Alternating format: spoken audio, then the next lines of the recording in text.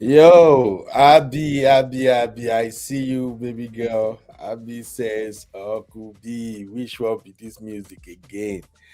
This is Bedu. Today is a celebration day in America. Yeah, today is Thanksgiving. Everybody should be thankful for something. All right, so I feel we should start this episode with some vibes, some Thanksgiving vibes, man. Yeah, if you're happy to be alive, yes, you got so much to be thankful for.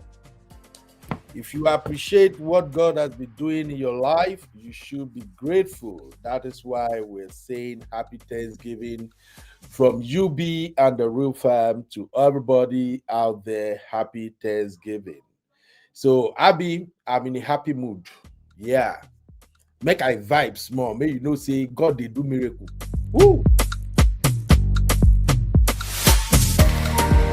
Yeah. Let's rock it, baby.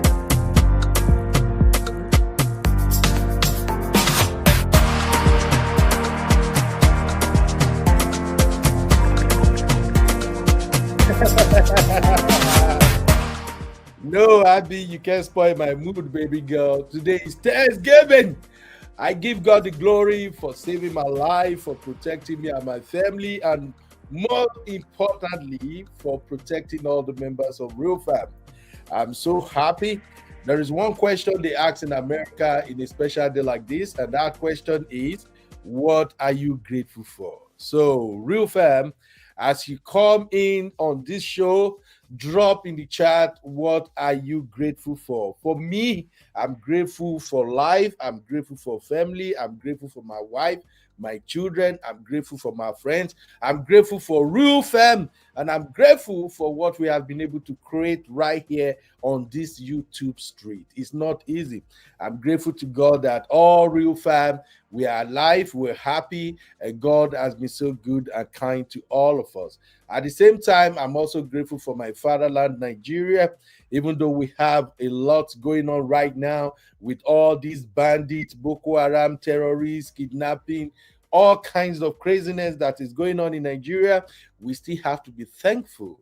So for me, I'm grateful to be your friend. I'm grateful to have you. I'm grateful for the fact that we are alive today. And I'm grateful for this wonderful country called America that somehow gives some of us a second chance to be alive, to achieve our dream, and to be living. So, ladies and gentlemen, as you come on today's show, drop in the chat what are you grateful for. I see the Real Fam are already here. I know for those of you in America right now, you should be busy, tearing apart the turkey, bringing the family around, celebrating all day long. In my house, we'll be celebrating.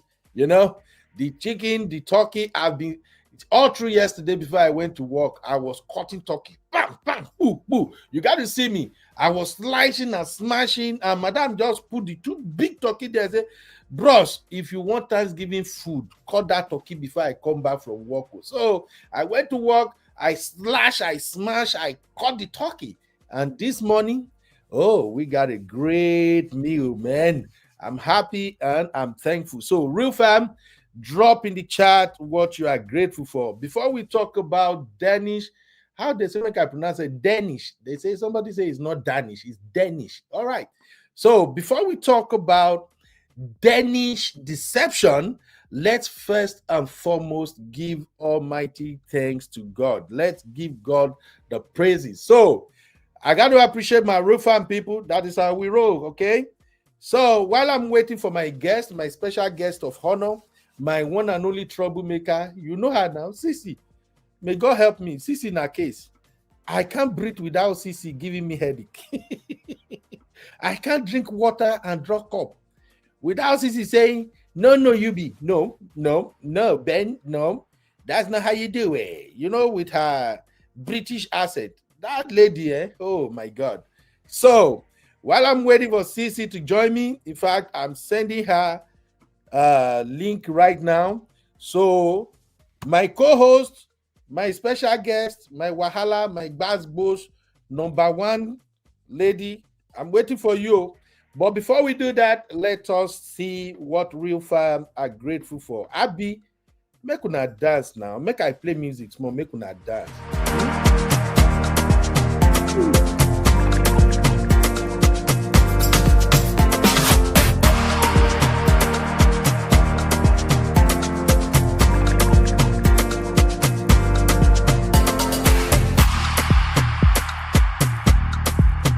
Ooh, the land somehow. How na they feel am? Oh,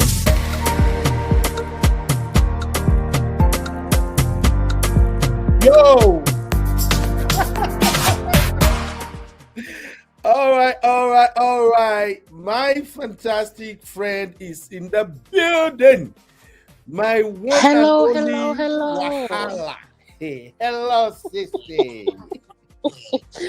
Hey, Uncle Ben. I was there waiting. Typical men. When you go on a date, they will just keep you waiting. I should block you. Uh, Really? we had a time. I've been waiting for your drop your location. You've not sent. I would have blocked you if this was a date. See, make una be calming down. Be calming down. Chere go deep. When you're calm down, girl. A man is allowed to be late to date. You're not We allowed to be late. we want to keep you anticipating, keep you No, watching, looking here and no. there. Oh, where is it gonna show up? And We it's want not like to we didn't speak. And you know the thing that you meant to? We spoke. Me and you, Uncle B, we spoke earlier. You didn't drop eh? me link. You didn't send me location. Now that it's time for dates, I'm waiting. If this was a real date, I would have blocked you. You're not serious. Anyways, hello. Okay. The happy Thanksgiving, people. Bad behavior. No, I disagree. Men allowed to Bad come behavior. late. See. Make una they get patient. That's why I want to talk about Uncle Ben, why the would a man be coming to a date late? Make it make sense. Are you the prize? Because this is the problem. You men think you're the prize. You're not the prize. You have no see. business being late for anything when it's women and man things. I'm sorry. See. Yes. Real men show up to date late. Who are the room? Yeah, If you follow real Uncle men. Ben, follow Uncle Ben at your own risk. Okay, guys. Welcome, Follow Uncle Ben at your own Titi. risk. Thank you, Uncle Ben. Great to be here. It's been a Yeah, while. It's I been a know, I while. know. You've been playing me. You going on all this vacation, doing everything. You just abandon me. You left me with Abby One and Zeno vacation. and Bilba and Sister Marriott, Misty. You left me with all these Wahala people in real time. They have Why? been holding it down, my sisters. Abby's been doing an amazing job. I They are thought I not was holding it bad. down. They've The been holding it down. the only time they hold anything down is when they want to drag my blockers. So they are not holding nothing down. No, that's holding it down now. Making you accountable, keeping you Oh my God. respectful. We love it. We love it. Well done, Abby. Well done to my ladies. All right. Happy Thanksgiving, Abby. How are you doing? Abby, you haven't told me. Tell me what you are grateful for. What is it with Abby with this £100, $100? Abby, what's going Our on? sis is collecting our Bora Bora fans. The way Abby is hustling for this Bora Bora money, they fear me. All right. What are you grateful for, real fam? You welcome, Abby. Ashley, what's up, mommy? What are you grateful for? What are you thanking God for today? Make una drop am. May we hear. All right. Thank you for coming. My own Okpeke Mo Fresh, the one and only Doopsy hot Mama Jama. How are you, Doopsy? Doopsy say hello, you be happy Thanksgiving. Sending love. Thank you. Oh, you said sending love to Abby. You send love to me, Sister Mo Fresh. The love is for me. Am I Sheba now? Hey, Biba, what's up? Happy Thanksgiving, Biba. How you doing, my sister? I know Seiko won't finish now for Canada now, but nothing they shell, nothing they happen. At least now that my papa has forgiven Canada, we are back again to be friends. How are you doing, Biba? Zeno, baby girl, what's up, Zeno? Zeno said, I'm grateful for God protection and provision. Oh my God. Over my life. And I'm grateful for my bestie. Ooh, that's so sweet. That's so sweet. What are you grateful for, people? Let's see who else is in the Oh, my own honey babe. Finally. It's like Wow. honey babe Where are has Honey Babe finally been in the house. hiding? Honey babe is celebrating Is birthday. she in the wrong live? Uncle Ben, your lives are too confusing. Really? You people better come to the main show. Make una leave the other one with YouTube. Make YouTube they do in Tino. So Honey Babe is back. Honey Babe took a whole 1 week to celebrate birthday. Honey Babe, when I grow up, I want to be like you.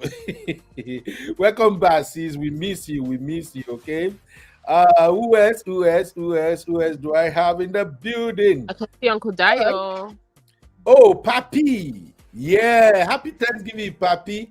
Happy Thanksgiving. You guys in Nigeria should have a lot to thank God for with all these Boko Haram and bandit wahala. Sister Marriott, happy Thanksgiving, my beautiful Sister Marriott. The one and only sister that got my back all day long. Even when I do coconut head, Sister Maria would be like, okay, I feel like strangling this UB right now, but he's my brother. Let me just stick with him. Happy Thanksgiving, Marriott. You're welcome. Uncle Dio, happy Thanksgiving, sir. Make sure no worry, we go send turkey to everybody. In fact, free turkey. So today, instead of Don Pedro, Sisi, should we be sharing turkey? I don't eat turkey, so yeah, but you can share turkey. Sisi, you don't eat turkey? I can't stand turkey. It's banned in our house. Why? Because it's disgusting. Sisi, don't let Americans hear that one, no. Or else, wahala go dey. What do you mean? Turkey, in fact, I prefer turkey than chicken. Come on, girl. What are you talking about? No. Oh, my God. Oh, my God. Sisi, you broke my heart. You broke my heart, Sisi. I be say it's turkey, not turkey. I don't care. Turkey. Make I call a Nigerian style. Turkey with the. But when you're saying turkey, are you meaning the whole? Do you mean the whole bird? Like you're roasting the whole bird, or you're just doing turkey wings? There's a difference. If it's turkey wing, I don't mind turkey wing. It's not my favorite meat. But eating turkey for Christmas, no, it's been banned in our house for the last 5 years. We don't do turkey anymore. It's just disgusting. Me. When 100%. When I say turkey, I'm talking about a whole bird. Yeah, no. The big one. Oh no, I'm not a fan. Oh, in my house we go for the big one all the time. Oh, better turkey. I made mistake. I should have took some picture yesterday and show it to you. Sisi, don't miss out. Turkey is the best meat too. Sister Yiku's pepper. Oh my God. Lori, welcome, sis. Sister Yeku summarized the whole Danish deception in less than 8 minutes video. In fact, I should find that. Yeah, she did a great job. I actually just watched it not too long ago. That's fantastic. She just went bam, bam, bam, bam, bam. I'm like, Sister Yinka, calm down now. At least you're supposed to stretch this thing small. May you break and. But no, my sister just summarized the whole thing like, bam, these are the lessons. And I love it. That is really, really cool, Sister Yinka. Great job. Sister Mariel said, the whole bird is dry. Niger peppered fried turkey wings. I like. Really? No, me. Now the main thing I want. The biggest one. My madam know. I always told her, babe, get us the biggest turkey, And my son immediately wanted to start cutting the shit yesterday. My son was like, Daddy, are we walking right now? I said, yeah, boy, we're walking. At the bush area, my son, they put her for pot. At the cutter, they put her for pot. I beg you, make her no miss out. Anyway, we give God the glory. We thank God for everything. Like I've always said, the most important thing is every day when you wake up, thank God. Just give God the glory that you are alive. Yeah. Amen. What are you thankful for, Uncle Ben? Did you do yours? You didn't ask me what am I thankful for. Sisi, what are you thankful for? I know what you are thankful for first. What am I thankful for? Tell me. Let's see if you know me. If you really know me, or you're just pretending. What am I thankful for? I think first of all, you are thankful. Properly. Yeah, first of all, you are thankful for life, you are thankful for your family, your baby, and the biggest of all, you are thankful for your baby boy, my Who's my baby brother. boy? And the more important one, as far as you are concerned, is you are thankful for all the vacations. Say this year, you are able to round up and I'm still suspecting you. I still believe between now and Christmas, you go still go one vacation again. In fact, today's topic is for people like you, Sisi. People that like vacation. If you take vacation, do you Danish the Lulu?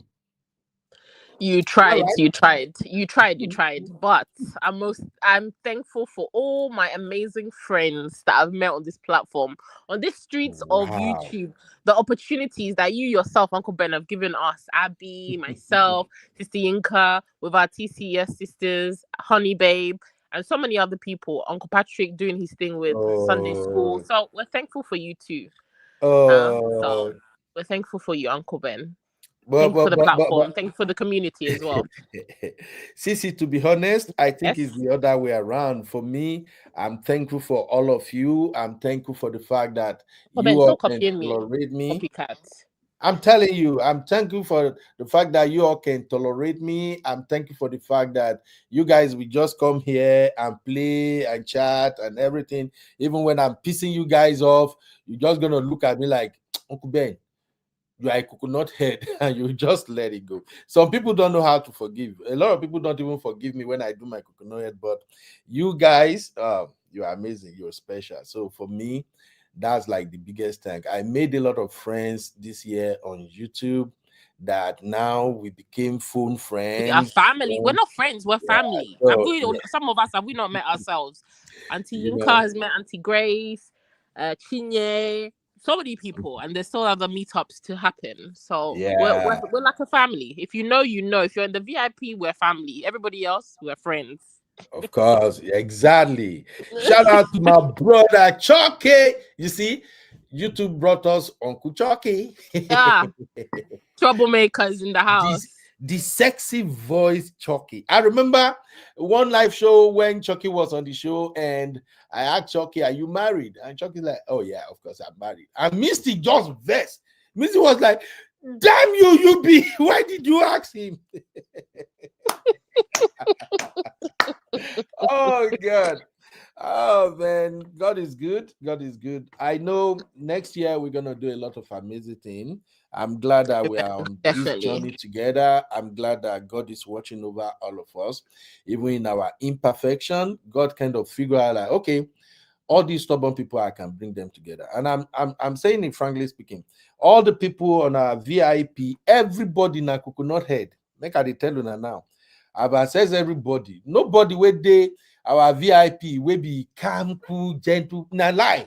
But the fun thing is that everybody just kind of like accepted everyone the way they are, and that is beautiful. That right there is beautiful. So thank you everybody for coming. Now, Sissy, Yes. we have a big task ahead. We want to do the Danish deception, 10 red flags, and reality checks. And of Mm, course, my lovely guest is Cece. Oh my of God. course. You didn't put sound for me. Right? Oh, let me make I clap for you before you Clap for sue me, me. clap for me, clap for me.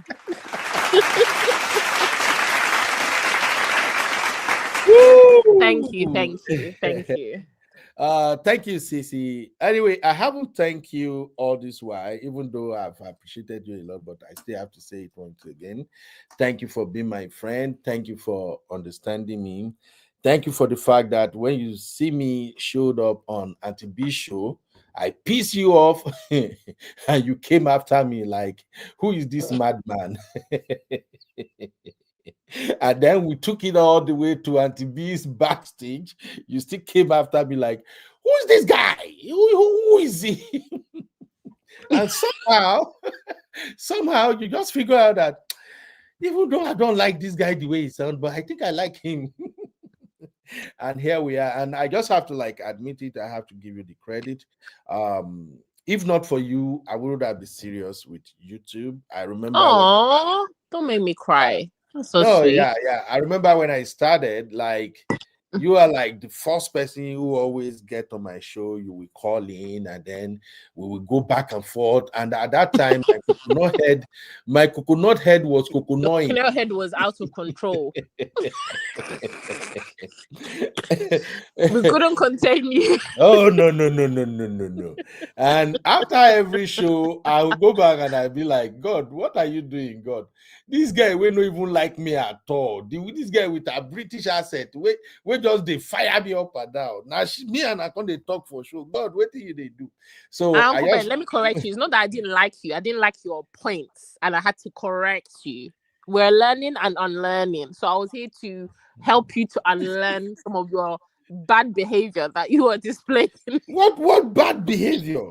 The thing is, you are You know. stubborn. You are You know. stubborn.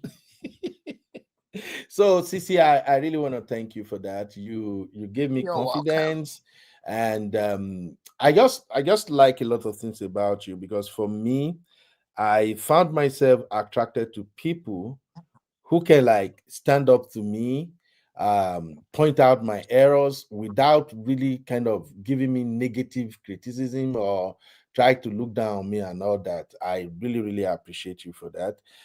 That has been my life. I don't roll with people who cannot tell me that, guy, no, what you did is wrong. I really don't like it. Tell me I did wrong so that I can correct myself. So thank you for that. And then the rest of my sisters, they started coming in. Honey babe, oh Jesus, honey babe. Me and honey babe, we fight, man. Boo. That's why I love her so much now, that it's like she's like my paddy now. Like, me and honey babe, we fight. Honey babe, accountability prefer. Honey babe, no send anybody, papa.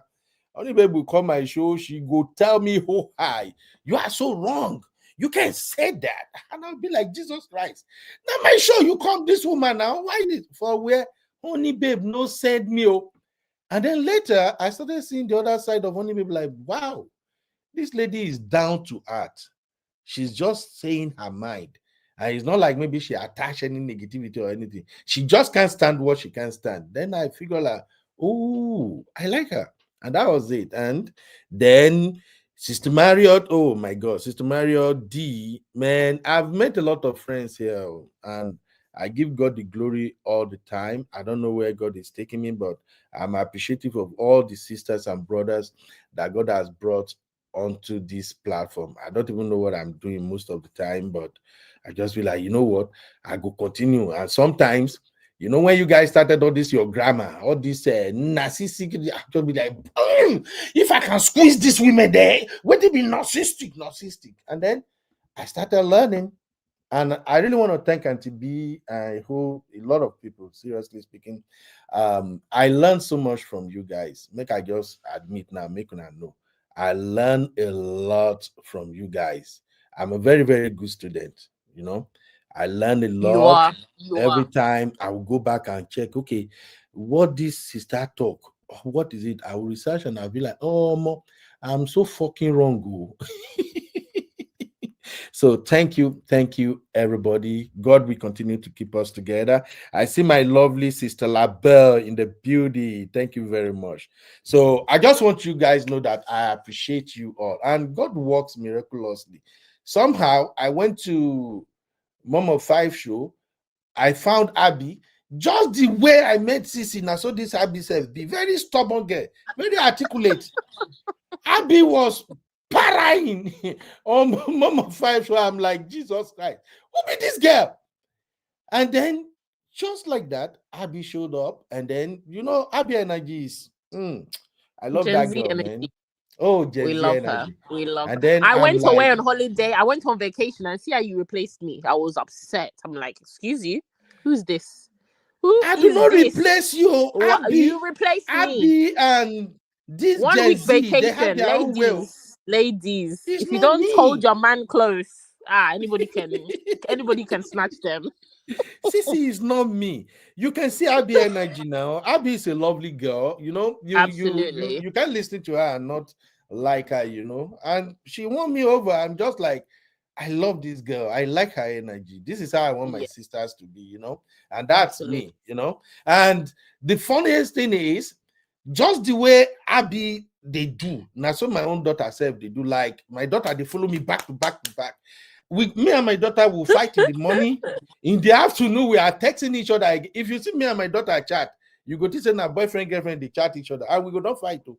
Evening again, we are at it again. So I can just understand Abby immediately. And then I started learning from Abby too. Because frankly speaking, I think my generation is kind of outdated. So when Abby started breaking some of these things down, I'll be like, now true. I know day outside. I don't know what's up. Let me just listen to this girl, and it's all God. That's how God work miraculously. Absolutely. And we love her. We love you, Abby. Oh, my And Wala Zeno, Wala our Gen Z stubborn. gang. We love them. Gen Z gang. Yeah, Zeno. That's Zeno. The day I go cash her. Anyway, don't let me waste your time. This is Thanksgiving. Even though you can't watch, just put on your AirPods and listen. We're gonna have fun. So we want to talk about. You say what? And hit the like. Yeah, hit the like, people. Hit the like. So we're gonna dissect this Danish deception. I be Danish. Danish. Danish. Danish. Yes, Danish. It needs to be soft, not Danish. Who are you fighting? Sisi. Your A is very hard and harsh. It's Danish. Now you sabi, I'm a local Yoruba boy. I went to village school. And we know they send. Yeah, that's no excuse. All of us that attended village school, we know they send. Criticize our grammar, we know send you. That's why I love you guys. Some people will have, what is he saying? What is he speaking? But I know they care, And I really, really love that about you guys. And thank you all very much. So we're going to talk about this Danish deception. And it's perfect like that. It's perfect. God forgive you. So we're gonna talk about this. For me, basically, I just want to come from an uncle's angle. And like I've always said, I'm uncle to Gen Zs. Most of the people on this show, even those that are always on the chat, majority of them are like my age mates. Some of them, many of them senior myself. So I don't see myself as your uncle, but I see myself as uncle to Gen Zs. Them Abby, them Zeno. Hey, I am their uncle. They no get choice. Nothing they can do to me. So I'm coming from the angle of an uncle. And to be frank, I really don't want to focus much on Oyinka herself. I just want to focus on those who are like Oyinka walking around right now, that they don't really know that they are just like Oyinka. Okay, so that's what we're gonna be dissecting on this show. So now let's get the show started, right?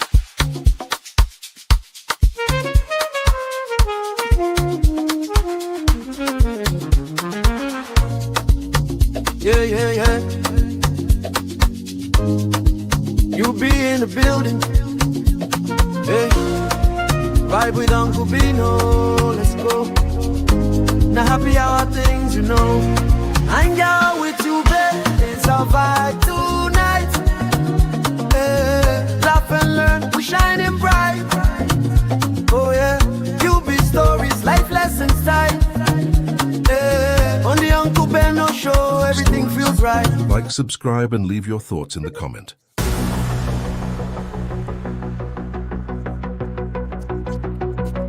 The Danish Deception, Part 20. So after today, all the parts will be fully completed, and I need y'all to just bear with me. This was a very traumatic and emotional experience for everyone that was involved, and so you're gonna see tears, and I'm gonna try to keep my composure as much as possible. So I'm on this bachelorette trip in the Bahamas, and the second day I'm there, I know that's the date of the hearing with the Danish IRS about the business account. And I'm very, very nervous. Like, obviously I had money in my bank account, but this business account was supposed to be what was gonna go towards crypto and paying for the wedding. And so I just wanted everything to happen the way it was supposed to happen. So I wake up that morning, he tells me, call me when you can. I pick up the phone, I call him, I step outside, and he actually has good news. And the good news is that the business account doesn't have 200,000, it actually has 300,000. and he hadn't been able to log into it for 18 months. And so he was very surprised that the account actually had more money than he thought. So I was so over the moon excited. I told him, I said, All right. So the coverage is just going to focus on the last episode from episode 19 all the way to 25. I'm not going to play much of the video, man, no lie, because I believe some of you have watched the entire clip, and I know many of you get off at maybe part 8, part 9, part 10. To be candid with you, it's so hard to listen to her story and not being angry. Let's call it what it is. You can't listen to her talking with all the mess she was describing. It will piss you off. You will just say, you know what, I can't deal. So I know a lot of people did not watch it to the end. So, and that is why I give much credit to Abby. Abby summarized the whole thing perfectly. If you miss it, please go and check our playlist. We have recap central on our playlist here. All the shows we have here, each one of them have their own playlist. So click on it and just watch. So TSC have their own playlist, Hang Out with Uncle Beno, UB Stories, as well as Political Roundtable. Those are like the 5 major. No, we also have Sunday School. So those are like 6 major playlists we have here. I'm still working on the playlist. I wanted to remove all the playlists so we can just limit it to about 6 playlists. So everybody can just pick which show appealed to them the most. So Abby summarized the whole thing. If you watch Abby's show, PM, you will get everything. So for me, I decided I skip from, I think I stop at 6.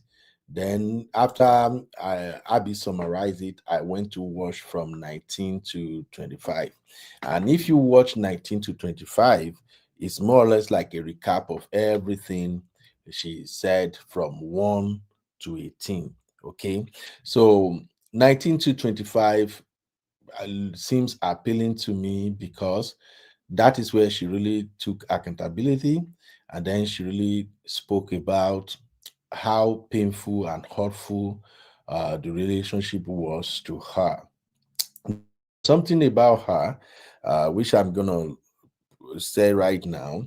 Please let's see her as our sister, as our daughter.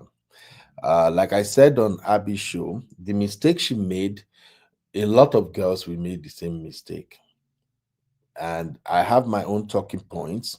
As soon as I started highlighting those talking points now, you will get to see that she's not an exception. Many, I can say about 85% of the young girls we have now, they will make the mistake she made based on my own analysis of the situation. Now, I really appreciate her for putting this story out there. It's not easy to put this type of story out there. In fact, a lot of people criticize her. They were like, are you not ashamed? Why would you even sit back and give us a 28 part, 26 part story? This is disgraceful. You know, people criticize her a lot, but for me, that is social media for you. The people who criticize those who came out and tell their story, many of them are even doing worse. Many of them have made some of these mistakes in the past themselves. It was not the day they born them, they grew up and they realized that, oh, you don't move like this with men. Oh, do like this with men. No. So you all learn through mistakes. So for me, I just see that if she's my daughter, what will I do? Will I kick her out? Will I disown her? No. She just made that mistake. But then I ask myself, if she happens to be my daughter, what would I have taught her that could help her to avoid this mistake? So today's show is just to extract the lessons. I'm going to extract it from Uncle Saangu. Sisi will help me extract the lessons from a big sister angle. Okay. So, and I expect everybody to also extract the lessons they can take away from her story. So, she made her mistakes. She fell. Sisi, is that head over heel? How would you describe how she fell? Yeah, head over heels. right? So she fell head over heels, which is common with a lot of women. One of the things I do tell women is this. And men too, by the I way. mean, yes, with men self our own worst. Say the only thing is men will not turn on their camera and tell you how they acted stupid or something. But women are very bold. So some women will come out and actually tell you where they think they made mistakes. So for her, I appreciate her for telling this story. I just want people to watch her story and learn from it. Okay, not criticizing her, not running her down. You see the way she expresses herself, the way she smiles when she's telling the story, almost as if she's so happy that finally I'm telling this story. And I like that for her because to me, it tells me that at least she has healed Uncle to some Ben, is that what extent. you think that means? Yeah, I think she has You healed to think some you extent. think that's what that means? The excitement? No, I What do see you think something it different. means? But What do you see? it's performative. She's here putting out her story. It's like she's very excited because she thinks she's gonna cash out. Dropping Okay. 27 parts, dropping the story, coming moisturized, coming looking good. Not really, it's no. It didn't really give what she thought it was gonna give. To me, it's performative. She knows what she's doing. So All I right. don't really come from the angle of she's taking accountability. No, she just looks like somebody that's here to cash out with her story, like Risa Tisa. That's her plan. But what if that's her personality? There are some people that even when they are telling sad story, they will be smiling and laughing.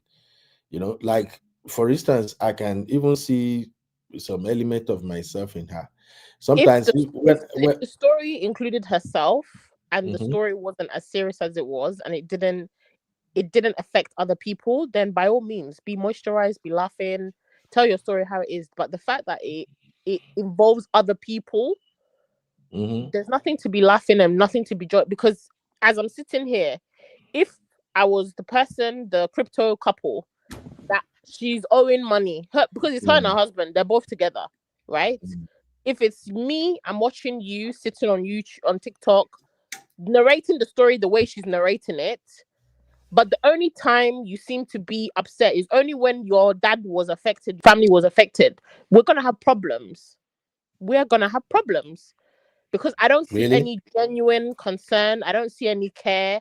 I don't see any empathy to other people. So her sitting here smiling, laughing, is like she's telling a fairy tale story. So to me, her narration, it lacks empathy for the people that were affected, and it also lacks accountability. So the accountability that you say that you saw, I've not seen it, but anyways, we'll get into it. All right. All Yeah. right. Yeah. Okay. Say. Uh, Yes.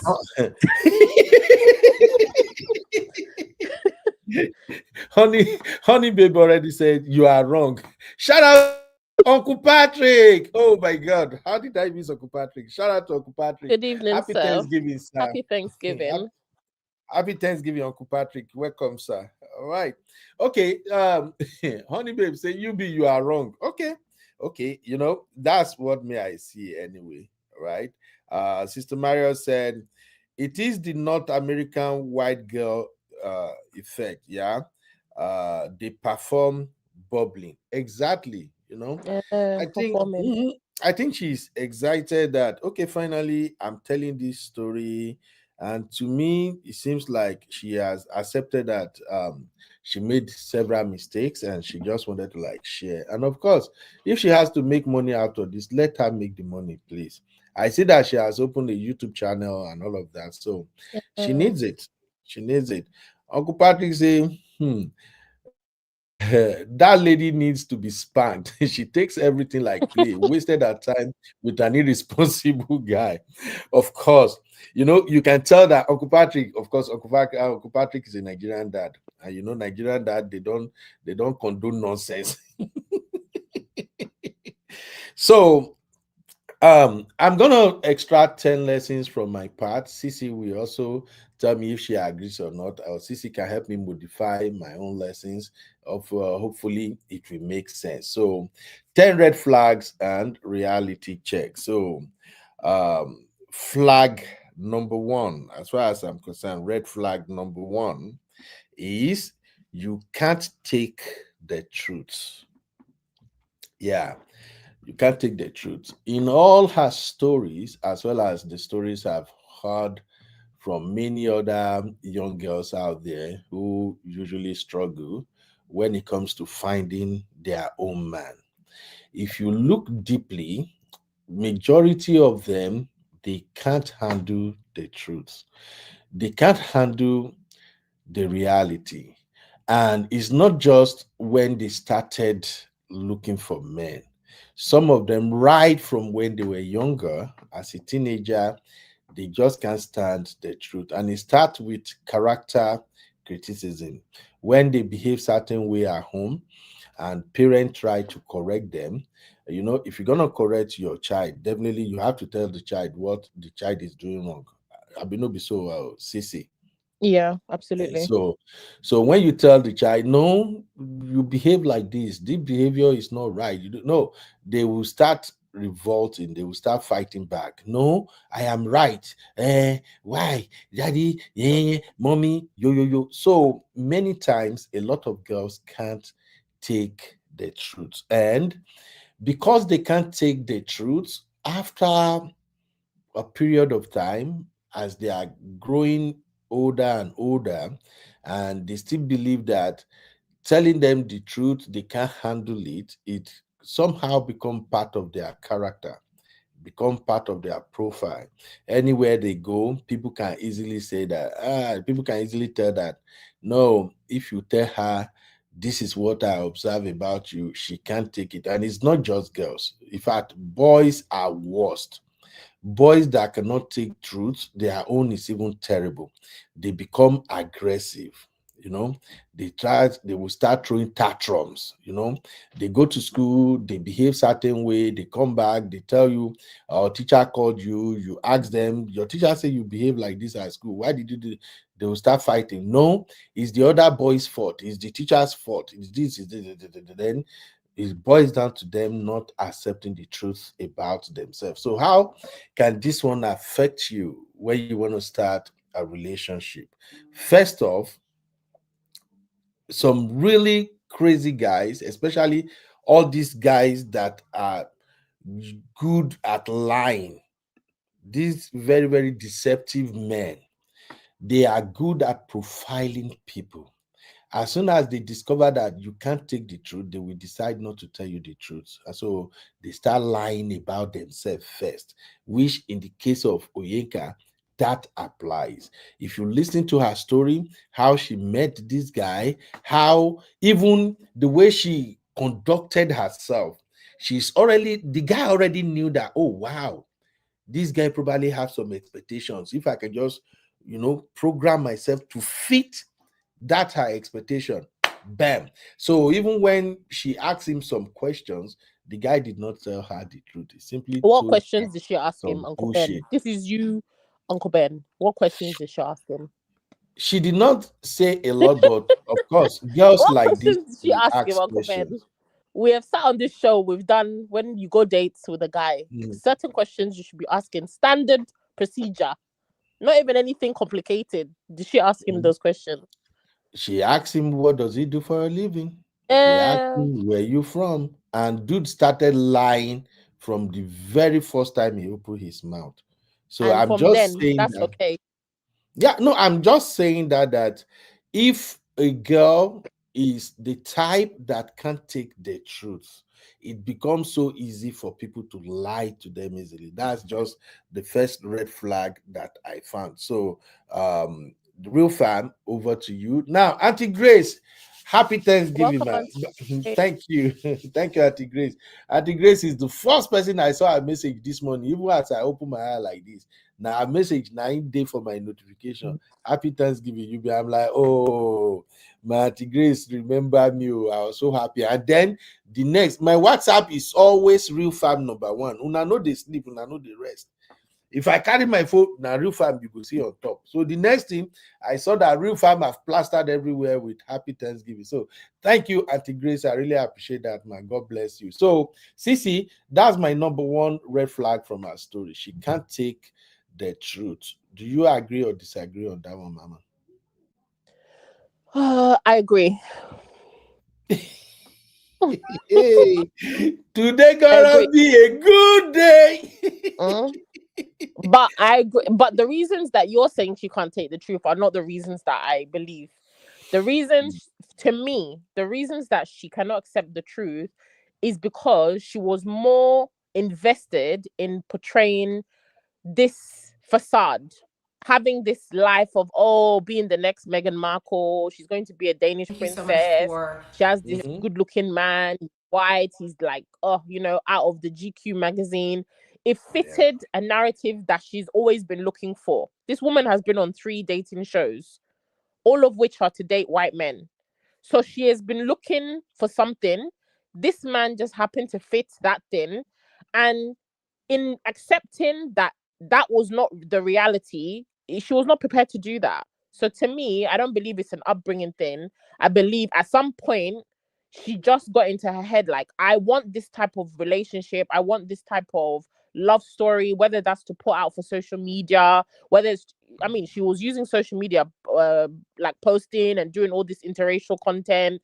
She knew what she was looking for, and the guy fit the mold, and she was not willing to back down on that facade for anything. So irrespective of if, because she did have people that were telling her like, hello, there's something off about this guy. She didn't care. And as soon as those people came to her, she cut them off.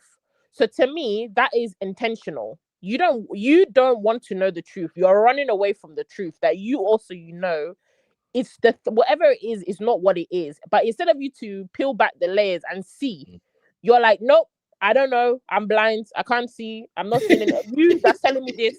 Get out of my picture. Get out of my life.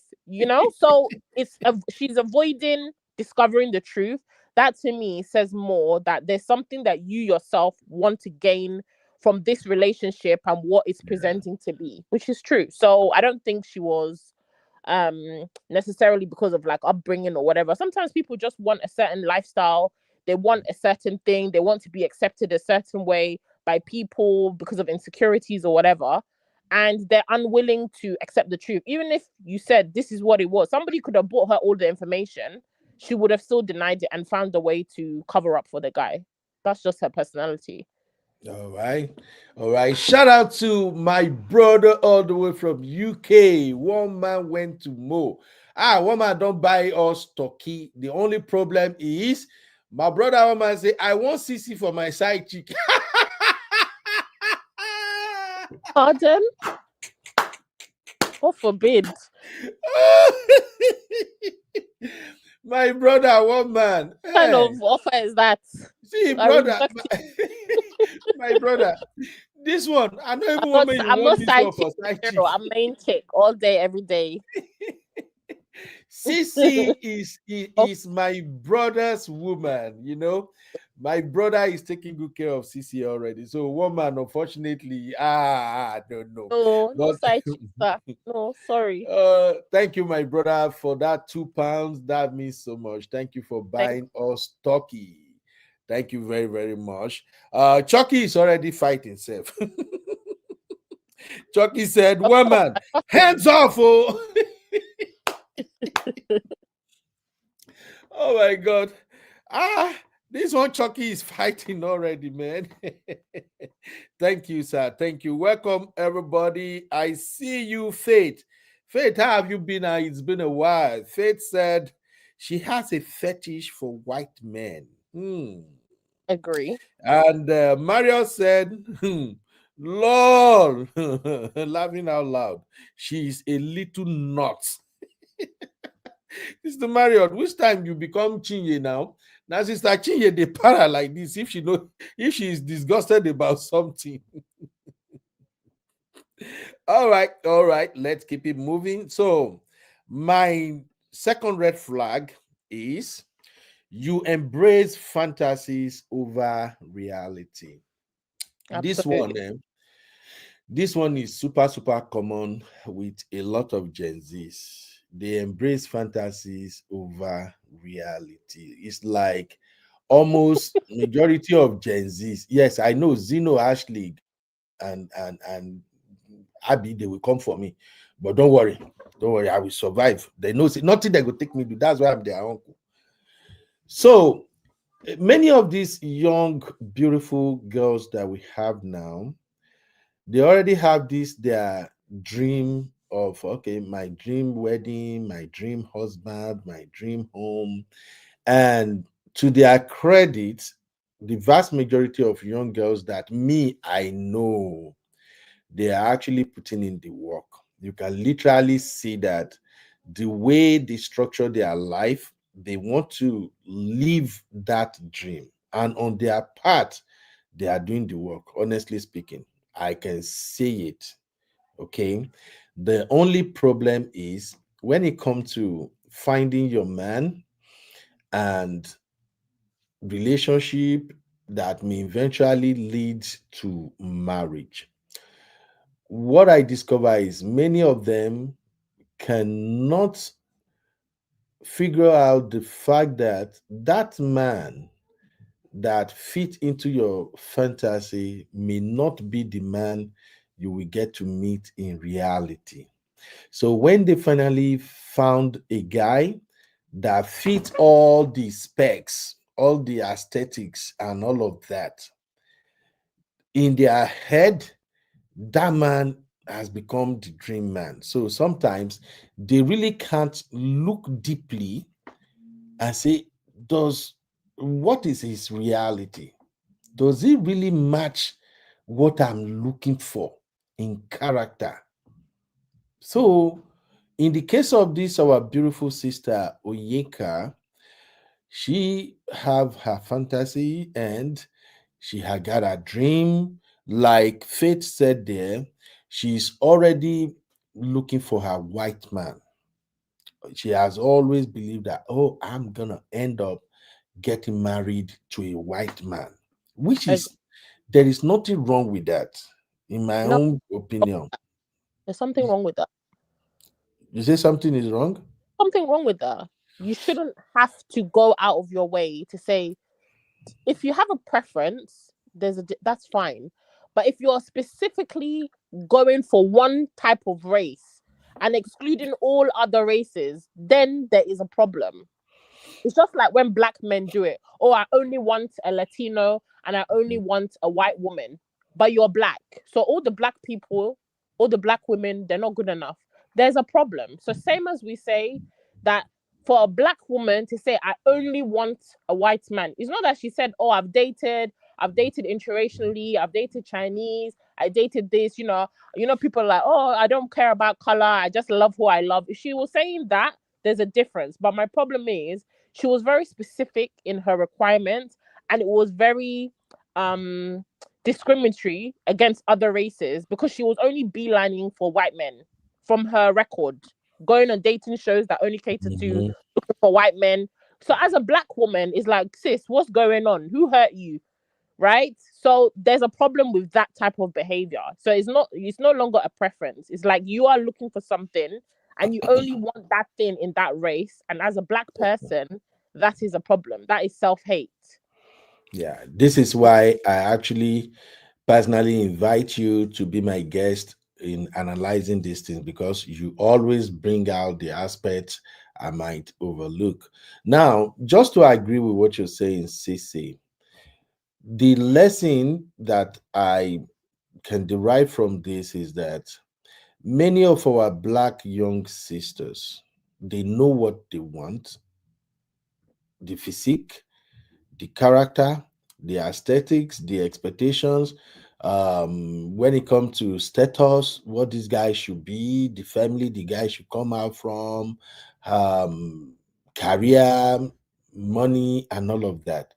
But the mistake I see them making mostly is that when you made up your mind that this is who I want to be married to, they usually left out the faith and God angle. Can I say the faith and God element, they usually left it out. Meaning that while, for instance, in the case of Oyenka, she believed she want a white guy that gonna bring all these things she has fantasized about. But then she forgot that all these things you are looking for, a black guy can actually bring all of them to you. But because you've made up your mind that the color I want standing next to me should be white, of all the black guys that will show up, you will not see them. I don't know if you get what I'm describing here, Sissy. Yeah, possibly because you Because kind that of is, yeah. yeah, because that's where I see people made that mistakes. Like, oh, this person that I'm looking for, he must call me this color. Now, to be frank, even though I said, if you ask me, should a black guy marry a white guy or black guy, I will say black guy all the time. But the reality is that a black guy can marry a white guy because a white guy can be the one God created for you. A white guy Yeah, can absolutely. actually be your ideal man that God said, this is the perfect match for you. So I don't have issue with people on the basis of, oh, I end up with the white guy. Because trust me, there are many amazing white guys out there that even when you see them, we have sisters now who marry white guy, and when you see the white guy, the way they behave, so you'll be the this one are white. How come this one where they gyrate with us, this one where they flow with everybody? This, it's just like that. So the thing is, even though you want a white guy, don't forget that God element. That those things you're looking for, God may deposit all of them in a black guy. So you got to keep how do you call it now? How do you say it? When somebody keep an open mind? An open mind. Mm. Right? So you need to have an open mind. Just pray and let God handle the rest. It's the same thing I tell my fellow men all the time. When a guy, if you're my friend, we close, and every time you are talking, you are telling me, oh, I want my girl to be this. Oh, my wife should be that. My wife should be that. And then we are, oh, wow. This angel you are describing, do you have any tribe or any specific type of woman, man? You go, oh, you got to be a Yoruba girl. I'm looking for my Yoruba girl. In my mind, I'll say, that is where you miss it. Because that wife you are praying for, God knows who exactly match what you are looking for. I don't know if you get what I'm saying now, Ceci. Yeah. But So who's to say that it was the way that this guy pretended to be everything? Who's he may have pretended to be Jesus, baby. that is it. That is it. So please, young ladies, I'm just gonna say, please, it's okay to have fantasy. It's okay to have dreams. Like I even shared my own story with you guys. The life I'm living right now as a family man, this is the life I've always wanted. Even before I find who I go marry or something, I don't even find who I go marry. Who I go marry just become my friend before we become this thing. But as soon as I chop my first breakfast, as soon as a girl broke my heart, and I really know that the heart can really be broken, I just said to myself, like, this is the type of woman I want. When I get married, this is how I want my marriage to be. This is how I want to be treating my wife. This is how I want my wife to be, and all of that. As soon as I made up my mind, I pray about it. 3 good days. 3 good days. I still joke with my wife all the time. Sometimes when my wife go para, because if you are with me on this social media space, if I can piss you off, imagine somebody where they follow me leave for house. I waiting that person go to fear at. So sometimes when I piss my madam off and she's back and everything, I'll just laugh, say, babe, forget to, you are an answer to a prayer. Yeah, even though I piss you better forgive me. May we begin continue on this journey. You go nowhere. You go nowhere, I go nowhere. Because this is the life I pray that I want to live. So the only thing I know I did right was after my prayer, I left the door open. Say, God, do your thing. And then the craziest part is the person where God say he go be my wife. She has been my friend 6 months. I don't know. Because you know why? My wife is short. What the baby be now? 5'2", I'll be 5'3" itself. I don't even know my wife's height. And I never imagined I was going to marry to a short woman. So 6 months she's been my friend, and I don't even think of anything like that. So that is how God works at times. God works miraculously. You just have to keep an open mind, pray about it, and let God take control. So, Sissy, if you want to add anything to that, maybe I can move on to number 3. Over to you, Sissy. What do you think? I feel like Fantasy over reality.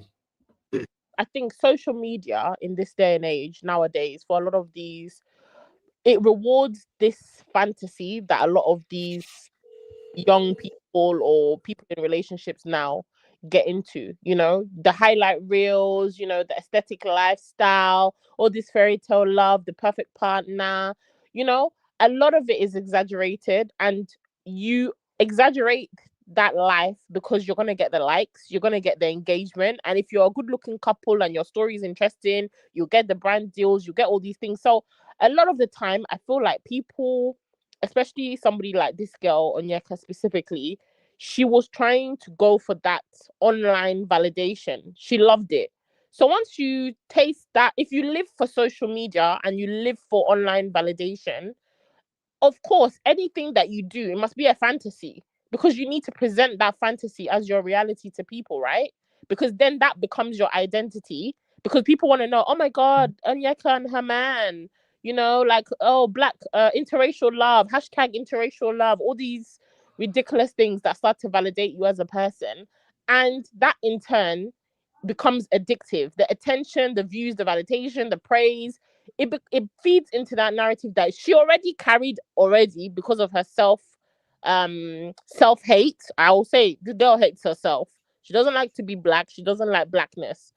It validates and emphasizes that self hate that she already has, and then people are online, praising you, giving you validation, viewing your content, doing all these things. You're getting money, you're going on trips. So it's addictive. So of course you'll stay in the fantasy that you've created. Why not? It's better than your reality that you're with a man who's scamming you.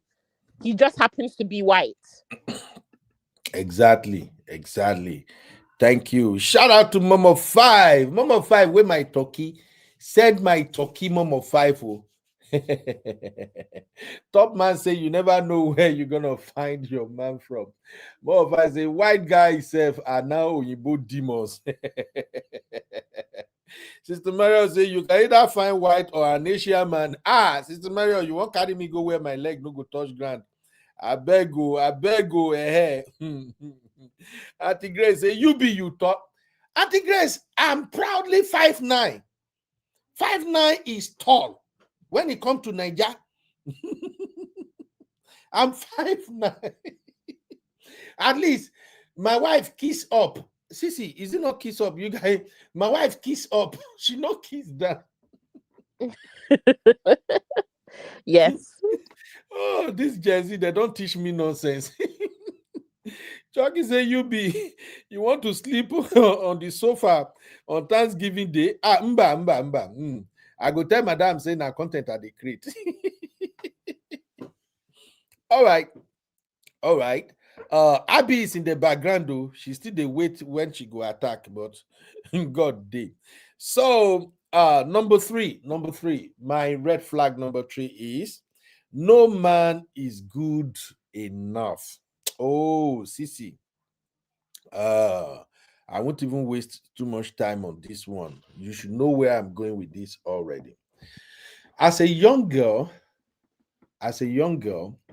this is one thing you will never get to find out until it is too late when you are looking for your husband. A lot of young girls they have this no, it's not good enough for me attitude. Many of them, they have it. Now, this guy, he's not good enough for me. It's not good enough. The craziest part is they don't even know they are doing this. They don't know they are showcasing that not good enough for me attitude. To them, the man is not just meeting their expectation. It doesn't check or is it check or tick all the boxes? Is that not how you guys say it, Sissy? Yeah, tick all the boxes. So to them, Oh, he didn't tick all the boxes. That one, he didn't tick all the boxes. So they didn't know that they are actually displaying the no man is good enough for me attitude. And there is this analogy that was going around social media at one time, and it's reality. They said there are seven, is it seven staircases or seven floor? Yeah, seven floor. That a woman who entered, get to the first floor, you saw the man there. He say, no, maybe if I go to the second floor, I will see a better one. And that's how she kept on moving from one floor to another floor. She got to the sixth floor. The man she saw, she said, well, there's still one more floor. If I can just hit that one more floor, who knows? My man might be right there waiting for me. And then by the time she got to the seventh floor, no man was there. It was empty. And the condition is you cannot go back to any of those one you skip below. So, as a young lady, if you, let's say, let me just give you the easiest example for you to know that you are doing not good enough. As a very accomplished black lady, you have a target on your back. That target is that you're going to be appealing to a lot of men.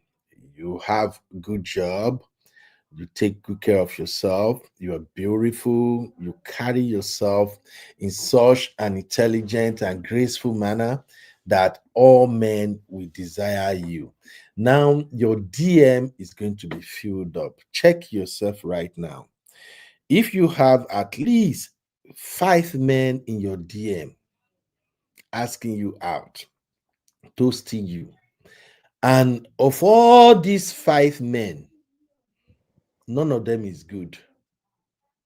Don't get me wrong, all of them may not be good. In fact, 10 of them may not be good. But if among these 5 men, you do not see anything that make you feel attractive to at least one, I'm not talking about stupid young men that has no ambition. No. All these 5 men, they got good job, they look good, everything, even though some of them might be lying online, but they good job, they look good, and all of that. And you just find yourself that I don't want this, I don't want. Please, please, maybe you need to consider this red flag number 3. Maybe you already have that attitude of not good enough. So let me give you a simple scope. You see, many of us that we are in this marital journey and those who are in serious relationship now, I've said this before and I'm saying it again. Majority of us that are in relationship with one person, that person is usually not our spec from the get-go. It is over time. Really? I'm telling you, it is usually over time. Don't get me wrong. There are some people that the moment they see their wife or their husband, even from the first time they spoke to her, they already know this is the person for me. And that is where Auntie Fumi's stories come into this. Auntie Fumi the Saluvod, that is where her story is kind of relevant here. There are some people that from the first time they see their partner, like they just know that this is it. This is who I want to marry. And a man, they do that stupid thing past. Men, may God help us. Men can see a woman. He never even talked to her before. He could just know, say, now my wife be this. That is how some men are. They could just know, say, nah, she's the one. And you will see them fight tooth and nail to get her. But I think for women, it's usually not like that. Maybe in rare occasion, a woman will see a guy that haven't spoken to her before and she will say, this is my husband. But for men, some men are like that. So I'm just saying that majority of us that we are married, and to some people who are in serious relationship now, if you ask them to tell you the gospel truth, that man, that woman, they don't see anything with that person from the beginning. It was from the first conversation, the first date, the first getting together. That's when they will begin to see the other side of the person that they will, I think even though I don't like his black ass, the way he appear, but I think I love this personality. Yeah, but I feel like that's normal sometimes. But I do feel like it's important to like. There has to be something about the person. There has to be an attraction somehow, because going off of, oh, I don't necessarily like this person, and then I'm just gonna go ahead. Okay, the person has a good personality. By the end of the day, eventually you will see the person that is your spec. You will now start comparing because the person that you have is inadequate in your eyes. Yeah. That will also cause a problem. So I do agree that I feel like when we say the point that you're saying, like women feel like no man is good enough. I can only speak as a black woman.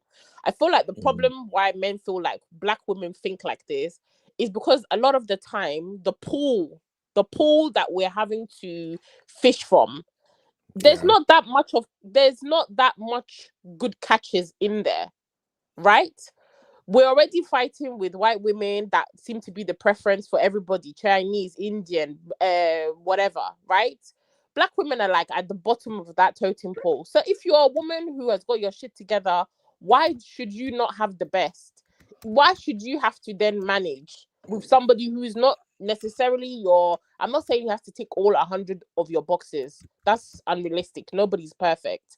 But I feel like that's where a lot of women come from, that you've put the work into yourself. You've got a good career, you've got good prospects, you've got maybe your house, you've got this. But then the men that are in the dating pool that you should choose from, of the 5 that are in your DM, they're still struggling with career. They're still struggling to get on property ladder. They're still living with their mom. They still don't know what they want to do, but they have potential. They have nice No, we can't run off nice personality, Uncle Ben. Things are expensive. We've just had a budget bill that has been released in the UK. Was it yesterday or today? Things are happening. People are leaving the country because of how choking the economy is. So it's not realistic to expect women that are doing well financially, mentally, educationally, to have to settle with men that are barely doing anything. That's the problem. So it's not really that we feel like, oh, no man is good enough. It's just there are not good men out there. See, look. There's not. Look, you've started though. That is why Abby shared this thing. I just ignore Abby because Abby was trying to ferment trouble. That is why Abby showed this earlier. You want to start Tom and Jerry now. You want to start Tom and Jerry now. Don't even try it, Sissy. What do you mean there are no good men out there? Sissy, you are looking for my trouble now. Don't even say it. There are always good men out there, Sissy. Tori alone. Look, Uncle Ben, a lot of women have bad dating challenges. That's the truth. Whether you want to accept it, you don't want to accept it. A lot of them have had inconsistent partners. They've had people that are emotionally unavailable. They have people that, maybe they're coming with their trauma. Everybody's coming with their trauma somehow. But us as black people, we don't really know how to unpack our trauma. So when you get with somebody who's got trauma, you've got trauma. It's going to be a mess, right? So if you're choosing to only date black men, right, it's likely that you're already dealing with a man that is damaged. How many men are emotionally intelligent? They have all their stuff together.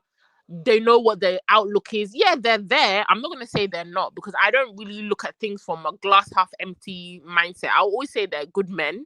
You need to be what you want to attract.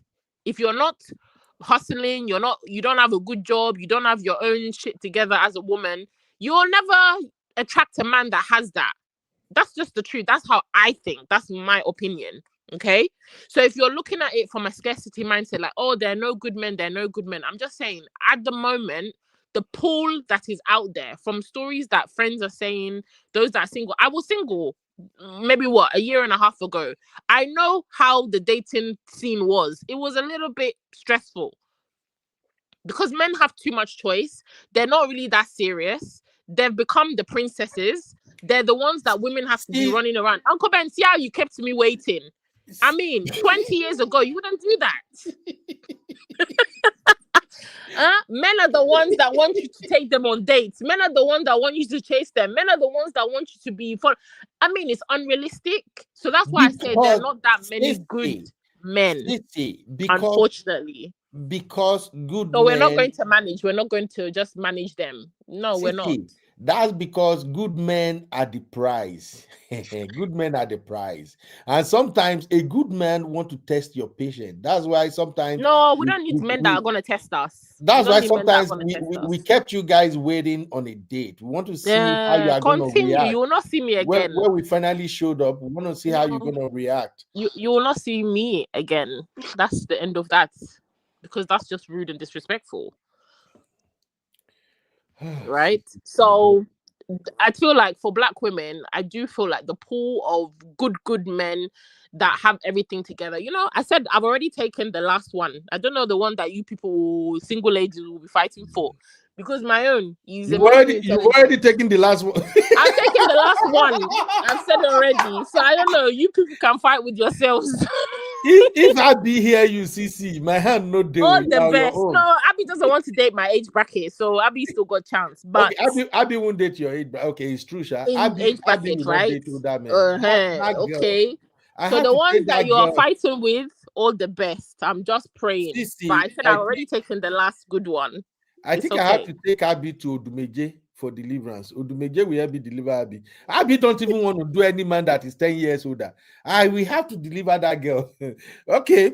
I'm gonna move on to red flag Go on. number 4, but let me allow Uncle Patrick to chime in.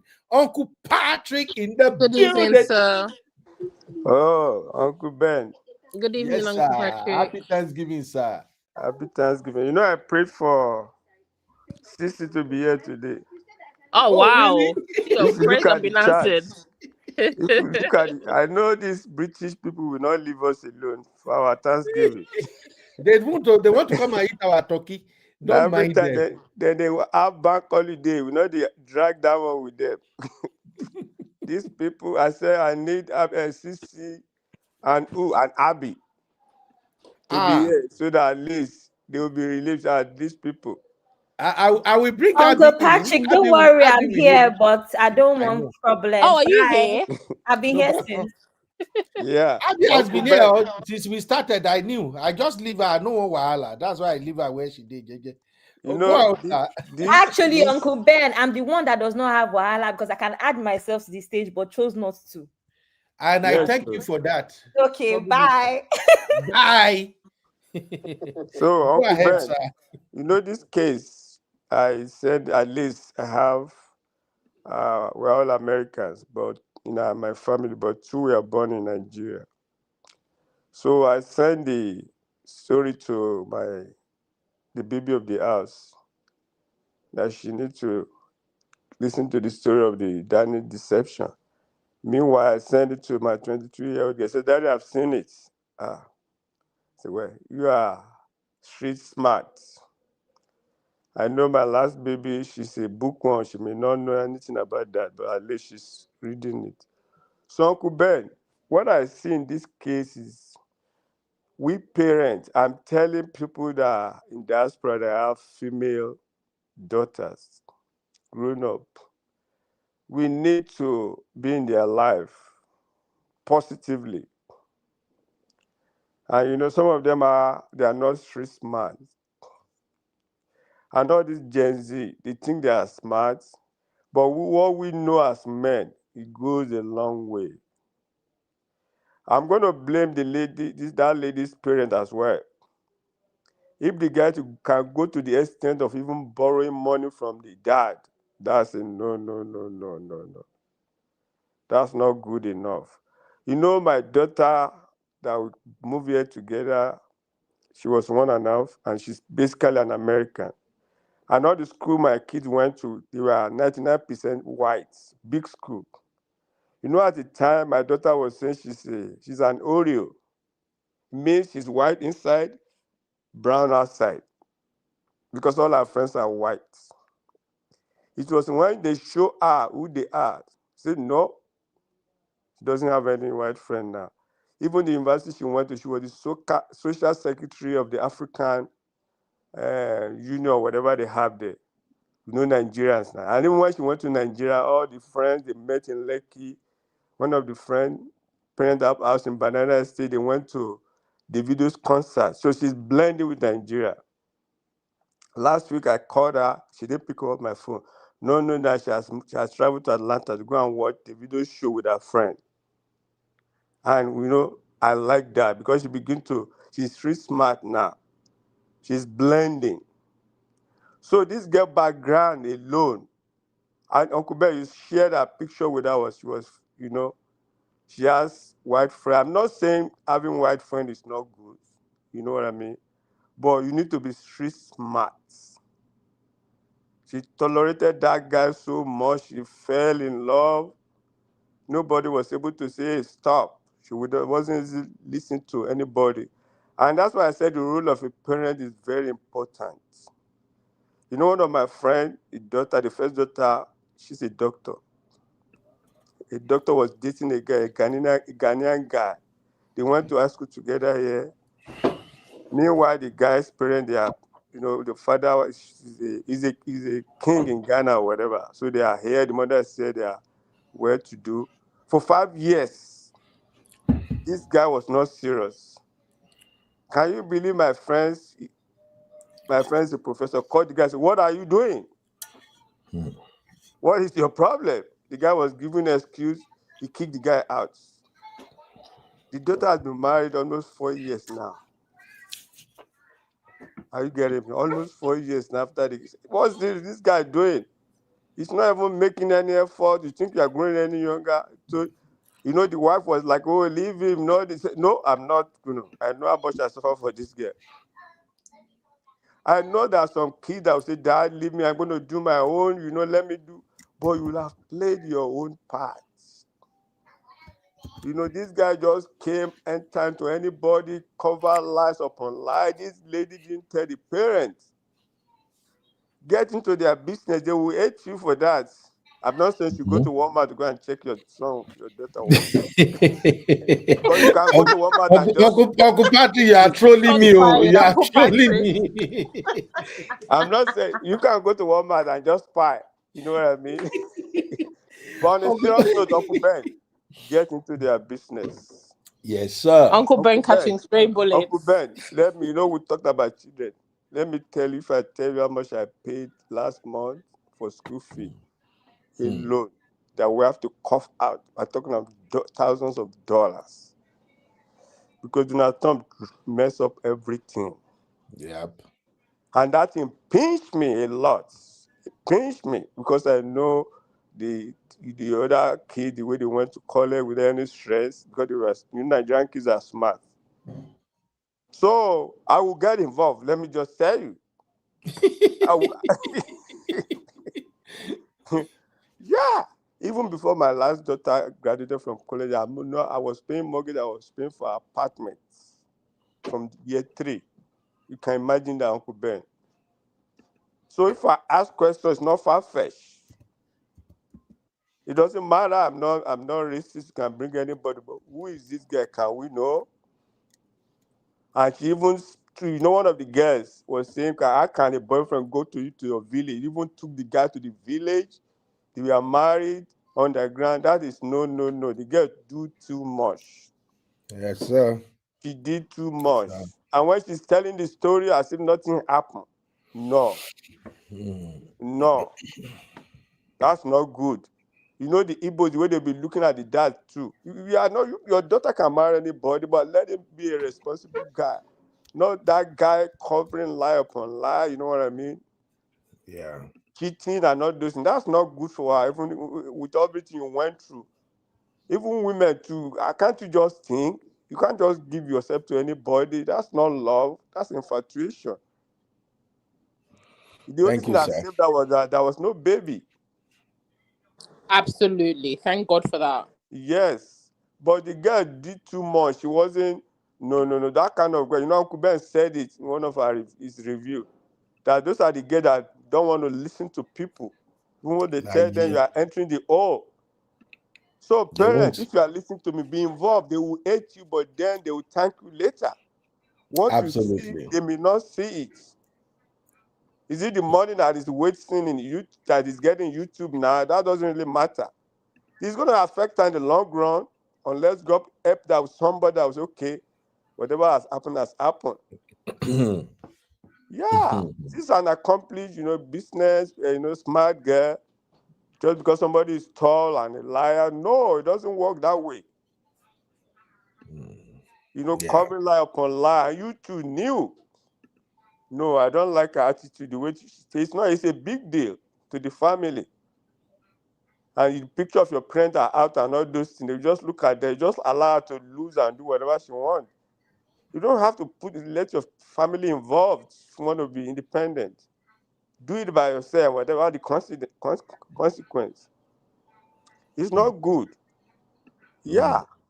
Especially when I have kids in the abroad. You have to be there. That's all they call responsibility. Talk to them. I know they want to say no if you want to talk to them. I know what I fought with my daughter concerning her admission. I was involved, said that I can do it myself. But when the money comes, is it not coming from my pockets? No. But you can run your mouth. Absolutely. Yes. You want a what's it called? Apple laptop that's selling for 1.5. Just come out. We bought it for you. Is that small money? Or with other things? No. I have to talk. If you don't want me to talk, go and do your thing by yourself. That's the essence of a parent. Yeah.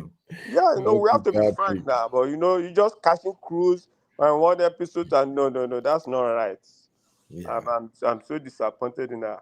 I'm not bashing her. I want people to learn, Exactly. especially parents. Get into a position. Don't be mad. Don't be mad at them. Calm them. Let them know that this. You want to know. You can't just let her lose and do all those things. I just told about the case of my friend. The guy was mad. He said, "No, I won't allow this." For how many years? Thank you, Uncle Ben, for having me. Thank you, Uncle Patrick. Great submission. Yeah, thank you, Uncle Oh, Patrick. Thank you. Honey babies in the building. First of all, let me just welcome you, Honey Baby, and then we'll move on to a couple of more points, and then Honey Baby will chime in. Honey Babe, happy birthday. We celebrated you which day, sir? I think we celebrated you in one of these shows. You were not here, but I'm like, sorry, I missed it. I was out. Thank you so much for appreciating me, everyone. Hope everybody Honey, is babe, good. you're not sticking to the script. You were on a yacht shaking your booty with Margaritas in your I was. Stick to the script. I was. I had a fantastic time, everyone. Thank you so much, guys. Oh my God, welcome, Honey Babe. Shout out to my lovely sister Adana. What's up, mommy? Happy Thanksgiving, Adana. How you doing? I saw a comment not too long now. It's coming from Titi Lokpe. You see, I want Team CC, Team Gen Z. Titi Lokpe said she's not even gonna go. She won't even go out of the house until she received message saying the man don't they wait for date. Whoa! Gen Z una go collect. Una know the year word. Una go collect. Anyway, I mean, that's the right thing to do, no? right? Okay. Yeah. Okay. Don't worry. I told you. Real men, we keep you waiting. We keep you waiting. We just want to see how you're gonna react, baby. All right. Okay. Red flag number 4. First of all, thank you, Uncle Patrick, for that submission. Did you guys notice that Uncle Patrick and Uncle Emeka, they are almost like on the same page? Do you guys notice that? Like when it comes to handling children, daughters, Uncle Patrick and Uncle Emeka, they're almost like the same on the same page. Why me, Chucky, Uncle Dad yourself is still on the same page with them too? Maybe because of their own generation. But me and Chucky, I think our own style is different, small. So, red flag number 4. If he's too good to be true, he's fake.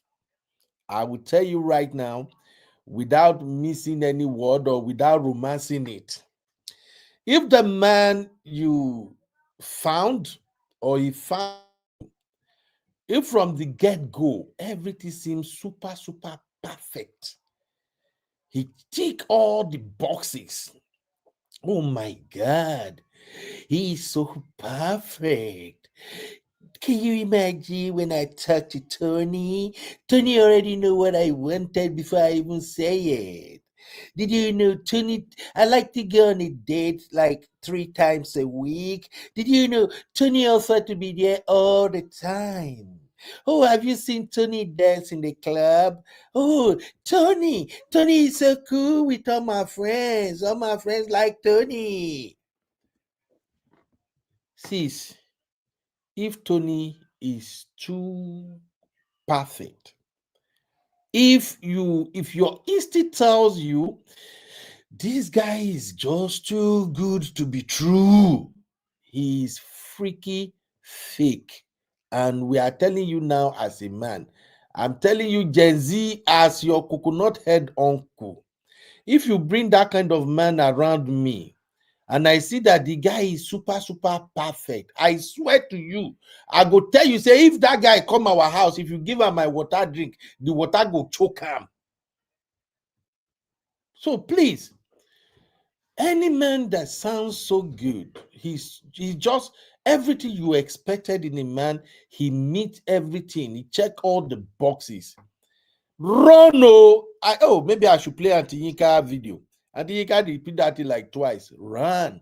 Oh, he pay me say, Sister Yinka no talk the way the way I talk. Uncle Ben, I disagree. You disagree? Over to you, Sissy. Let's hear it. I disagree in the sense that I don't think it's if the guy is too perfect. I feel like if the story that he's presenting, everything is too perfect, like the setup, right? Whatever his story is, like this story the guy was telling, there were so many holes that you didn't verify, then yeah, he's a red flag. But as a Christian that I am, if I've been praying to my God, that he's a faithful God, a loving God, a God that said he's not going to deny me anything that I want, why would the man that he presents me not be my perfect man? Why would my friends not like him? Why would my family not like him? Why would he not be emotionally intelligent? Why would you not have a good job and make money? He's the perfect man for me. So it can't be that is not true or the person is fake. No. I feel like if a guy comes to you and the things that he's saying, everything is just too much on the offset, then, and you haven't really checked, you've not really checked out what he's saying, his job, his friends, you've not seen anybody in his family, you've not seen anything that verifies the chat that he's giving you, then the guy is fake, right? But it's not that necessarily a man that you meet. He can be the man of your dreams because that's the person that God has sent for you. He's ticking all your boxes, 10-10 across the board. Doesn't mean the man is fake. Just means that that's just who you happen to meet and that person aligns with what you're looking for. There's a big difference. If I met a guy and I can say that the man that I'm with is he's my perfect man, does that mean he's fake? No. But have I checked out the stuff that he's told me? 100%. 100%. Okay. So I can't say that if a guy meets you and all these things, it means he's fake. No, I feel like if a guy is presenting a certain lifestyle, a certain persona, he moves with these people, but you've never ever seen any authenticity in any of the things that he's telling you, then it's too good to be true. Then it's going to be untrue. That's just what I think. Okay, let me throw in one quick light and then Honey Babe will take it from there. Now, Sissy, the key word in your pushback is check. You said you're going to check. Or didn't you just say that now? Yes, if you have to verify what he's saying.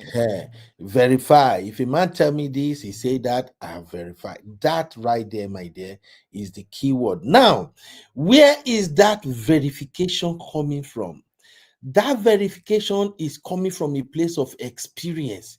It's coming from a place of past heartbreaks. It's coming from a place of you knowing real well that there are some madmen out there. No, Uncle Ben, not necessarily.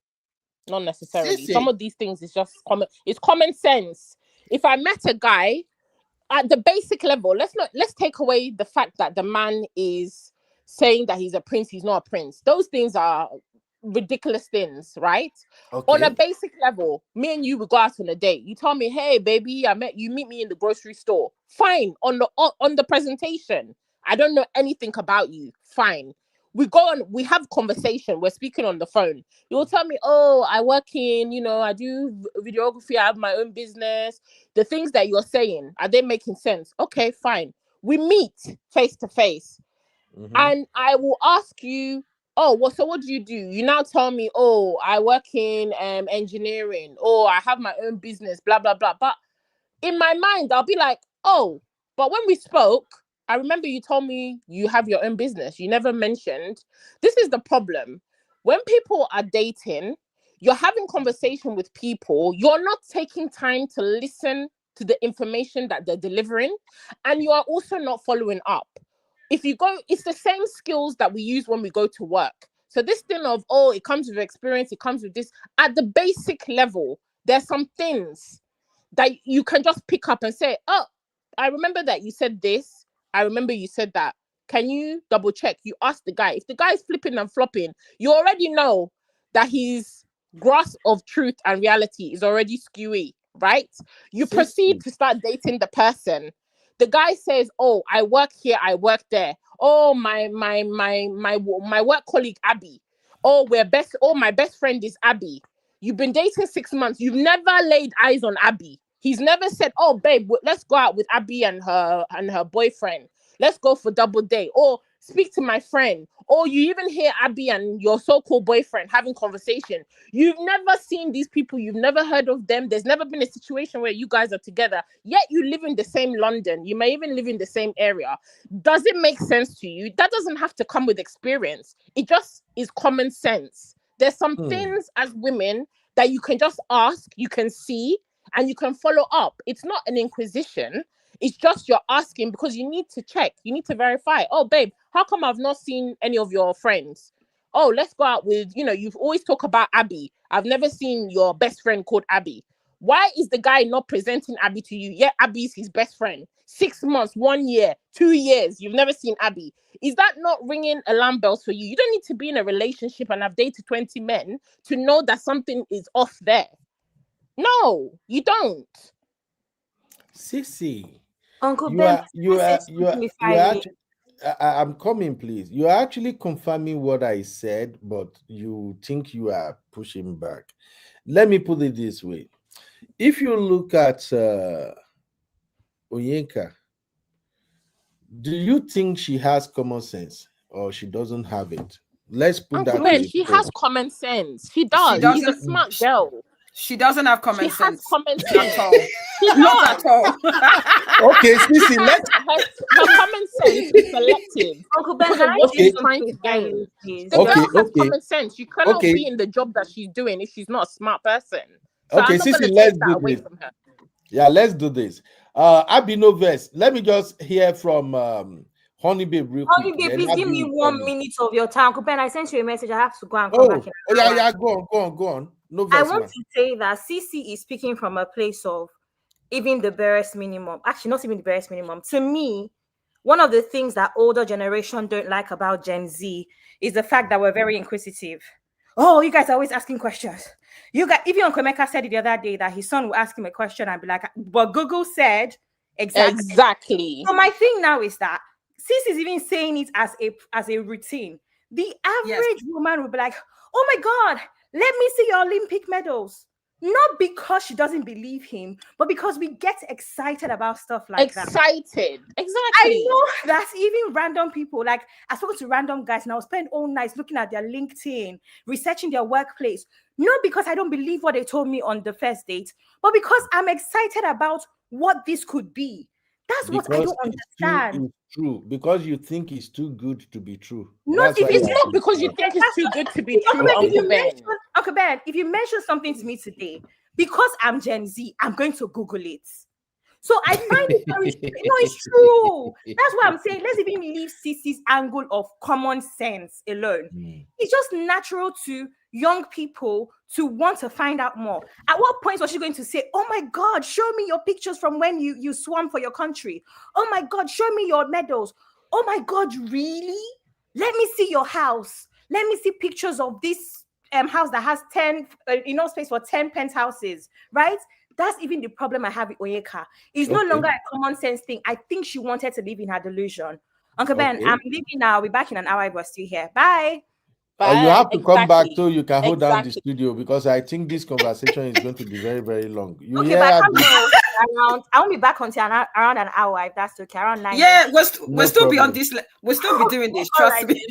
No problem. But that's what I'm saying. Honey. Kids nowadays, people of her generation, let's even take away. I mean, I'm only a millennial. I'm not that far off. But I know, even if you go for, it's just a normal routine. If you go for a job interview now, you see a job advert, they've posted all the credentials of the job. Before you go to the interview, have you not checked out the company? Have you not gone on LinkedIn? At least, it's not that you don't believe that the company have posted. They're saying the company is L'Oreal. You just take on face value it's L'Oreal. You turn up at the office. You've not done any basic check, just to see, oh, I'm going to interview with Uncle Benno. You've not gone on LinkedIn to check what his profile, it's not that you don't believe that those are the people there. It's a natural thing to do. So when people tell me that they're dating, the person has said A, B, C, D, up to Z, you have not even got a natural response that everybody would be doing. You are not doing it. There's a reason you're not doing it. It's not because you're not, it's because you're abnormal. You're not. There's a reason that you don't want to check, because you don't want to know, and you don't want that bubble to be burst, because you yourself know that he's bullshitting. That's just the truth of it. Because you cannot go out with a guy and just take what he takes, and you will not check anything. You will not see anything of his online. You will not check his work. Nobody does that. Nobody does that, Uncle Ben. All right. Thank you very much.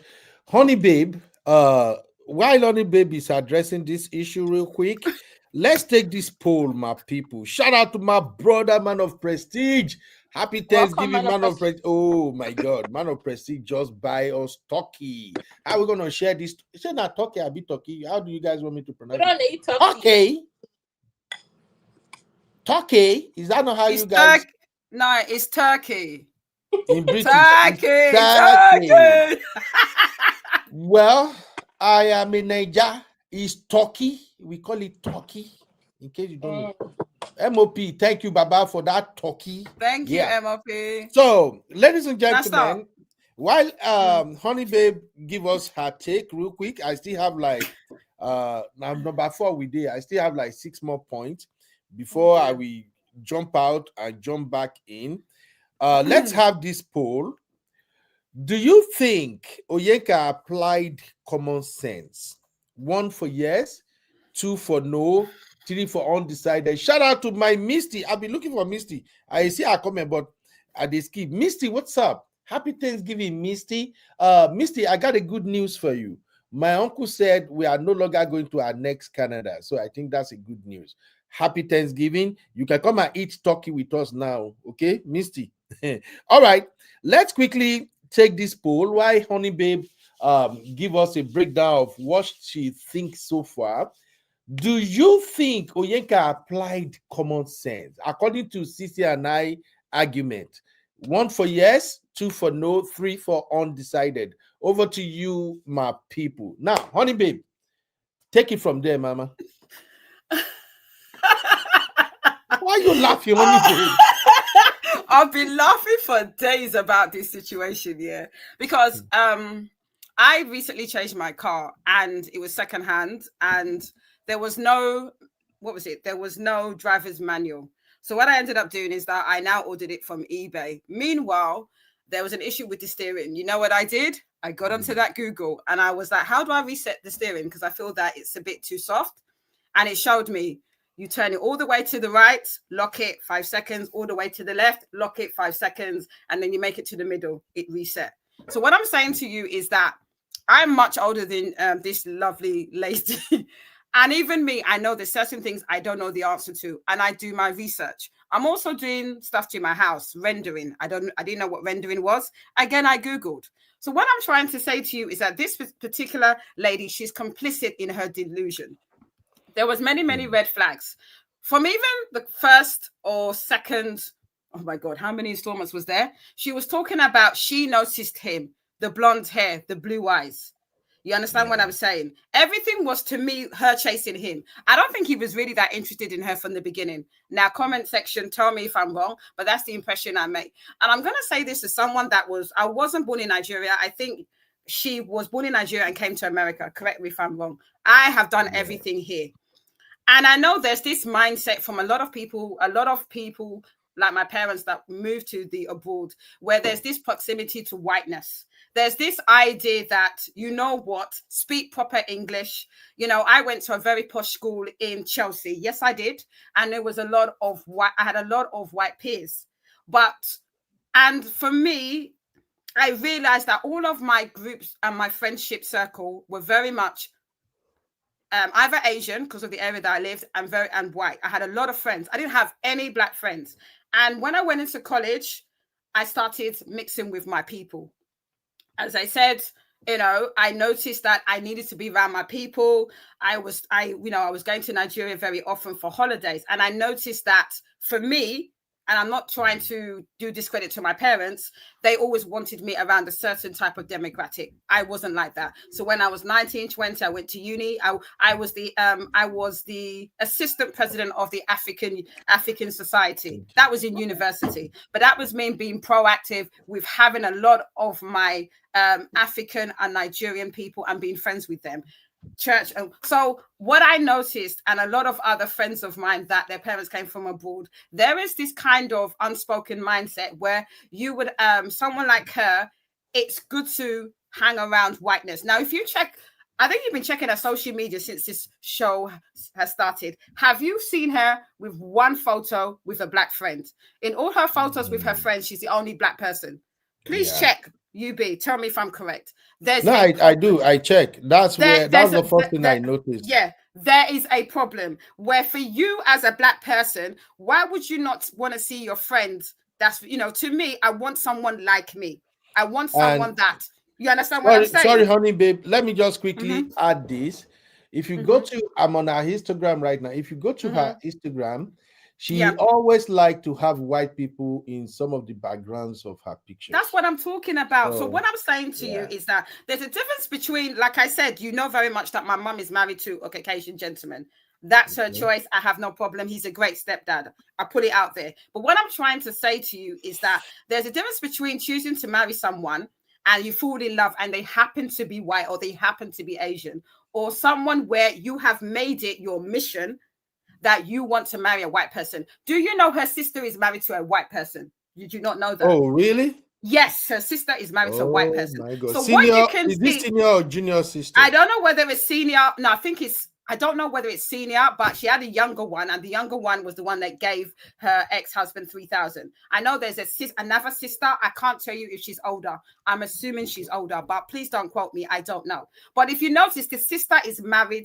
The sister is a doctor, I think, and she's married to a Caucasian man. So you see where the problem is, where you have a family where their proximity to whiteness. And I guarantee you this mindset that this lady has is from the parents. So I agree with Uncle Patrick, because my mom says certain things and I'm like, Mommy, she's always like, you know, I married Popsy.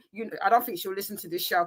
You should marry a white man. And I'm like, nah, Mommy, Popsy is good for you, but I like my black men. And I'm not saying, but I've noticed my mom say certain things, and I'm not saying that she's anti-black, but a lot of people have issues, maybe because of past relationships, and they want to now manifest that mindset onto other people. I personally think that the parents came to America, believed that the proximity to whiteness is what's going to make her succeed.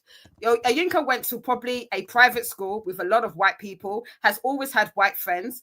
Even the way she talks, I'm sorry, even the way she talks is like a wannabe white person.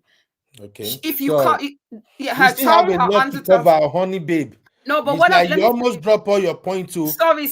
But what I'm trying to say for me is that, for me personally, it's like she was drowning. She found out that this guy was defrauding her, was taking money, had money issues. And you know, sometimes with some women make the choice to leave. She probably didn't want to leave because the whole picture perfect marriage or relationship, she didn't want that to crumble. Because remember, the impression I get, if you see in her photos, she's looking at her husband as, wow, look at this prince, look at this fantastic guy. And there's some women that they don't want to break that mindset because they want to be envious. Even her pose, she's posing the same way as Meghan. It's creepy to me. The way she's posing, you put the two pictures back to back. Even her pronouncing her name. Like my son, he decided, I call my son Joel, and I've said this many times on the show. He has an African name called Ore. he likes to be called his Nigerian name. That's a 13-year-old. For me personally, I think she has decided, and her family believe, that for you to be elevated in society, it's better for you to be married to a Caucasian. That has been brainwashed into her sister, and the same thing with her. I think personally, for me, if the guy had not left her, she'd still be married to this man. I think everything that Cece said, everything that Uncle Patrick said is very important as parents, to be very careful the way you bring up your child.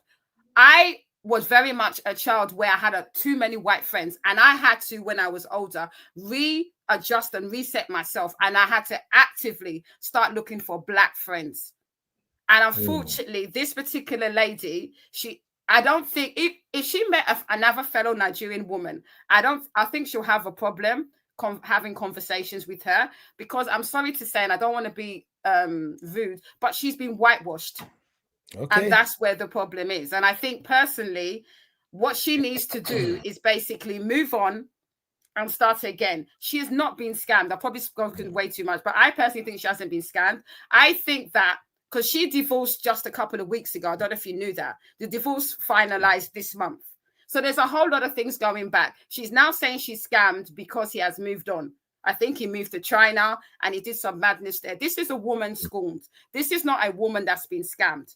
And what I'm trying to say is that if a guy says he's a millionaire and is asking you for 6,000, it's too much to be true. For me personally, it's someone being stupid, because if you're a millionaire, no one would ask you for that type of money.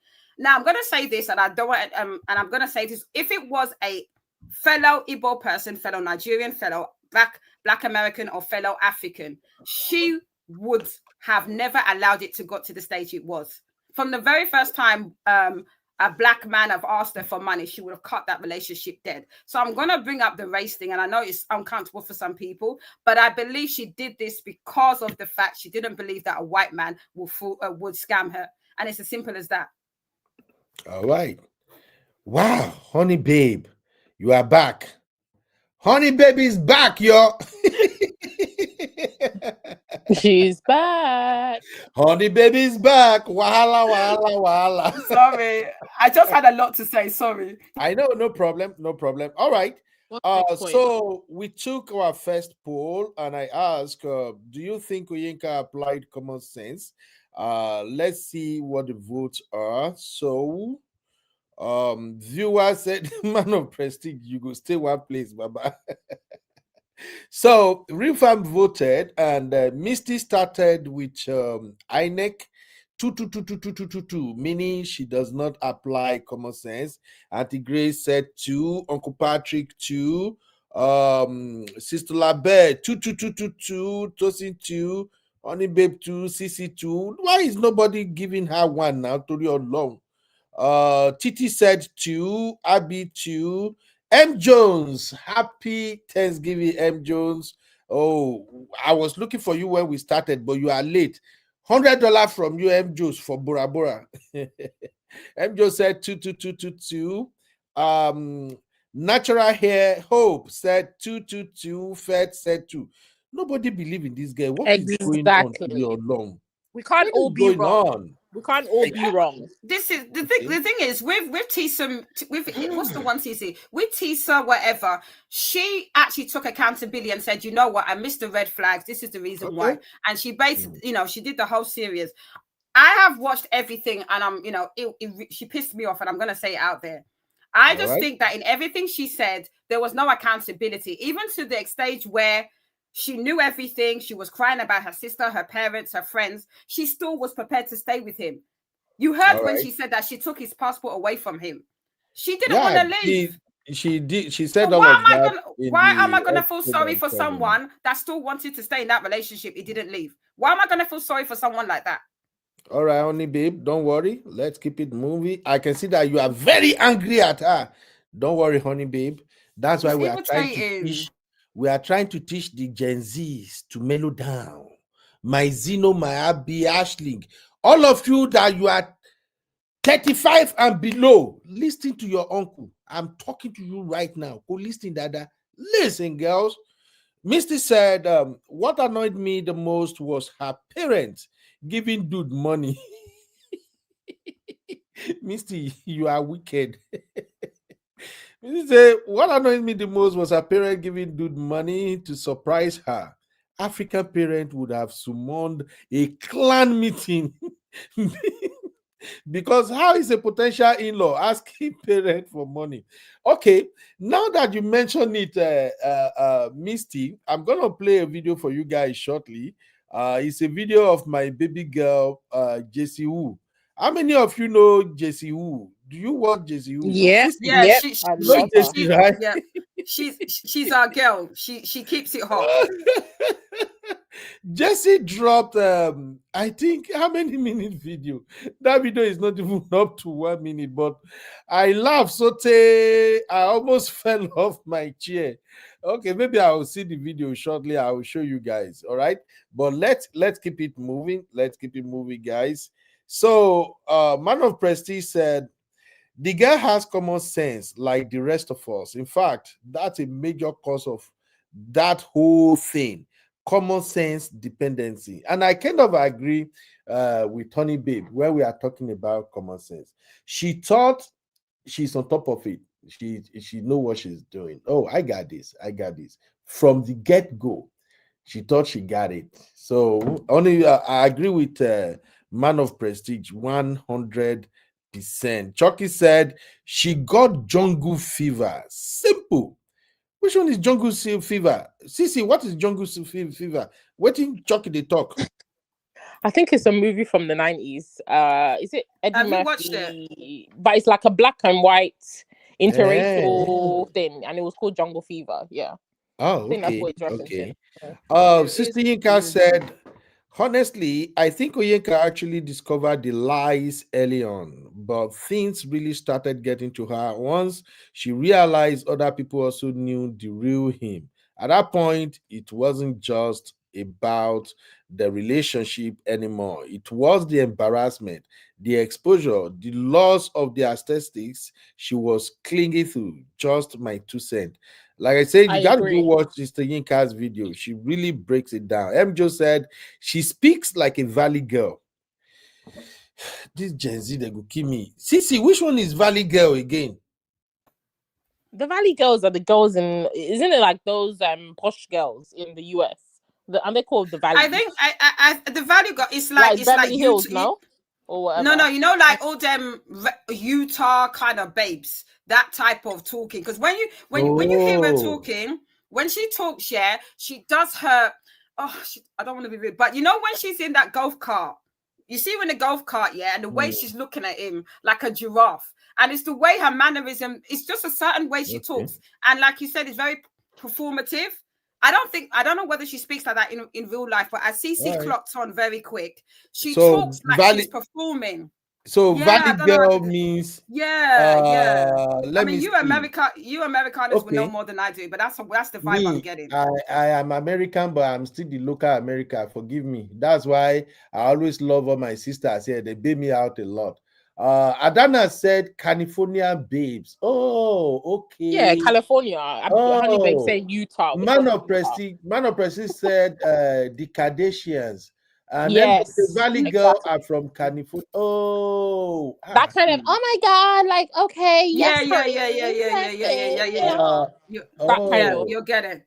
Okay, Zeno said they are prissy. Hey, I'm old school. God help me. No wonder my daughter they fight me all the time. I say, Dad, you got to get in the program. Dad, which program? Echo Shilo. Anyway, I tell you, Sissy, that your girl, they give me headaches. Say, Dad, you got to get in the program, Dad. Anytime I say, when they speak something, I can't grab. I say, oh yeah, explain it, break it down, explain. Then there was that. Not go kill me. If you remember, if you watch Clueless back in the day, you're old enough. The girls in Clueless, those are Valley girls. Talk about it, Cece. Cece, can somebody put Misty in timeout?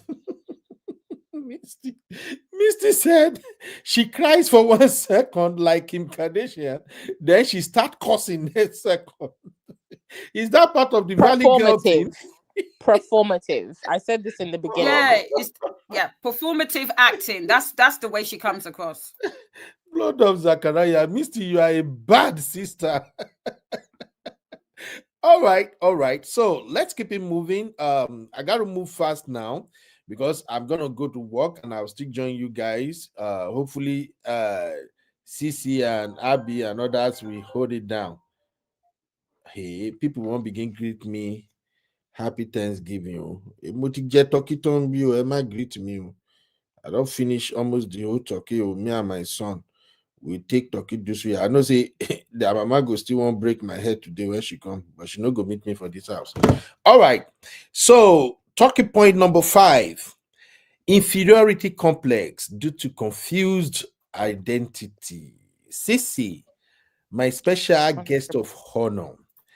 I see that many girls, they do have inferiority complex, especially those who are confused when it comes to this identity. I'm so sorry. I'm going to say this as a father. One of the things I started teaching my children earlier on, as soon as they hit age 7, 8, one of the things I started teaching them is that you are Black, you are Nigerian. I remember as soon as my daughter became a teenager, she started anything she started, Dad, that's Nigerian. Come on, Dad, that's Nigeria. Anything like, Dad, we are not in Nigeria, Dad, this is America. Then I started restating in her ears that, listen, you are Nigeria first. And no matter where you go, no matter what you do, no matter where you hang out, you have to first of all realize that you are Nigerian first, and secondly, you are Black. Now, I am not teaching my kids this in order for them to have maybe racism or racist or whatever in them. It's just because I'm a realist, and I do believe that as soon as you understood that there are certain things you can't wish away, there are certain things about you can't change. It's a fact. It's going to remain with you for the rest of your life. I agree. That will give you an advantage wherever you find yourself. So I usually teach my children that listen, when you know you are Nigerian, you are Black first, when you're dealing with anybody, you can easily know how they think, how they feel about you. Because you're going to school with many other people from other races and ethnicity. You have Mexican, white, Caucasian, Indian, Asian, all of that. And you guys will mix up together. But as time goes on, as soon as you remember that, hey, I am Nigerian, it will help you in making some critical decisions. Because first of all, being a Nigerian is a blessing. It means that there are some traits that we have already passed across to you. You may not see it now, but as you are growing in life, you will come to some situations where those traits will be the things that will help you. Initially, my daughter, they would say, oh, Dad, you shouldn't say that. Then they begin to get it. And now they realize, because for me, no matter where I go, no matter what I do, I am Nigerian first, and I'm proud of my Nigerianness. 2, I am Black as Black could be. So if you are bottling me up, I know. If you pamper me, I know. If you are being honest with me, I know. And if you want to show me superiority because of your color, I also know. So for those who are listening right now, don't take it the other way. That is just how I live my life. Now, if we bring all of this into Oyeka's situation, go and watch her videos and read comments. You will see people who are not Nigerians. These people are not Nigerian, and they are mad at Oyeka. That, what kind of Nigerian are you? The Nigerians we know, they are smarter than this. I don't know if you guys have come across. I agree. Like yeah, that's why I wanted to play that Jessie video, because Jessie was, Jessie she can be so funny. Jessie Wu, she can be very, very funny. That's my girl. Jessie was like, you are Nigerian. You Nigerian, you gave a man money? How? Exactly. So, number 5, inferiority complex due to confused identity. No matter who you are, first of all, know yourself, know who you are, know what you represent. And I've said this before. When I see people who says, I don't see color, my mind, though, I feel not talk, but in my mind, I'm just like, you are the one that see color the most. How did you even know that color exists if you don't see color? You see color, you just choose to be matured about it. You just choose not to behave the way some people will be negative about it. You're saying I don't see color doesn't mean that you don't know the color exists. That's my point. So this girl was suffering from confused identity. In the same vein, when she said, I'm Nigerian, I'm so proud of my Nigerianness, I'm like, hey, guys, stop that shit. You're not Nigerian. Just stop it. You are just trying, because alarm don't tear you now. That's why you are trying to throw that card out there. Everything about you, everything about how you move, how you behave, how you dress, nothing shows your Nigerianness. A lot of people who are like her, who just want to identify with Nigeria now, is because we Nigerians, we are troublesome. Nowhere you go in this world that you're not going to find us. And we are also doing amazing. Even though people say, oh, they are scammers, they are this, you can still tell that we Nigerians, we are achievers, they achieve. We are like way up there. And no matter where we find ourselves, we are freaking too proud. Yes, even though I know that our being proud can be so stupid and silly at times, but that is who we are. We don't send anybody papa. So Nigerians are trending. And you know that, okay, I can now say I'm proud to be a Nigerian. Before the Davido, the Burna Boy, the Whiskey, and all of that, many of you guys don't even want to identify with Nigerian. Let's call a spade, especially those ones who are born and raised and brought up in America, and they grew up in white neighborhood. Many of them want to deny their identity. So I feel like she got that identity crisis ongoing. And absolutely. Okay, thank you, Cece.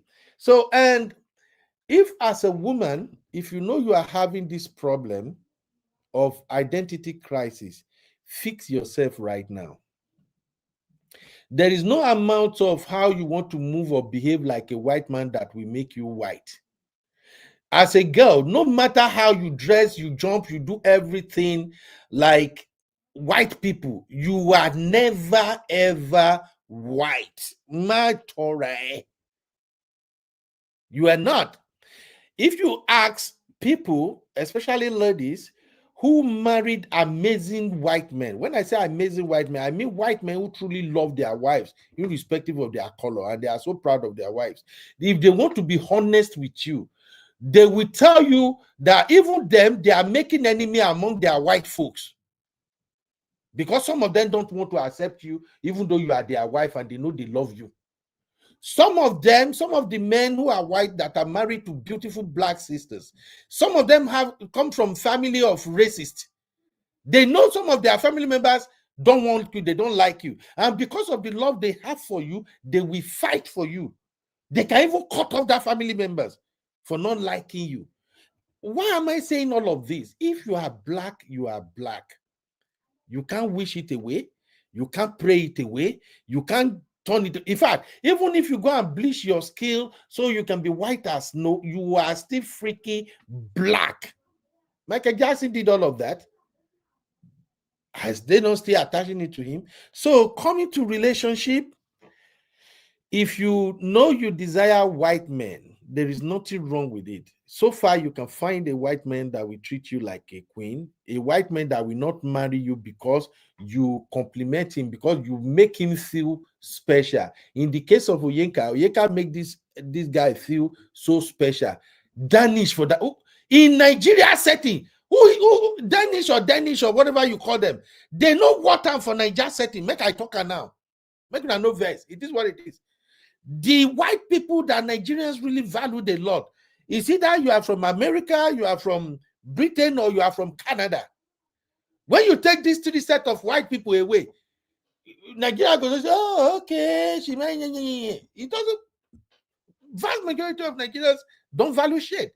You, an American-born and brought-up girl, you are the one that saw a Danish man and you equate him to a typical white American. It's not the same. That's my point. I think she has inferiority complex due to confused identity. Over to you, Sissy. I agree. Everything you said is correct. And I said it in the beginning. Part of her problem in this whole relationship was this identity crisis that she's having internally, and her rejection of her blackness. Her accepting of her blackness or Africanness was only performative. When she wanted to get views, she wanted to dress the man up in the Igbo thing. They were dancing because that time is trending. All interracial couples, like I remember there was a couple called Adana and this white guy David. I think he's German. They're like German. Then they came out. They were doing the dance steps. It took off. White men, every single interracial couple, they must go and do dance step every time. So it's like it's just something that she was doing because, like people have said on her feed, where does she represent her Nigerianness? Where does she represent her blackness? You don't have one black friend. You don't have one black person in your pictures. You seem to be a valley girl. So who are the people that you are identifying with that are bringing out this Africanness? Apart from her family, and Honey Baby said the sister's married to a white guy. The parents seem to kind of gravitate more to white people in some sense.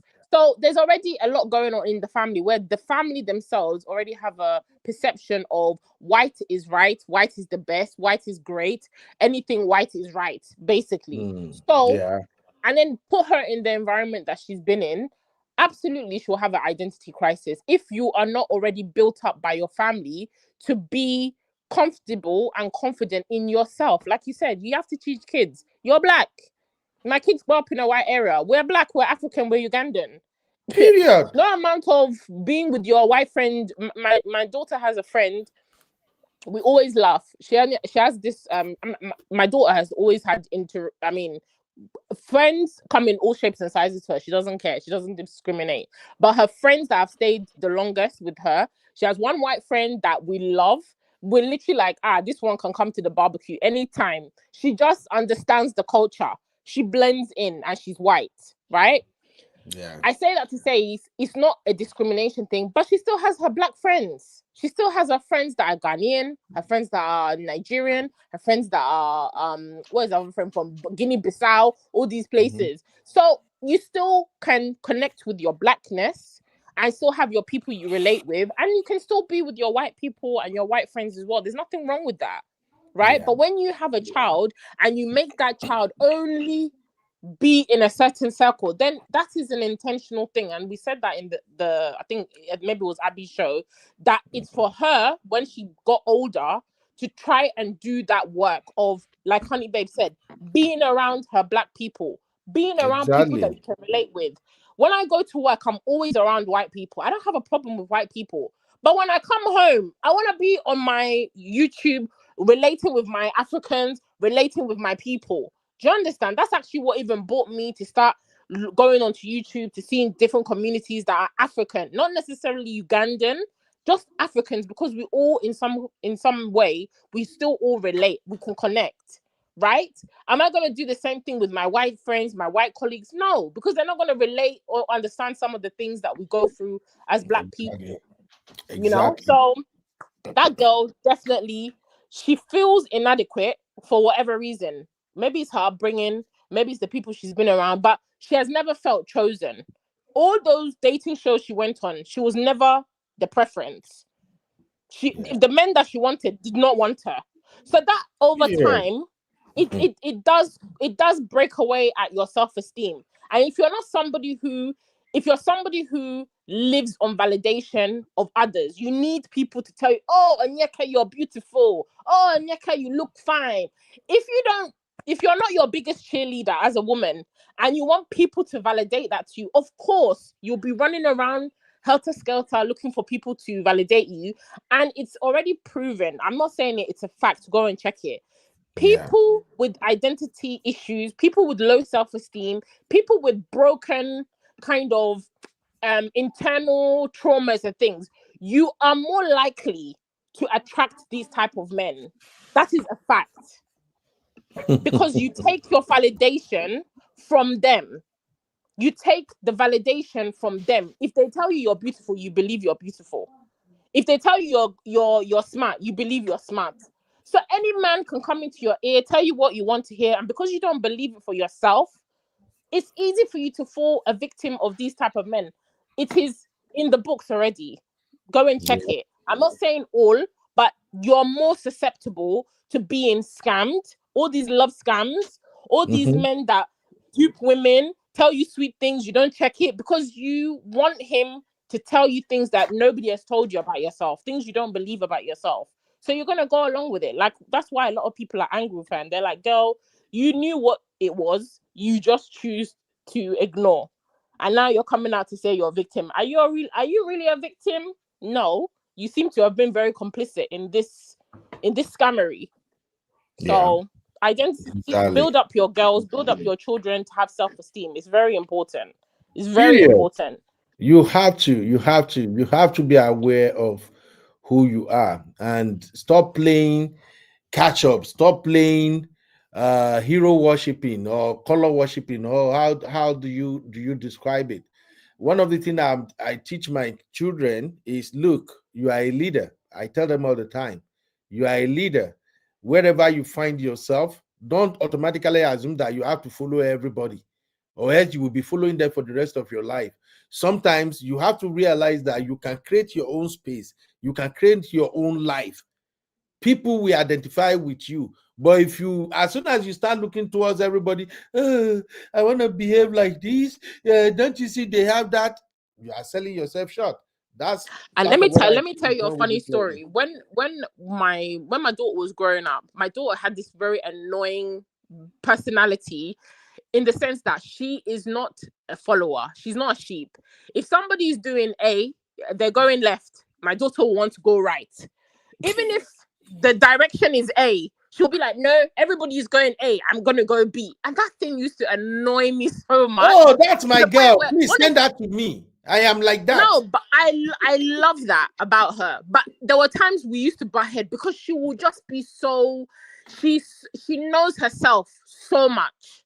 She knows herself. You cannot tell her A and it's A. She'll say, no, mommy, no, I'm going this way. And even with her friendship group, it became like when they were like growing up and, you know, girls are becoming trained. She also went to an all-girls school. There'll be certain like brands, right? I can be a brand snob and I'll be like, we're going shopping. I want to buy her like Nike, all this. My daughter will come and say, oh no, mom, I want to buy Puma. I'm like, Puma? Why? All your friends are wearing Nike. All your friends are wearing this. Why do you want to go and buy Puma? She's like, no, I want to wear Puma. I don't want to wear what other people are wearing. Period. So even at that age, I used to, even though it annoyed me, because sometimes I'd be like, why is it this ugly trainer you want to buy? Like, what's wrong with you? Can you just buy the Nike trainers? Right? But I still allow her to do her own thing, express herself as she wants to express herself. If she wants to wear a Puma, wear Puma. Everybody's wearing Nike. She doesn't care. She was like, I don't care. I don't like to wear what everybody wears. And that thing has stuck with her throughout. She's not a follower. If people are going one direction and she's standing on her own, she doesn't care. She's like, oh, well. That's how it should be. So please, parents, encourage your children to be themselves. Encourage them to be leaders.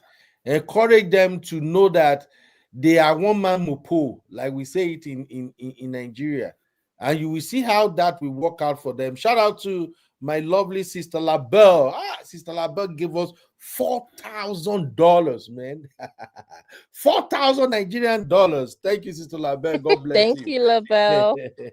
So please, parents, encourage your children to do their own thing, to not always. In fact, one of the things that I see common with a lot of American children is sometimes their happiness depends on other children. It depends on their peers. If you notice that, it's just kids. Yeah, begin to cut it out of them, small. They can create their own world. My second daughter, all her friends, they are either white, Asian, she get Mexican, and then she get one black friend. I think since I know my daughter, she's the type that she know how to manage friendship. Most of her friends, they are usually from elementary school, but she got Asian, Mexican, all of that. So at the point, she always wanted to go and spend time with them. Any little dad, can I go to my friend's house? Dad. So after a while, I started asking her, why are your friends not coming to your house? He said, Dad, there is nothing, there is really nothing much to do here, but in their house, there is so much to do. And I'll say, oh, okay, tell me, what do you guys do when you go to their houses? Dad, they have pets, and sometimes we just play game, sometimes we just run in the yard. I'm like, baby, you haven't told me any unique thing they have in their house, except for this pet. I said, okay, here's the thing. First of all, we can't afford pets. Pet is expensive. I can't buy any pet for you. When you grow up, you buy your own pet, because I don't have money to even feed myself. Not talk of feeding a pet and getting insurance for pet and all of that. I know you pet lovers, una feed the vest. Please don't be angry. It's just me. I'm a very realistic person. I don't have extra money to be paying for dog insurance, dog food, or one thing, or walking around the street packing dog poop. I don't even like wahala. So I told them, I can't do pet, I'm sorry, but when you grow, you can buy your own pet. So I now teach my daughter that, do you know, you can actually create your own world whereby your friends will be coming. All you have to do is look for things you can buy, things that are exciting that you will have, you show it to your friend, they will come around. We went to work, everything. She was picking, Daddy, I think this will be good. Backyard, we can have this. Look, as I'm speaking with you now, we still have this big jumping, this thing, trampoline or something. We still have one in the garage now that we have not even opened. So we bought all of those things. Out of the blues, our friends started coming around. Then they started eating African food. So now they're doing like, they can go to this one friend's house this week. Next week, they come to our place. Next week, they go to somewhere else. You have to encourage your children to know that they can also be themselves. They can create an environment to get their friends to even believe in them, to see the uniqueness in them. If not, if you just say, oh, it doesn't matter, you will just see that your friend will be running after all that, your children will be running after all that races until it become a problem. That's what we are seeing with Oyeka now. She grew up in a very good neighborhood. Her parent is probably rich in Dallas. Nigerians, they know they carry lots. We get money. They live in good neighborhood, white children, everything. So she has always admired and fancied that white life. Oh, don't you see her dresses? That was the first thing that got to me. Spaghetti all the time. Sissy, what do you call that dress? No vest. Say I know to know this. Which one? Is it not spaghetti? All these clothes that open top all the time. Look at all our videos. No, the top must always be open. Is that not spaghetti? What do you call it? Bandu, off shoulder, bandu. What is bandu? This is bandu when it doesn't have any arms and stuff. Is this not this one she has in this picture? Like this one they call tube? I think this is tube. Yeah, or boob tube. Is it boob tube or tube dress? It could be like a tube now. So look at her pictures. She's always opening body. Who are the people that open bodies in America? What's wrong with that? What's opening body? Which one is opening body? Go and check all her picture. Her neck must be showing opening body. Those that white people think. No, it's not white people think. It's called fashion. It's fashion. Well, I see a lot of white people doing it. In all our videos, everything is always open. And I'm like, this is all Nigerian. You are exposing everything all the time. What exactly are you complaining about? I don't blame her because that is how she grew up. So all I'm saying is we have to boost our children's confidence. You have to let them appreciate their uniqueness. I'm a Nigerian. My accent never changed because I never dedicated time to training myself to speak American accent. Anytime I try to come here and speak American accent, you people are even laughing. I was on Abby's show yesterday. I tried to speak like Chucky. You people were even dragging my balls. Say, this is AIUB. This is not UB. I appreciate myself. I'm telling you, I appreciate myself the way I am. At work, I don't change my accent. Anywhere, I speak with my own door accent with my chest. It's simple. Let's boost the confidence of our children. That's the point I'm making. So what happened to Cece? Maybe network. Yeah, she's back. It's network. So, point number 6, I'll just run Sorry, this can one. can I quickly say something? Yeah, go ahead. I'll be back. Sorry. Sorry, Cece, I forgot. I wanted to say something what Cece said. You know, I live in Essex. Cece knows where I live. And I've noticed there's a trend because where I live, there's a lot of Nigerians that have moved away from East London to where I live. Let me say Thurrock. If you know Thurrock, you know what I'm talking about. Maybe 4 stops from Barking. And I've noticed there's a trend now where a lot of people are now moving to Kent.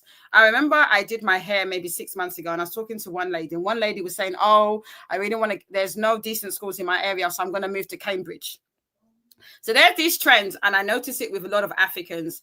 My son is 13, and I refused to do for him to do 11 plus. I wasn't interested. I wanted him to be around me, so I refused because the nearest grammar school was all the way in Kent, and I'm not going to put my child through that. That's like 2 hours there and back. So I noticed a lot of my friends were saying, "Oh, my son is going to Kent." Now, meanwhile, they live in Essex. And the problem is most of these schools in Kent, they're predominantly in Caucasian areas. Like I said, there's a lady that I mentioned with the hairdressers that is moving to Cambridge. So you have this kind of trend where a lot of people are moving their children to predominantly white areas. What do you expect? What do you really expect when you're moving your children to these white areas? They're hanging around with a lot of people that are not like them. So what do you expect? Do you understand what I'm saying? So I think it's a problem with parents where because you don't want to mix with us ghetto people, you want to get into the best schools, you're hanging around, these children are speaking to their Caucasian friends. They do not see their peers when they look at them. Next thing you know, they now want to be, like their friends in school, or they want to now relax their hair when they're 8 or 9 because they're too ashamed to wear braids to school or cane roll. What do you expect? So I think there's a problem where you have parents that are actively putting their children in those type of situations and then are shocked and horrified when their children become wannabe white girls, white people. This is what you get. And I'm saying this from the place of love in the fact that I see a lot of my friends doing that. And when you do that, you end up with this young individual. Did you not notice in all her photos, she had relaxed hair? Ever since she broke up with her boyfriend, she's suddenly wearing braids. Have you noticed that? If you go back to every single photo, she had relaxed or wig. She had straight hair. So you see where the problem is. And this is what happens where you grow up in white predominantly areas or white predominantly places and you end up like this young lady. Yeah. I remember growing up, and like I said, we even had a big, not an argument, but I was really cheesed off with my mum when I left my mum's place before I picked up my son. And I remember she was saying to me, oh, you're still single, your birthday just came, why don't you start dating white men? Come and see argument in that house. And I love my mom, don't get me wrong, but some of the things she says irritates me. When I got divorced, I told all my family. My mom was like, you shouldn't say anything, this one, that one. With me, I know that when I was growing up with my cousins, I was the problem child. I was the Ajay Butter. I was the one that was brought up in the UK. I don't behave like my cousins. I was, it's because you were not brought up in Nigeria. The way you behave, you have your own mind. I'm glad I have my own mind. You understand what I'm saying? Definitely, especially with what CC said. The problem is the proximity to whiteness does mean, is a problem for a lot of young ladies like her. And I'm going to put it out there. I told you my cousin, she's been divorced twice. Now she wants to start dating a white man because she saw my mother married to a white man. So the emphasis in my family is that everybody should marry a white man. I'm the only one and this is the problem. Everybody wants to now pepper each other because my mom is now married to a white man, my cousin and everybody. So what I'm trying to say is that sometimes us as parents, we're the one that started this journey where your child is not acting African. And I'm going to be honest, you don't teach us how to speak Yoruba. You don't teach us how to speak Igbo. This girl, I don't know if she speaks Igbo. Sometimes it comes back to the parents. Us, if we're coming to foreign lands, whether it's the UK or whether it's in the US, I say this and I say this all the time. Make sure you incorporate your culture into wherever you are abroad. You have the Chinese, and I say this in other Asian countries, where they speak their language. They are Chinese American, but they speak Chinese or Mandarin. There's a lot of us Nigerians, even myself, I don't speak Yoruba. A lot of us Nigerians in the diaspora, we don't speak our language. Why? Because we don't like you to be speaking Yoruba. We want you to speak English. And I had my parents do it to me. Well, sometimes So it this, are depends. you It getting? depends. Well, Sometimes I get it, but well. sometimes So it what I'm saying depends. to you is that as much as she's at fault, I think there's a bigger picture. Was us as Africans, we discard our culture when we come abroad, and that's where you have Yeah. problems, and that's when you end up with children or adults like this, where they Yeah. don't know who their culture is. So yeah, that's what I wanted to say. Thank you very much. Chucky said, Oyibo are not Oyibos of yesterday. Oyibo demons are very much around. Absolutely, Chucky. M. Joe said, a lot of Africans discard their culture. Absolutely. Many Africans do that, and we got to do better. We got to do better. Okay, I'm going to combine point number 6 and 7 together. Uncle Patrick, are you still with us here, sir? I see Uncle Patrick the studio, or maybe he's gone already. Okay, let me just I think he's gone. remove Uncle Patrick. Yeah, I think Uncle Patrick. Today is Thanksgiving. Everybody is having visitors somehow. All right. So red flag number 6 and red flag number 7. Number 6, romantic / relationship competition and excessive PDA. I want to combine those two together for a reason. You see, you are laughing already. Sorry, I saw that on your. I saw the excessive PDA, and I'm like, "What's your problem with PDA? I don't I get know, it." But I know. continue. Funny you, Sissy. So, romantic and relationship competition. This one applies to everybody generally nowadays, even married couples. It's like almost everybody is doing competition now. It's almost like my marriage is better than your marriage kind of thing. Oh, my relationship is better than your relationship kind of thing. So, I think that actually factor into Oyeka's story. I think because of how she grew up and how she desired love, and according to what I gathered, she has been on 2 reality shows. In one of the show, I think, Three, yeah, three, 3. Oh my God! I think they shared three. one. They shared one video in the backstage. That video even make the whole thing worse for me. Make I not lie. The one you guys shared in the backstage that I saw, she was in one of this reality show, and it happens that she was getting picked last. It's like almost nobody want to pick her. So I think that one she exited that show in 2 weeks into the show.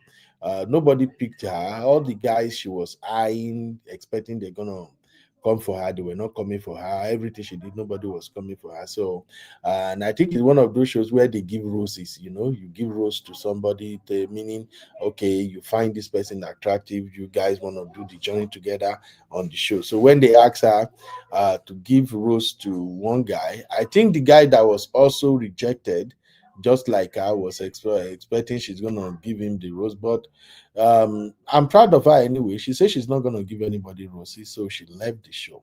Now, how does that factor into her relationship? She has always wanted a relationship she can use to compete with other girls like her. Agree. She always wanted to show them, oh, I got my own white man. I'm this fantastic, so beautiful. My white king saw me, my white preacher me saw me, and he come for me. So she always, I think, in her fantasy, if you go back to the number 1 red flag that I started with, which is Sissy, if you remember, the number 1 was like you can't take the truth, and number 2 Yeah, was you embrace fantasies over reality. So reality. because she embraces fantasy, when she saw this guy so handsome, remember in her video when she started this story, less than a minute into her story, she said, oh, this guy, he was so gorgeous, he got blue eyes. So it's like she has always wanted that blue eyes. Everything that guy represent, the height, the whole thing, even if you see the way she replicated her and Megamaku Harry picture, everything, you can tell that the guy looks good. She always wanted that. But all this boils down to relationship competition. And And when you are in sorry, there's a big thing that we missed. She is the okay. one. She is the one that approached the guy. And to Oh, me, really? I say this all the time. Women, stop doing this crap. It's not empowering. It's not sexy. It's not cute. I That they should still not believe. approach us. No. Why should you be No. the one to go and toast the man? You have to trust us. We are the prize. No, We are the prize. no. This is the problem. They were in a thingy. She saw the guy saw her, but he wasn't drawn to her. If a guy wants you, this guy can see you amongst all the ladies. He'll be tracking you. He'll be making moves to come and talk to you. Maybe get his friends to come and speak to you. However he's going to do it, he will make sure that he speaks to you. A confident guy, even the ones that are not confident, they will be making their intentions known that, oh, this guy likes me, or this guy is eyeing me. The guy never paid her any attention, right? Yeah. She went to him, and then they had conversations. Like maybe you see a guy, you go up to him, you start striking up conversation, but the guy is not like, oh, this girl is a babe. Let me make my moves. I didn't see this girl before. I saw her now. Okay, I like her. She's my spec. Let me make my move. He didn't do any of that. They spoke. They talked. She walked away. He continued talking with his friends. To me, that is not a guy that's interested. Yeah. She is the one that then said, she walked away and then had a thing like, oh, let me go and give him my Instagram details. He never asked her. He never said, oh, this girl is a babe. Like, even though maybe I didn't notice her, now we've chatted. A guy who's interested will be like, oh, let's exchange, social media, however the young people do it now. Or let me take your number. Let me get your contact details. He didn't. She walked away. He continued with these boys. She then came back and gave him her details. Mm-hmm. That's already red flag. Yeah. Red flag. Oh. Okay. Red flag. Thank you, Sissy. So basically, shout out to my sister, Fresh Start. Please remind me your name. You have that sweet name. I can't recall it now. You have something that inside. Please remind me of your name. YouTube changed all of these things. I can't recall that your name again. I love that name. So please remind me. Fresh Start says, when a man wants you, nothing can stop him. Absolutely. I know we do that. We do that a lot. Misty said, where are my glasses? Misty, don't carry come now. No one will. Me, Misty, no go send invoice to me. So Misty said she approached the guy, Banaj. Banaj, when the devil and all your village people follow you. Oh yeah, it's Banange. It's Banange. Banange. That is the Uganda language, right? Yeah, it's like, oh my God, like what the hell? That kind of a Banange. Oh, Misty, I've been using this thing for a very long time, and she never explained it like this before. Misty, you are not going to Bora Bora with us, period. Chucky said, we are the prize. Yes, we are. Chucky, thank you, my brother. Let's tell these sisters, we men, we are the prize. You got to chase us. You got to come for us, Sissy. Come on, we are the prize. You just say easy. Do you think it's easy to maintain six-pack? I've been working to get my six-pack now. How many years? Did it never come? So if I finally get my six-pack back, you will say my wife should not be chasing What does that have to do with the price of milk? You and your six-pack. What does that have to do with anything? Six-pack is everything. Six-pack is big. Six-pack can give you access. If I have six-pack now, girls can see me even when I tell them, hey, I'm married. They can say, oh, but I love your six-pack, you know. I got a business. I got a proposal. Come on, what are you saying, Sissy? Sissy, no try me. So basically, ladies and gentlemen, all I can see is that our beautiful sister was trying to do relationship competition. She wants to pepper people. And then excessive PDA. This PDA is probably what ruined. I don't understand this one. But the excessive public display of affection. So you think she was not being excessive with her PDA? Where's the PDA? Where's the PDA? I'm sorry, I didn't see any PDA. Oh, she was doing PDA. She deleted many pictures after they broke up. If you go to all these other websites, you will see their pictures together. Most when of you the say people, PDA, holding hands, kissing, yes. Public display of affection, yeah. Okay. Oh. Yeah, she did a lot of that, and it's common with women these days. Women like to pepper other women with their man. Sorry, I put it in the comment section. Public display of affection. Cece, can you mention, because I'm going to come off in a minute, could you mention how she gave him her passport just like that? Could you mention that? Oh, yes. That's thank you, my dear. Well, big red flag. We're coming there. So, number 8 red flag, ignoring family and friends. Okay, my baby girl is back. Thank God. Abby is back. Abby's back. Ignoring family and friends. Now, this is the one I really want to emphasize. I have just 2 more points and I'm done. Then we can go to public display Forum. and contribution or whatever we want to call it now. You see, this ignoring families and friends, this is the thing that we undo a lot of Gen Zs. True. When a lot of these girls these days, when they find their man and they are really into that man, they want to show him up to their friends, to their families, and all of that. Now, your friends and family, if they are really honest, they can see what you don't see. See, love is blind, though. Honestly, if you truly fall in love, you will be blind. You won't see Jack. To be honest with you, babe, no vessel, no even come for me. I never knew my wife was not like 5'6". I never pay attention to my wife's height one day because I've always loved her the way she is. And I'm being honest with you now. I don't see nothing. I never pay attention to the fact that my wife is, when we started, she was, can I describe her as chronic introvert? What I mean by chronic introvert, you know those people that can be in one place and not talk for hours. They not talk, just they can be on their phone, just checking anything. If they just feel like they don't vibe with the people around them, they won't just talk. I never see all of that until we are in the relationship. And me, I'm a bubbly person. If you meet me, you meet me. I'm always happy. Then you know how we are. Those of us who are extroverts, when we talk, well, we want you to give us the same energy. Then I discover, now me they talk, madam, no they talk. Until I go talk sote, I will use my mouth to talk myself into trouble. Until I say something she doesn't like, then trouble will start. I'm being honest with you. So love is freaky blind. I used to have terrible temper. I give God the glory that it's all gone now. My wife ignored all those things until we started having our own basketballs, and then she began to see that, oh, no.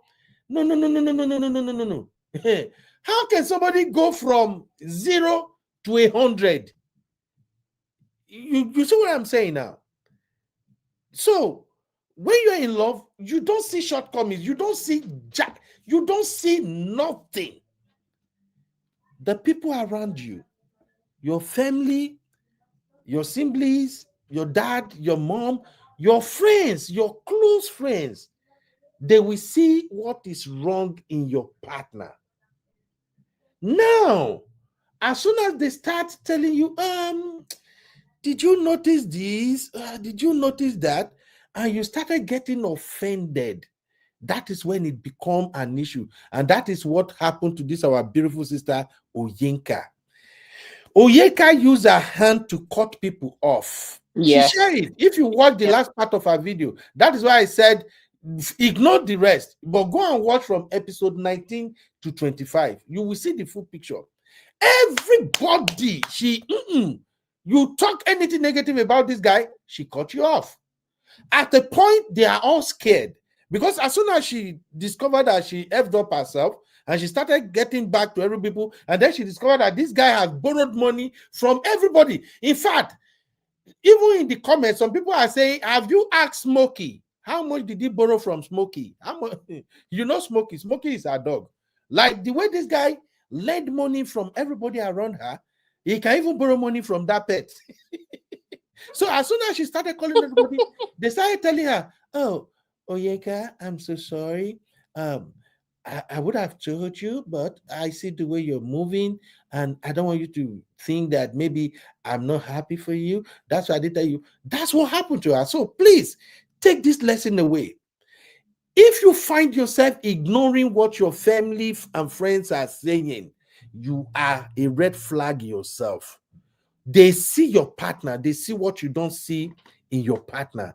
Women, somebody told me one time that as soon as you can stigmatize a woman very well, she won't listen to anybody. She will only be listening to you, except experienced women. In fact, one of my friends who is very experienced, she don't collect her own breakfast. One time she told me, if a man makes love to me to the point that he got me coming over and over again, he's a suspect. And I laugh. Yeah.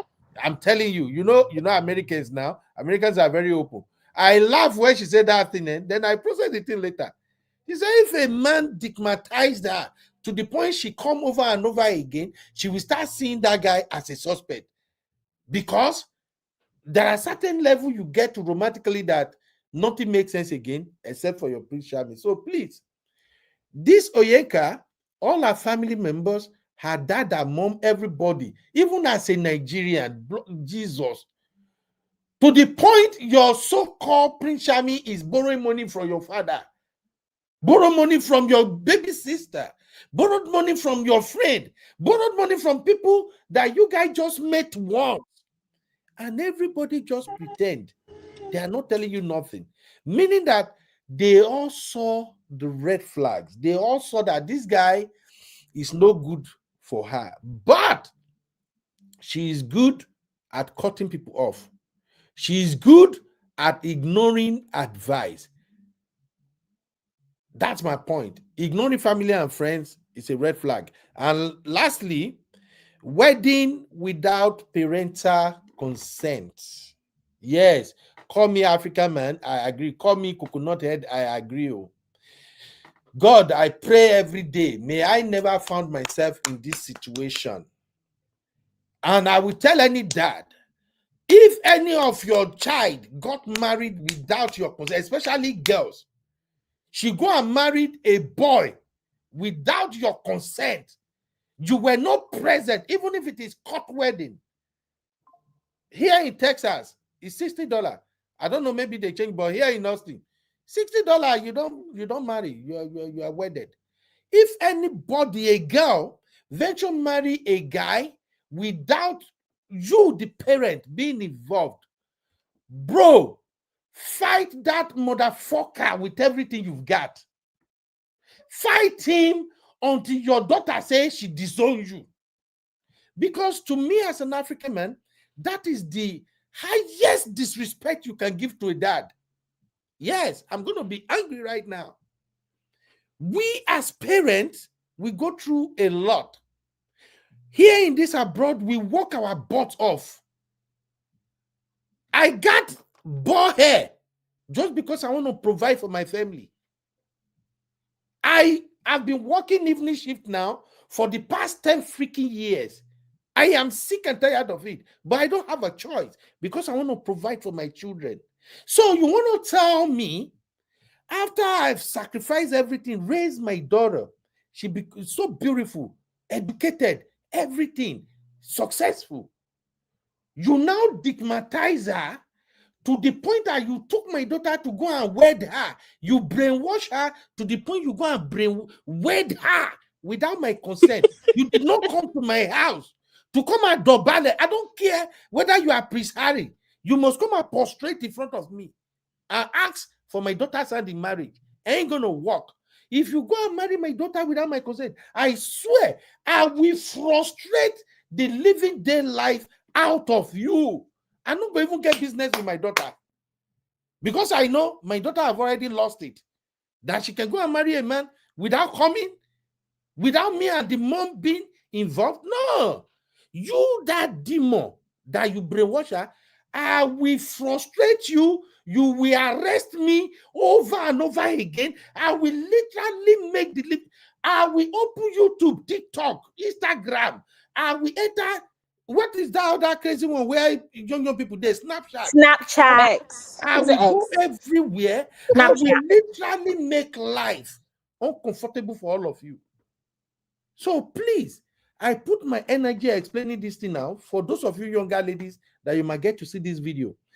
If you want to disrespect your African parents, that they may not forgive you even till they enter their grave, just go and get married without their consent. Because listen to me, We African parents here in abroad, God bless us, we work hard.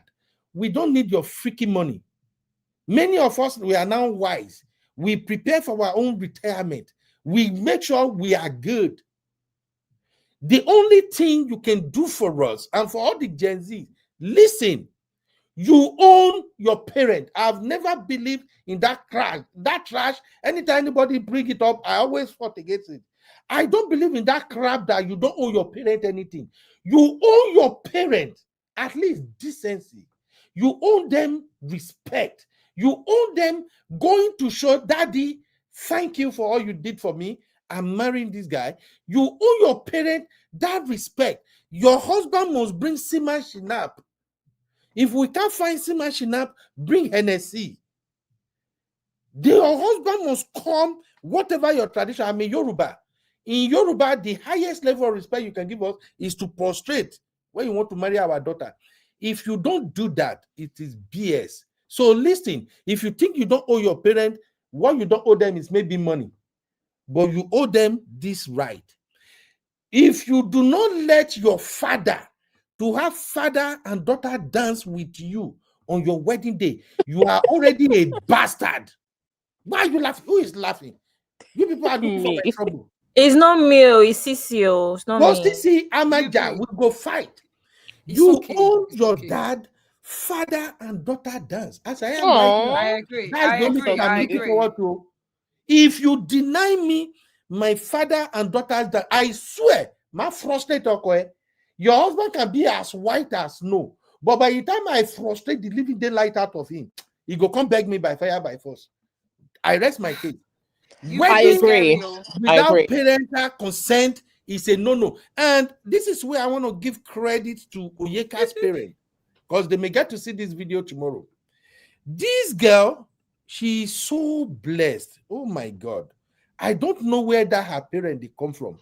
She is so blessed that when she collected her bass goals, the family, they stood by her.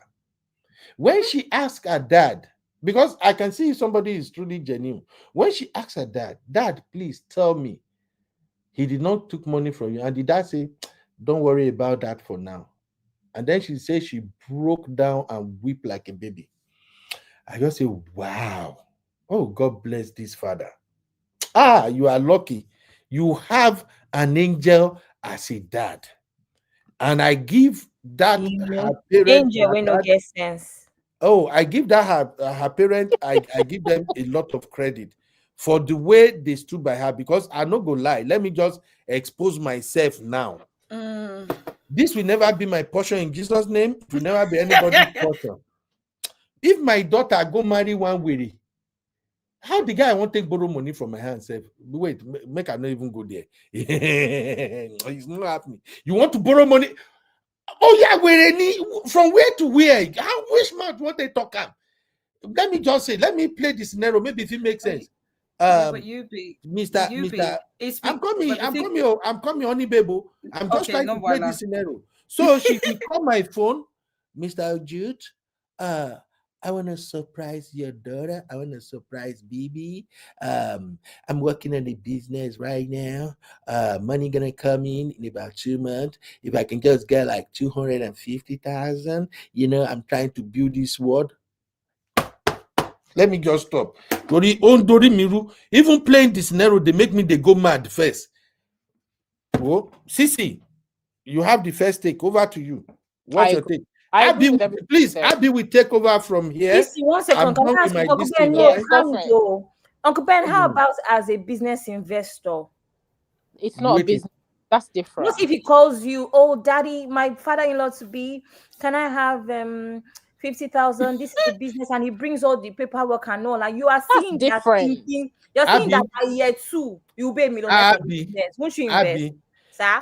I know you are trying to trigger me now. Won't you invest? I am not doing no freaky business with any You can see that the business is juicy. He's a bright man. This is the problem. This is the problem with Gen Z. Let me say this, Ben. You know, $10 says she borrowed the wife 40 million and she paid back, even in business. So she has to sign an agreement and also make sure the business is genuine. They don't even know the guy. It is true that I'm just backing what Yubi just said. Yubi, a lot is happening now. A Uncle lot Patrick, is happening. I am not doing no freaky business with it. My daughter No, cannot you come to are me and right. say, Daddy, You are right. borrow my husband money to do business. You are It's 100% not right. happening. You know, not even that guy. Uncle Ben, Uh-uh. you know, I'm just backing you to just but stress all what you said. Thank you, sir. Even in America here, if you see a lot of cases of women leaving everything in America and go and enter into one second chance in Nigeria, it's very rampant now. Or bringing somebody that will, at the end of the day, run away. We are talking of men. I'm a man.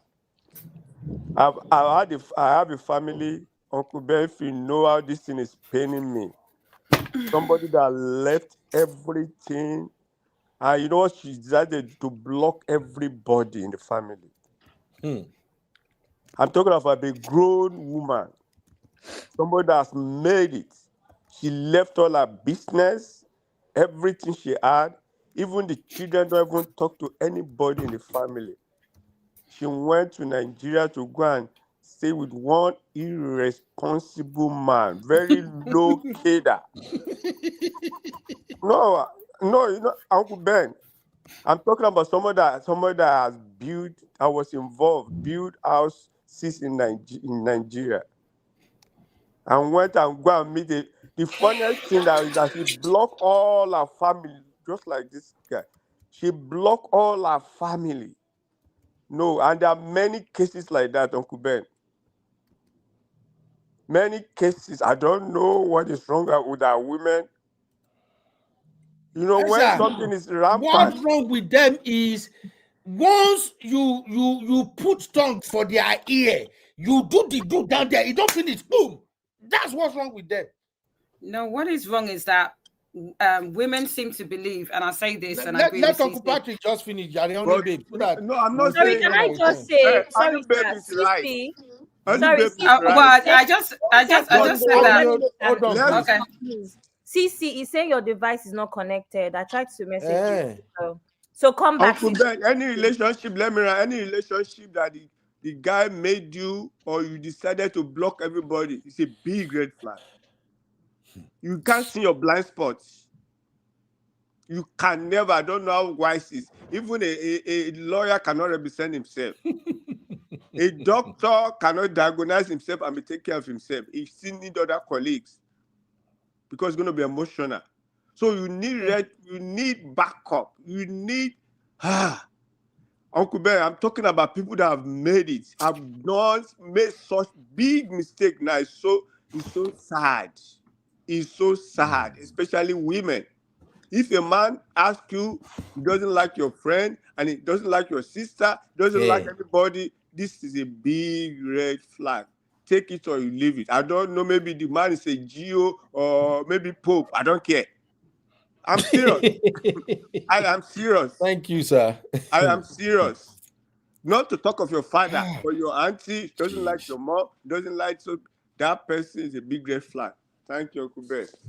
Thank you, sir. Honey babe, Sissy, what's happening to your network? It's going in and out, in and out, in and out. Okay, honey babe, over to you real quick. It was just two things. I was going to say, this is everything you said, because you went on a rant, and I actually agree with your rant for once, is because women seem to believe that men are the prize. We are the prize.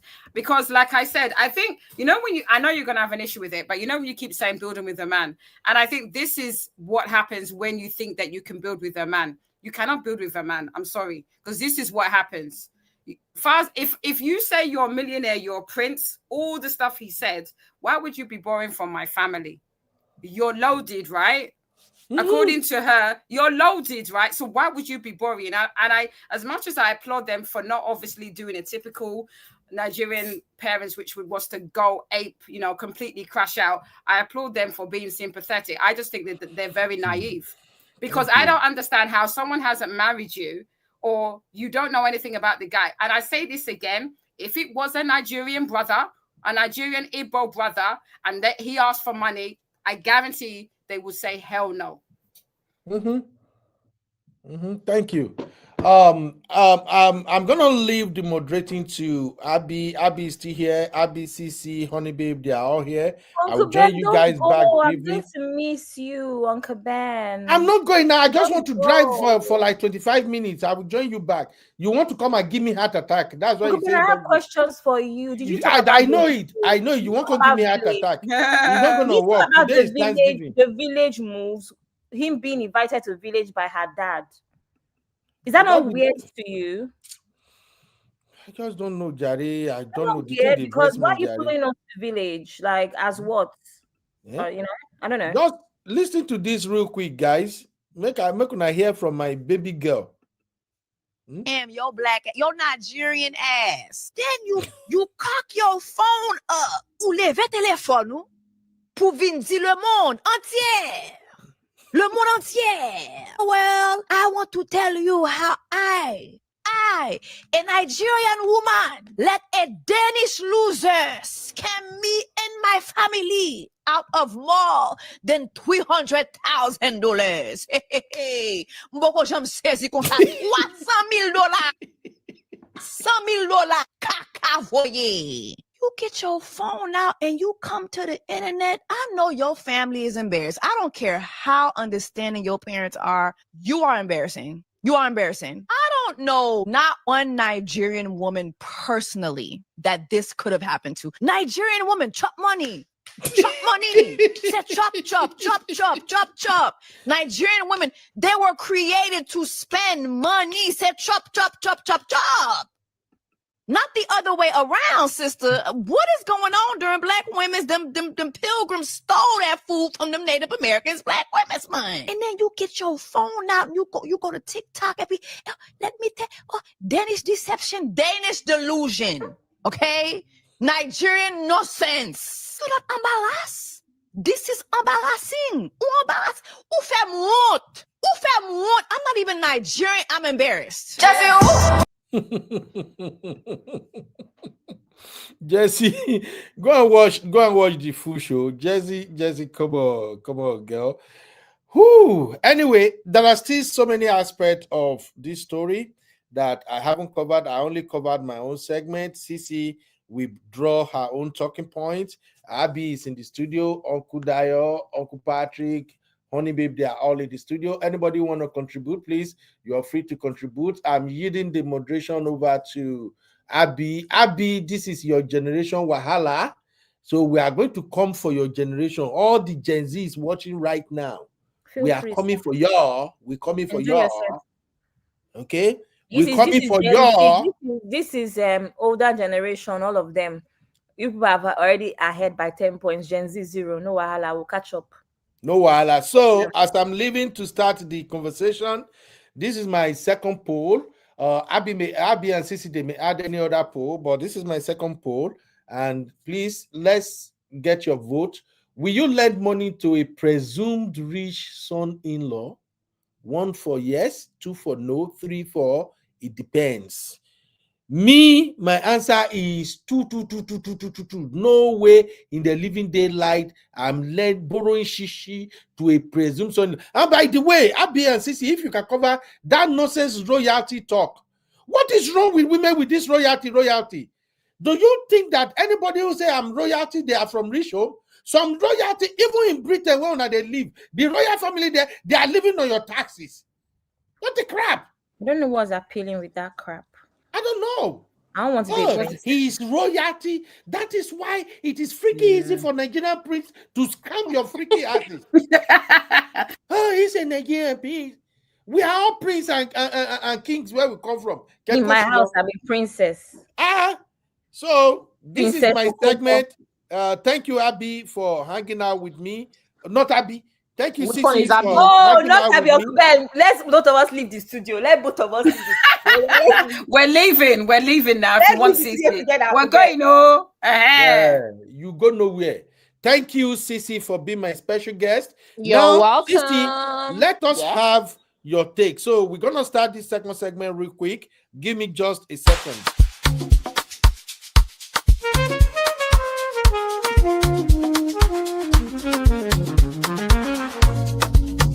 Yeah, yeah, yeah. You be in the building. Hey, vibe with Uncle Bino. Let's go. Now happy hour things, you know.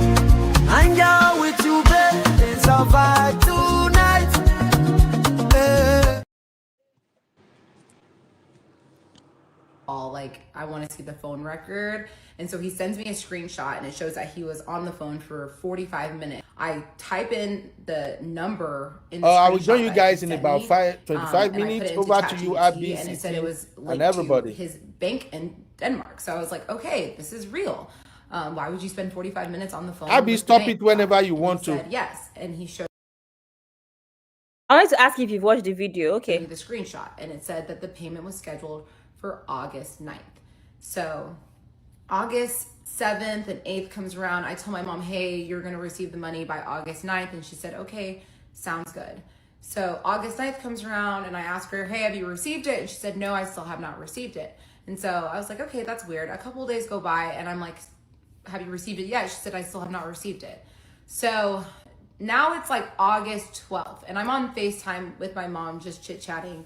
And then I ask her, I go, hey, have you received the transfer from my ex? And she goes, no, I still haven't received it. And I'm on the couch with my ex and I look at him, I go, that's so weird. My mom still hasn't received the transfer. And he goes, that is weird. I go, can you pull up the screenshot again? He shows me the screenshot again. And it says that the payment is now scheduled for August 14th. Okay. Cece, over to you, ma. First of all, yeah. I don't understand. Like I said, this girl, her behavior is performative, okay? Because when it's necessary for her to do her checks, she knows how to do checks. When it doesn't benefit her or it's not necessary for her to do checks, she suddenly does not know how to do anything. She doesn't have common sense. It's because she's never dated before. Now that her mum had given money and she wanted her mum to get the money back, she knew how to check and say, hello, send me screenshot. She could do research to check that the screenshot that he sent, actually, it's not even the screenshot of when you do the thing. She transferred money to herself using his account. All of those things, you were not bothered when it was your friends that he collected money from. So, I don't know. The girl is just a weirdo. I'm sorry. I don't feel like she was scammed. I feel like she knew what it was. And because it's suited the narrative that she wanted, it was fine. But when it now became her family, her parents, her sister, oh no, she had to draw the line. And that's when she was concerned. Because all of this, checking the bank statement, sending the money to yourself, why is it suddenly you don't believe that he's having his IRS problems in Denmark? Do you know what? In It her doesn't make sense. defense, this story is very complicated, but in her defense, at this point, there was more in quotes, there was more reason. Obviously, Sissy, you know what side I'm on, but just because I want to give context, there was more reason for her to check now because she's now found out that he has some issues and he was now being accountable to her in a sense. So she was his accountability partner because now she's found out that he has the gambling issue.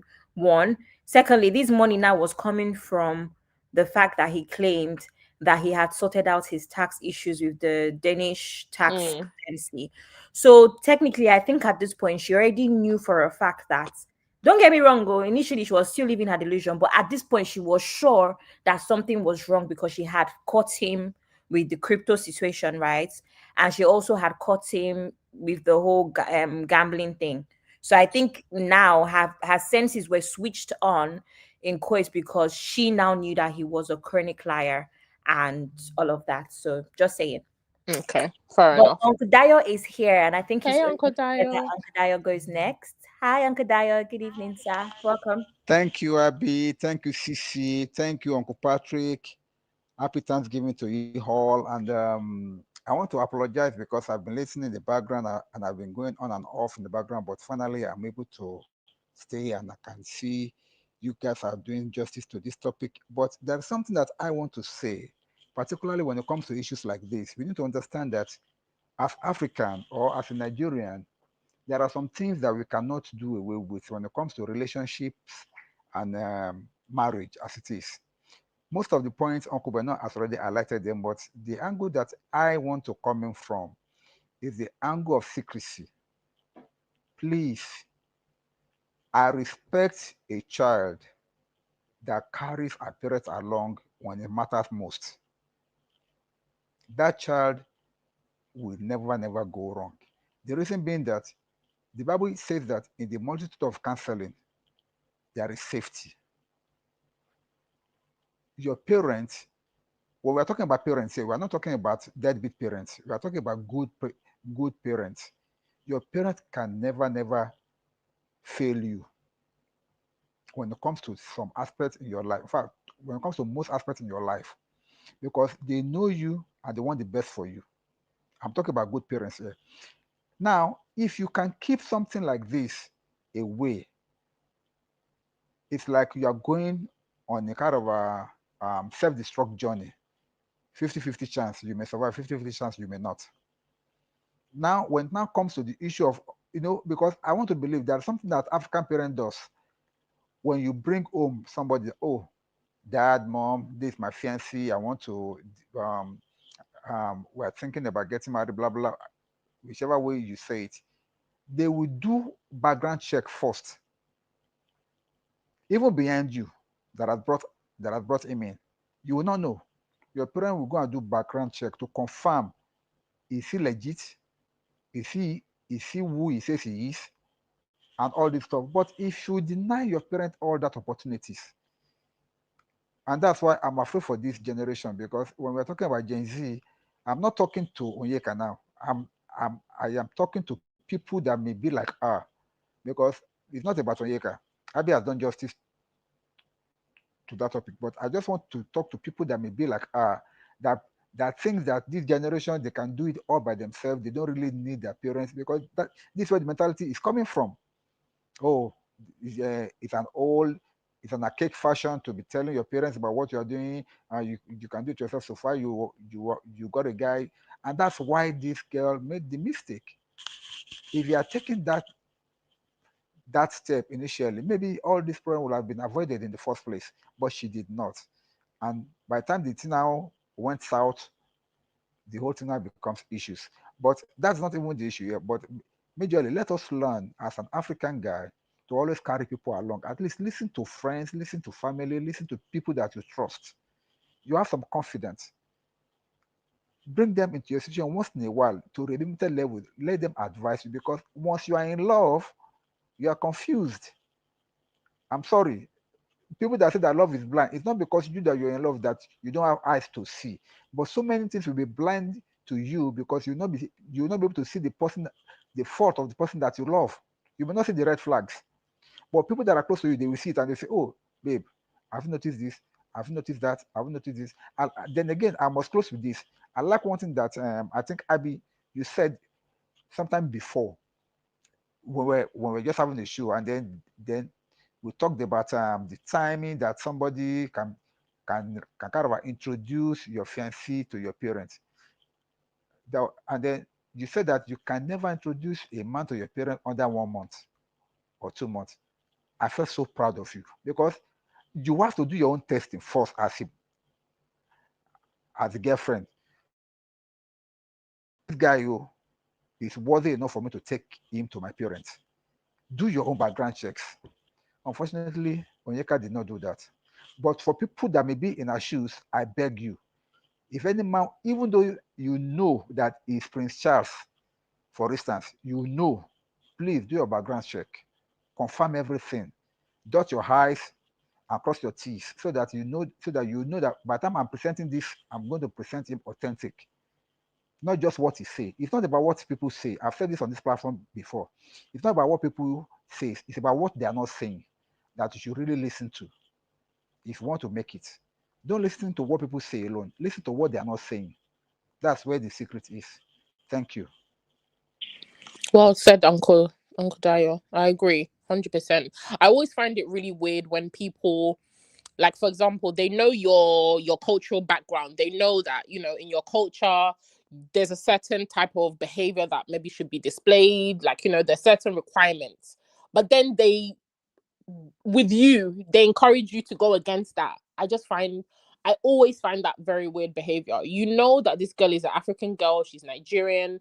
There is a culture of, if you want to marry the girl, you speak to the family, you do certain type of preparation, but you will bypass all of that and go and marry secretively. That guy is a no. Even if he wasn't a scammer, I don't like that behavior in people.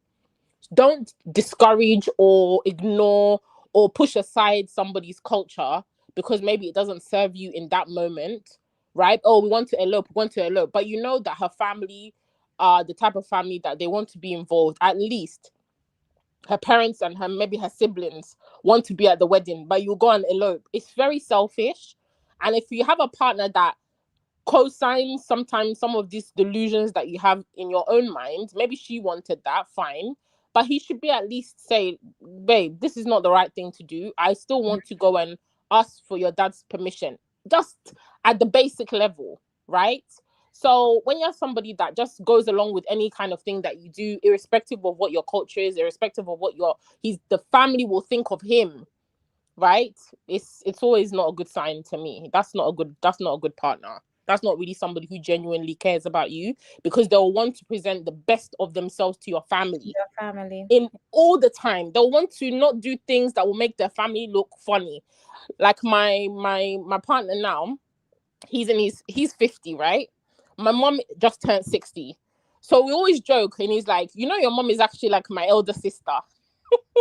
And I'm like, excuse me. And then he will be like, oh, so what should I call your mom? That was what you used to say. He'd be like, what should I call your mom when I meet your mom? Should I call her auntie? Should I call her? I can just say, oh, hey, like big sis. Also, I'm like, are you crazy? But I say that to say is like, he's joking. But even him thinking that, it shows that the person respects you, respects your family, respects how they're going to present themselves to your family. A man that does not care.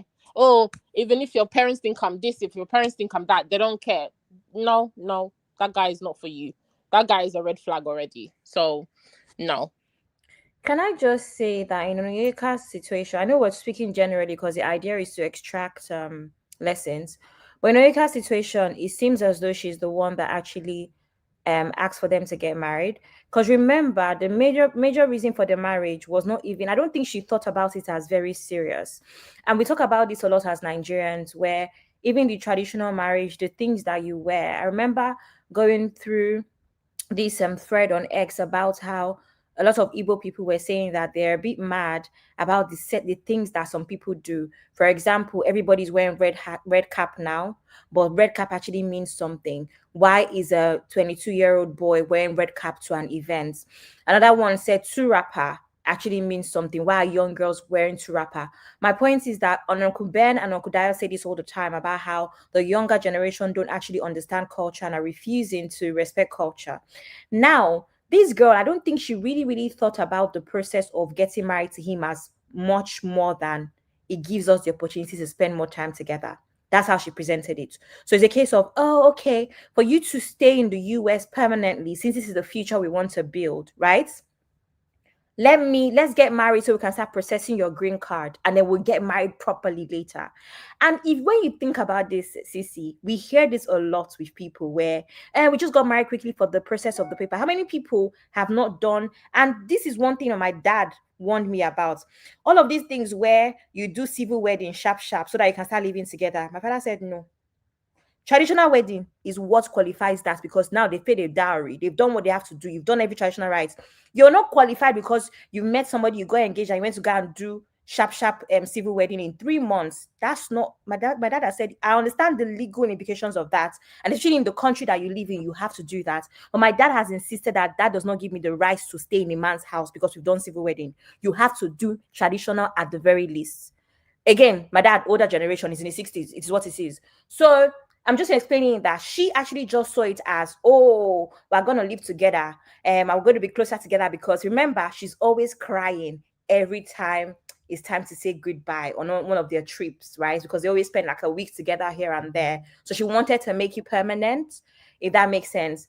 And I think one thing that even I on my own show failed to mention is what this man really wanted her for. Yes, the money was there, but nobody talks about the green card. The green card. Nobody talks about the green card. The fact that wedding was rushed because of a green card.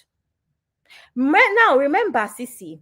Again, sorry, I want to put a couple of things in place for the panel. Then we can talk about it. Green card, no one. That's the one thing people should have in mind. Second thing, this man was already losing friends and having issues with people in Denmark. Remember, first of all, he had issues with people in Denmark because he borrowed money from dangerous group of people, moved to China for 6 months to get away from that, moved back to Denmark and started to have the same issues again. So I have a feeling that he was trying to go to another country to start a new life, which is why it was beneficial. He needed to get married. Exactly. It was beneficial for him to sort out his immigration through getting married to an American citizen and get a green card. So I think that's another angle that we need to bring into the conversation, where was it just money, or it was a case of this girl can offer some money and then a green card for me to start this new life, if that makes sense. So I think it's important to mention that. But that marriage thing wasn't just him pushing, because remember that this same man, the reason why they chose America and not Denmark to live in, even if it's royalty, is because, oh, I've seen that you love your family and your friends so much, and I don't want to take that away from you. So let's choose America instead to settle. So he already bought into that whole family and tradition anyway. Are you seeing? So yeah. That's what I wanted to tell. Also, I feel like if the relationship was how it was, and she could have still carried her family along, like mom, dad, this guy, he's a prince, we're definitely gonna get married, blah blah blah blah blah. But because of his status or whatever, I want us to be together, we're gonna do this rush marriage, but we're still coming to do traditional. The way her parents are, they seem to go with anything she'll say. So what's the reason that she didn't just say that? She could have still carried her family along and told even maybe some of her friends that, oh, okay, like close friends, be our witness, this is the situation. I know people that have got married because they need their partners to stay in the UK. They've gone done quick wedding. Their family members are aware. Your parents, they know the situation, and then they'll go around and go and do the traditional or whatever they need to do, because everybody understands that it's just part of the process. But the long-term goal is that they're going to be together. They're going to get married. These two people are serious. It's just part and parcel of what they have to do in that moment. So my thing is, why did she not carry her family along? The guy is a prince, after all.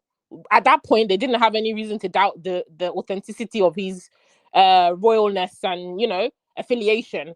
So the fact that he even wants to get married, maybe her parents would have been, oh, even better.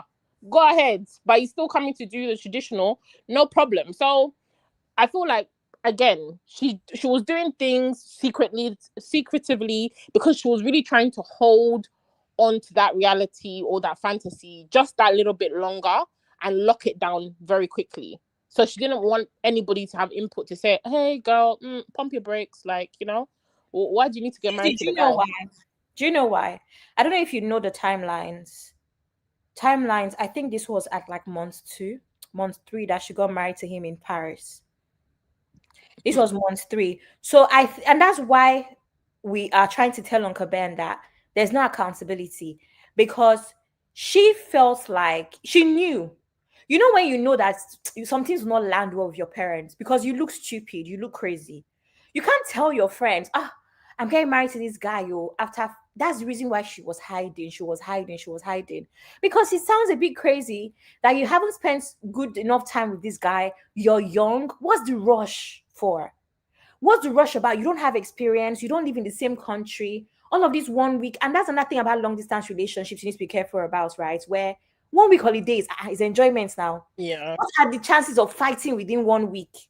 Like real life. And I say this all the time where I don't care how much you go on holiday and how much you enjoy someone. You need to live in somebody's space when they have real pressures of work. Oh, my boyfriend is going to work. Then comes the pressure of them being irritable. That somebody at work has annoyed them. That TFL has failed today. That it's snowing and they've cancelled the trains. You need to see that irritation and how they handle being irritable because of actual things they cannot. So all this holiday, and I'm saying this as someone who has been in a long-distance relationship where you go to Lagos, Lagos is enjoyment now. You come to London, we go to Paris, we go to Maldives. You're enjoying. You don't have real pressures that allows the person to show you their true selves. You see? Like a highlight reel. Definitely, I agree. Exactly. So that's what was going on with Onyeka. Holiday. No real life issues. So you can't really see that man when he's angry. And that's why the first time she saw him when he was angry, he already had he was already doing immigration. He already had green card. He was already on his whatever. He was already doing immigration, whatever, in the US, because that was the first time he moved to Dallas and stayed in her space. So, anyway, can I just read some comments, please, before Go for it. I don't know, Uncle Patrick or Honey Bay, probably. I don't know who is here. First of all, we had a poll. Let me take the results for the poll. Also, it was 300,000 cc. Something I also failed to say on my show, sorry, is that it wasn't just 300,000. He was selling those 3 property as well. So eventually we're going to have millions of euros from the property once they sold. So it was 300 cash, but he was going to sell his property. So they were going to be rich. Property you never verified. No, she was mad. She verified one, and she saw that it was owned by a German interior designer. But somehow, the one that he was just screenshotting pictures on Pinterest. So basically, she knew that one was not his, but she still thought that the other 2 were his. I don't understand. Oh, the more I'm even thinking about the story, the more it's annoying me. So one ended up not being his, but you thought 2 would be his. The other 2. Anyway, Auntie Grace saying 2, 2, 2, 2, 2.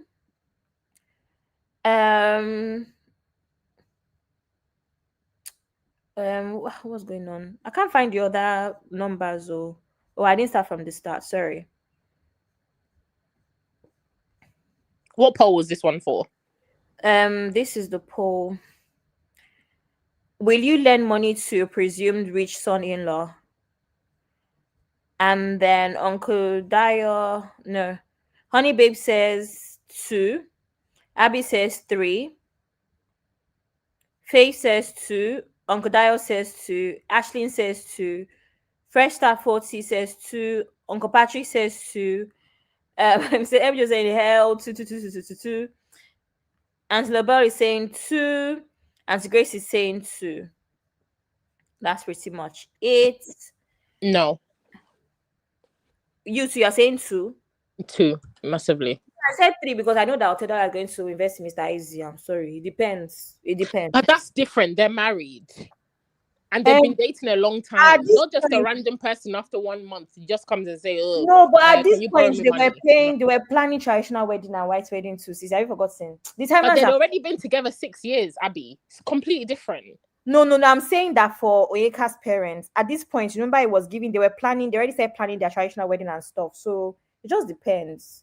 I think the guy really, really bought their trust. Honestly, we're going to the village, all these things.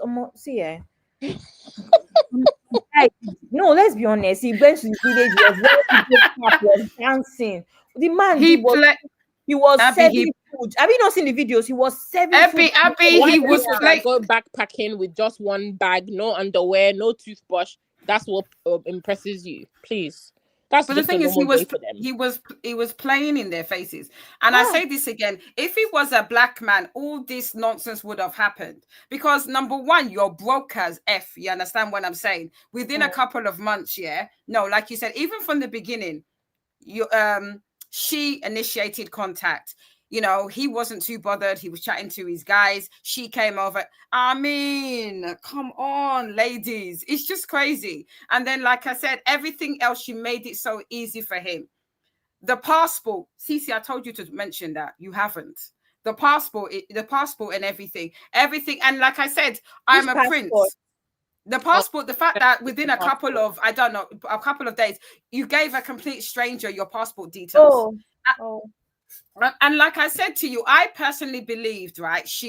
I personally believe within about a couple of months, she knew where the writing was. She knew this guy was not rich, but she already invested emotionally, and she's invested and it's like, okay, when you kind of like are drowning, something's wrong, but you still think, okay, let me patch. She's already married the guy after 2 months. She wasn't even crying over the friends. I can't remember that guy, but all the friends that he borrowed. But when it's your mum or your sister, suddenly pretend. And when she was crying, did you see any actual tears? Guys, tell me in the comment section. She cried. No, she did. I didn't. I saw a lot of pretend tears. Okay, maybe for her mum and dad, but her friends, she wasn't. It's at that point, honey babe, I started to feel bad. There's one that she really. Anyway. I think I said on my show, honey babe, that I understand that father's heartbreak. in a sense, because Okay, I've gone through it. So okay, let me just wrap up and then I'll let you comment. For me personally, with every episode, my anger was getting higher and higher. I can understand a situation, like I said to you, a guy will lie to you. You didn't know. You did the checks and he still lied to you. This one is so easy to verify. Google is there. I told you, I bought a car a couple of months ago. It's an old secondhand car. I didn't have a handbook. I quickly Googled how to reset my power steering. It's not that hard.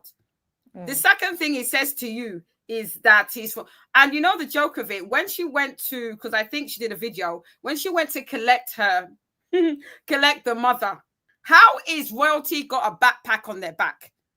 The mother had a backpack at the airport when Ayinko went to pick her up. This is supposed to be royalty, right?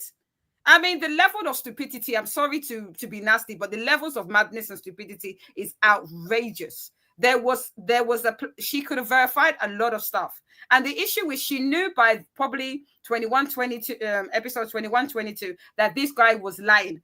As I said before, even with the fact that he scammed and took money, she was still willing to stay with that man. Guys, am I not talking loud enough?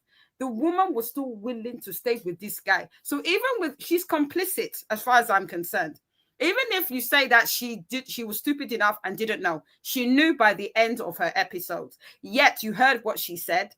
He left her, which makes me believe she would have been complicit up until, what's the date today? The 27th of November. She would have still stayed with this guy. So that tells me that she is the Lulu la la la la la, because she's happy to be deceived. The reason why she's on these streets, YouTube streets or TikTok streets, is because, as I said before, when I did some research, the divorce was a couple this month. And now I think she's a woman scorned, because probably he's moved on and probably has another victim, probably got another girlfriend where he's doing the same thing. She's a woman scorned, not someone that was scammed. And that's the reality of it. The reason why she's not getting the response and the sympathy that she wants is because there's no accountability. And Abby and Cece have said it. There's no accountability. She has never said, you know what, guys, I was dumb and stupid. The red flags was there, but I did this, I did this. She's trying to gaslight us to have sympathy for her. And I'm sorry, I can't, because she was complicit by the end. She said she held his passport. She said she was rushing back from her friend's place to try and stop him from leaving. She tried in every situation by the end to stop him from leaving. That is complicit. That is someone being complicit, because she knew exactly what this guy was. She knew exactly the fact that he was a scammer, that he has taken money from her friends and her family, and she was still willing to still be in that relationship. The effrontery and the nonsense is just doing my head in. This is not, to me, you can be sympathetic. She is not a victim. Because if he came back tomorrow and said he wants her back, are you telling me, people, that she won't go back to this guy? She would. So for me, it's all like, there's no, come on, see, do you really, I personally believe she's gone too far. She's not going to do it again. I understand. You think, see, this divorce, is because really? This divorce, Cece will see when Cece will say what I said, but I think this divorce is because there was a point of if he came back. You hear all the kind of people that they divorced and they remarry. It happens all the time. So don't believe that it's not a possibility. I personally believe she divorced him because there was a point of no return. This man doesn't want anything to do with her. So what's the point of being married to someone that doesn't want anything to do with you? I.e., you heard the texts that she read out by the end of those ending episodes. So that's the reason she divorced him.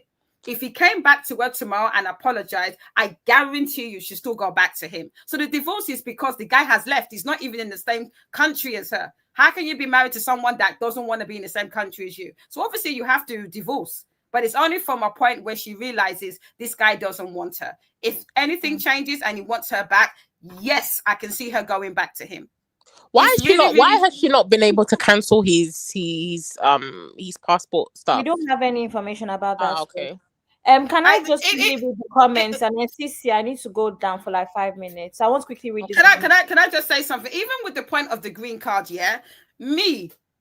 I've said this many times that my ex-husband, I say this all the time. there were some red flags. And like I said, I was out of that, I was out. He lied to me. I found out a lot of things. Everybody was gaslighting me. And as soon as I knew, I ran. That's a different situation to this woman. She saw the red flags, ignored them, was complicit, and still wanted to continue the relationship. That's the difference.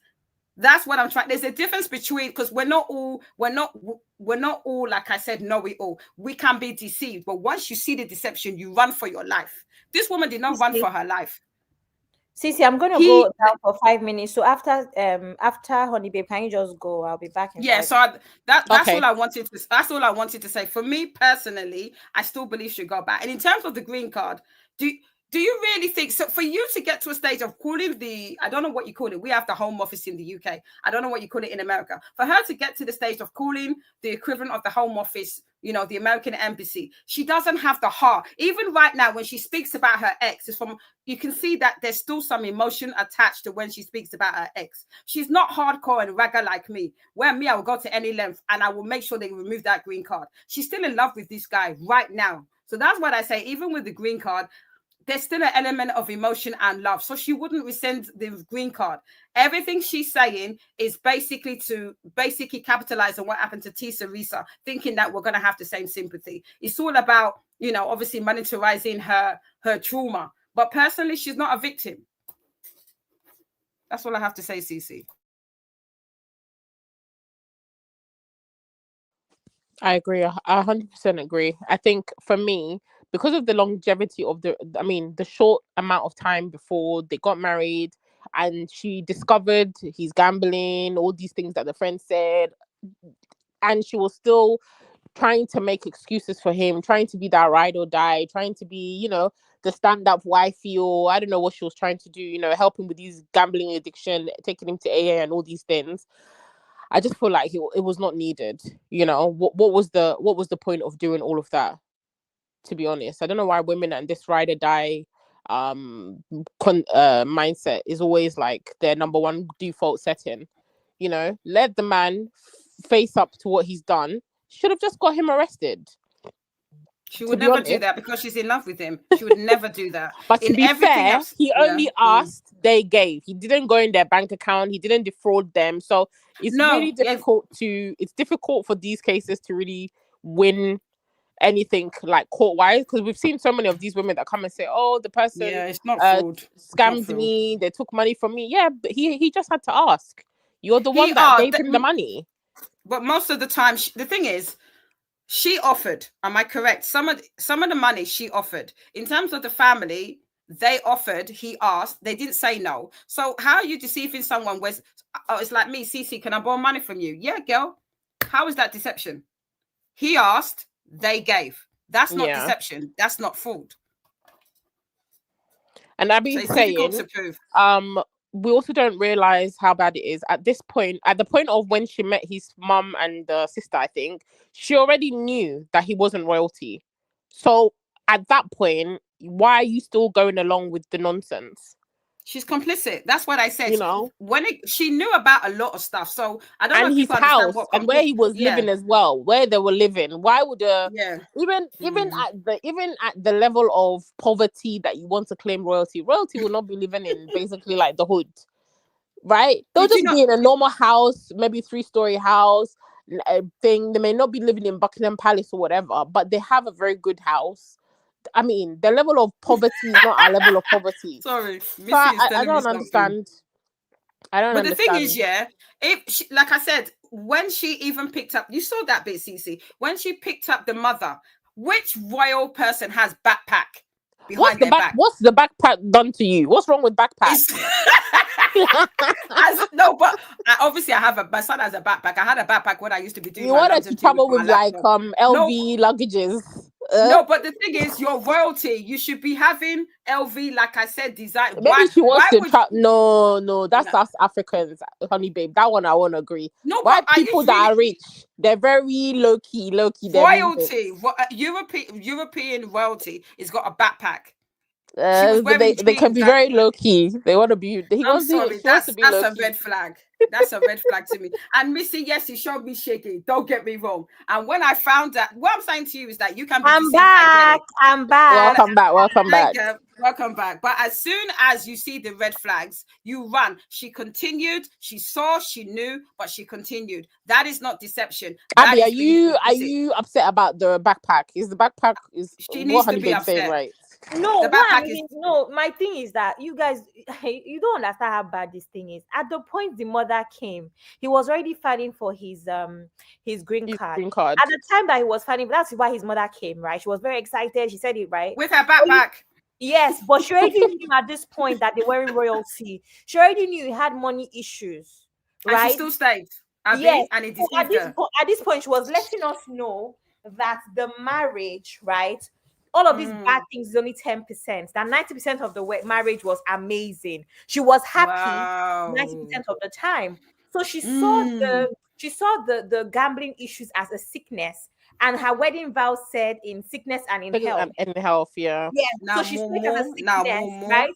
So you don't understand, I don't think anybody understands that at this point, remember that it was around this point that she found out he had 94 cents, because one of the things they were doing for accountability is that he opened an American Chase account, right? So that she could monitor his progress with how he spent money. So at the time that his mother came to visit, she knew he didn't have money. She had spent the previous Christmas at their house and saw that he was very humble. And what he would say to her is, "Oh my God, my parents are so annoying. They don't want to upgrade the house. They like living like very simple people." That's what he was saying to her. So at this point, everything she knew, at this point, Crypto's wife had messaged her. At this point, they were owing money. So no, she was not expecting the mother to not show up with a backpack, because she knew they were poor at this point. Okay, I get that, Abby. Then how are you? Why is she titling this thing deception? Now, this is not any deception. With your two core eyes, delusion. she needs to change the thing to delusion, because there's no deception. She knew everything about it. Even the fact, like I said, I didn't know that bit, that she knew about that the guy lied about being royal. She was still happy to collect the mother. What kind of mumu is this one? I'm sorry. It's the madness of it is doing my head in. This is complicit on another level. You cannot come onto TikTok and be lying to us that you've been deceived. This is not right. This is not right what you're doing, young lady. Nonsense. And that's why a lot of people, she's not getting the sympathy, and she's going off cussing out black people, blocking all the black TikTokers that are coming for her. They're not even coming for her. They're just saying what people think. But it's not just black people. It's a lot. It's Chinese, whites, even guys, so many different races. Everybody knows she's not being deceived. It's not just black people that are coming after her. I've seen all the different reactions. It's not just black people, but she's only focused on the black people. Because she's the black a nut girls. job. She's a nut job. She's pissing Please, me off. can I I'm just check if Uncle Patrick is still here? Uncle Patrick, I don't think Uncle Patrick is here. I can see his mic moving. Oh, yeah, because Uncle Patrick. Say something. Let me say something. I've been listening. I actually wanted to say something. Yeah. Let the lady take responsibility. That's what is annoying me. You know, she's taking everything as play. Agreed. And if people should be involved in that kind of what she said all over the world, she needs help. Not until a man pay you. There's a saying that if you are run over by a car, you are not the one that will take the license of that, the plate license. It's all the onlookers that will see the car and take the license, because you'll be maybe somewhere. So this lady, and you know, one thing I found out, maybe Gen Z or what they call them, let them take things serious. You know what I mean? Especially when it comes to getting into a relationship, marrying somebody. It's going to make you do something to your life when you eventually marry to the wrong person. Some people that have good this thing for their life, but their life have been truncated because they married the wrong person. So if this lady at 28, 30 or whatever, she's behaving like this, it's not a role model to our kids. I'm serious. You don't have to be born in Nigeria for you to have sense. And the most annoying thing that she doesn't want to agree that, yes, she messed up. She has no any excuse to be telling her this. It's we that are thinking well, that say maybe, but she's not thinking that way. She's just doing her thing straight. And ignore people advice. She doesn't want to ask for advice. She just, oh, this guy said I should come. I thought of it. Maybe I should go. Okay, let's go. Let's travel. She needs help. And I'm still going to bounce back to her parents because she was not properly trained. I remember she said she's closer to her family. If you say you are closer to your family, you are a girl, I believe she would have been closer to her mom. No clue from her mom. Her mom had no clue. That's not good. She needs help. If she's fighting with people on TikTok, she needs more help because she's being defensive. You know, among the things we learn in Bible study, even David as a king, as a warrior, the Bible says she wept. Even the soldiers that were with her, they wept because they lost everything. David lost everything he has labored for.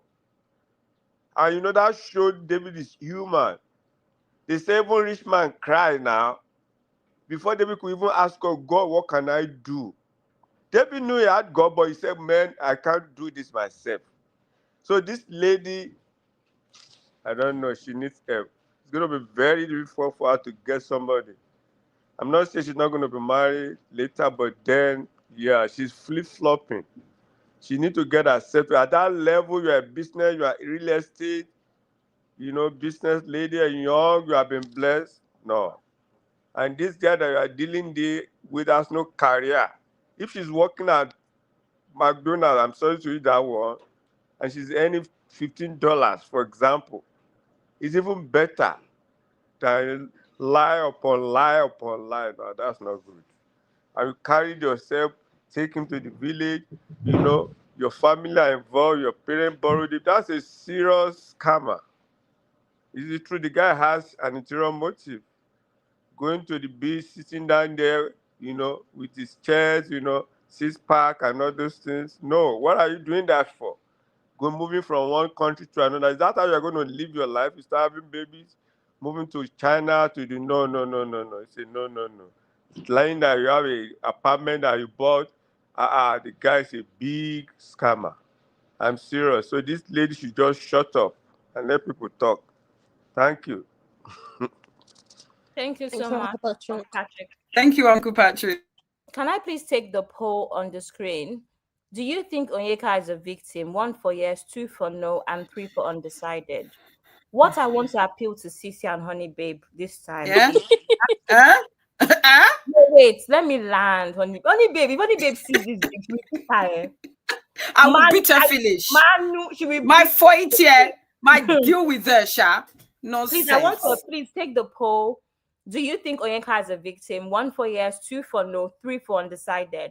I want to appeal, just for the purpose of the show, I want to appeal to Sissy and Honey Babe to bring in a different angle of why she may be like this. Yeah, so you know what side I'm on. I did the show where everybody knows what side I'm on. But I want you to bring a different perspective as to what could have caused this. Right? Are there things that, just for the purpose of the show, again, you know, are there things that we could give her credit for, in a sense? We say maybe it's maybe products of her environment. Just, you know what I mean? Bring a different. Yeah, I get it. I get it. Against her, right? Okay. Thank you very much. No problem. Did you want me to say something? Sorry. Go ahead. Sissy will end for Sissy's special guest. Okay. Special guest, please end. After me. For me, okay, I'm gonna give. You see, I should give her grace, Abby. Okay. Please, thank you. I will give her. Of the show. Okay. All I will say. Okay. Maybe the caveat should be is that maybe I'm gonna use the excuse that Uncle Patrick said, which is basically her environment. Like I said, the impression I get is that her family are very whitewashed. I said that her sister has obviously married white.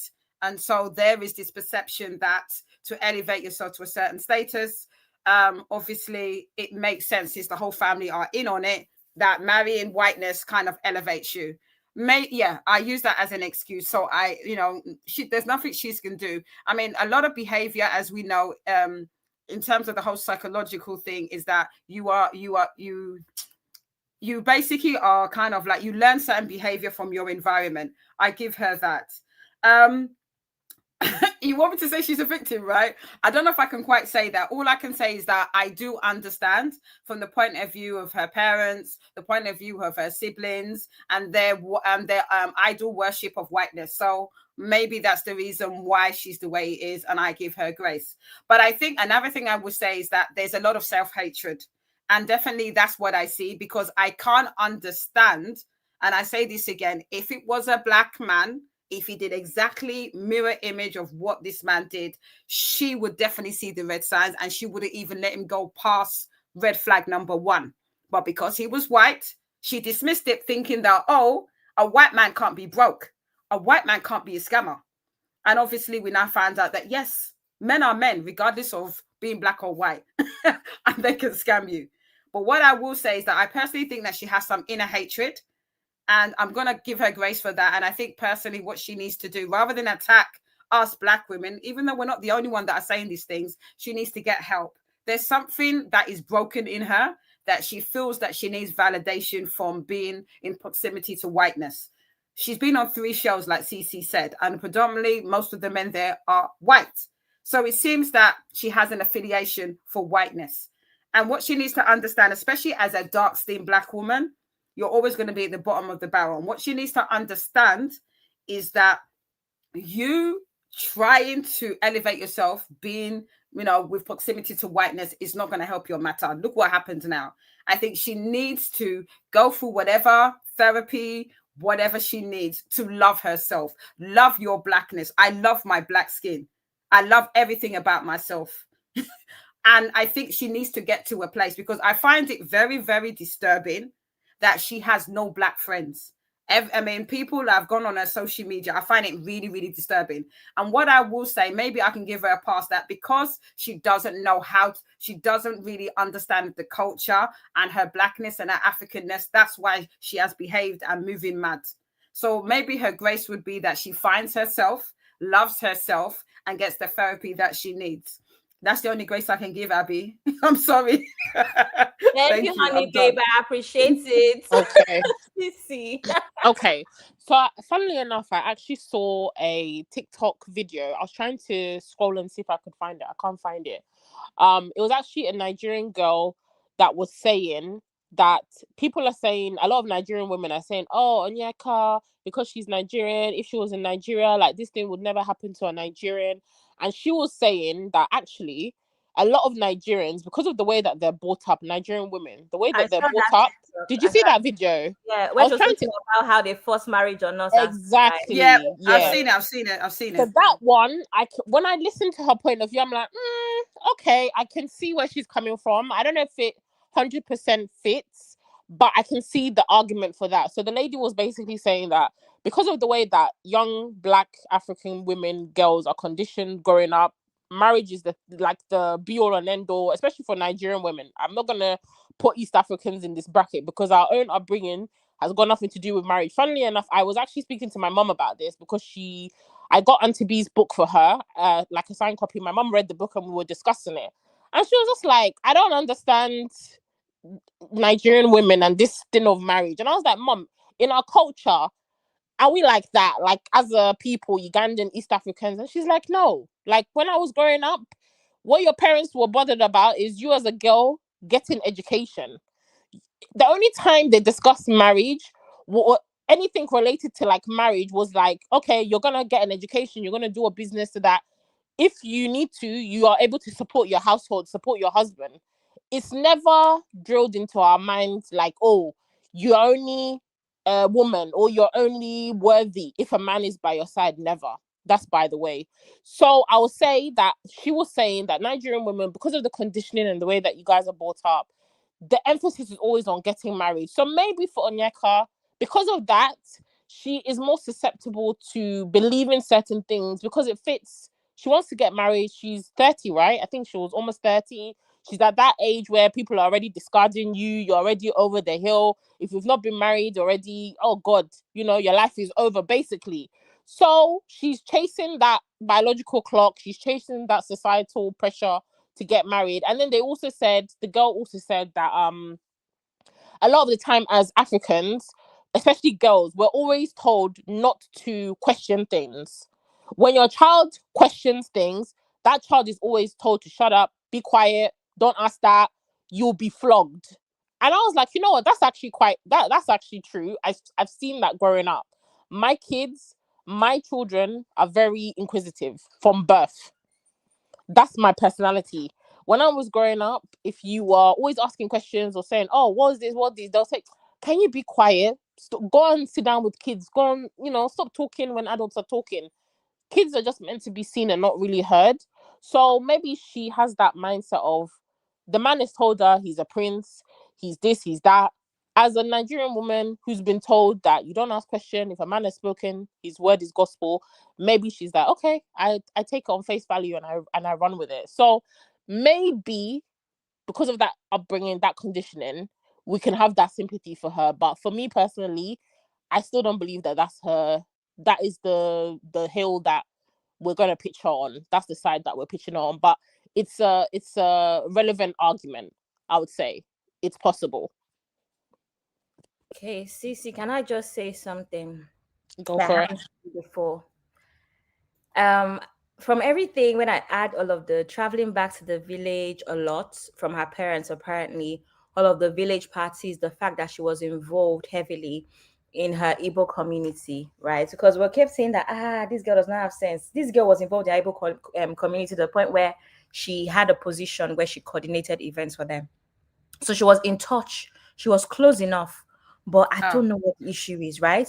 I think it's important to mention that what I see, if you remember what Auntie Yinku's, has spoken about here and there, if you watch our My Ashrebi show on Recap Central, you would hear when we talked about how a lot of parents, they make some things priority. I'm getting somewhere. I've seen that as well here in the UK with mostly Yoruba women, where every Ashrebi they're buying, every party they're buying. I have a feeling that Onyeka's parents are also the kind that actually care about what the public think. I have a feeling that Onyeka's parents, and again, this is just a feeling, this is just observation because of the constant traveling back home. A lot of times, traveling back home can be a sign, constantly, can be a sign of wanting to go show off how well you're doing, especially if you're going back to the village, not like cities or whatever. Constantly can be a sign of that, and I could be wrong, but this is just an angle to kind of consider. I have a feeling that her parents are the sort of parents that would want to compete with their peers. My daughter is doing better. And that is very, very common with a lot of African parents. They would always use their children to brag. It's very like the number of things that I've heard about myself, and I'm like, you people know. Be congratulations, it has reached this place, right?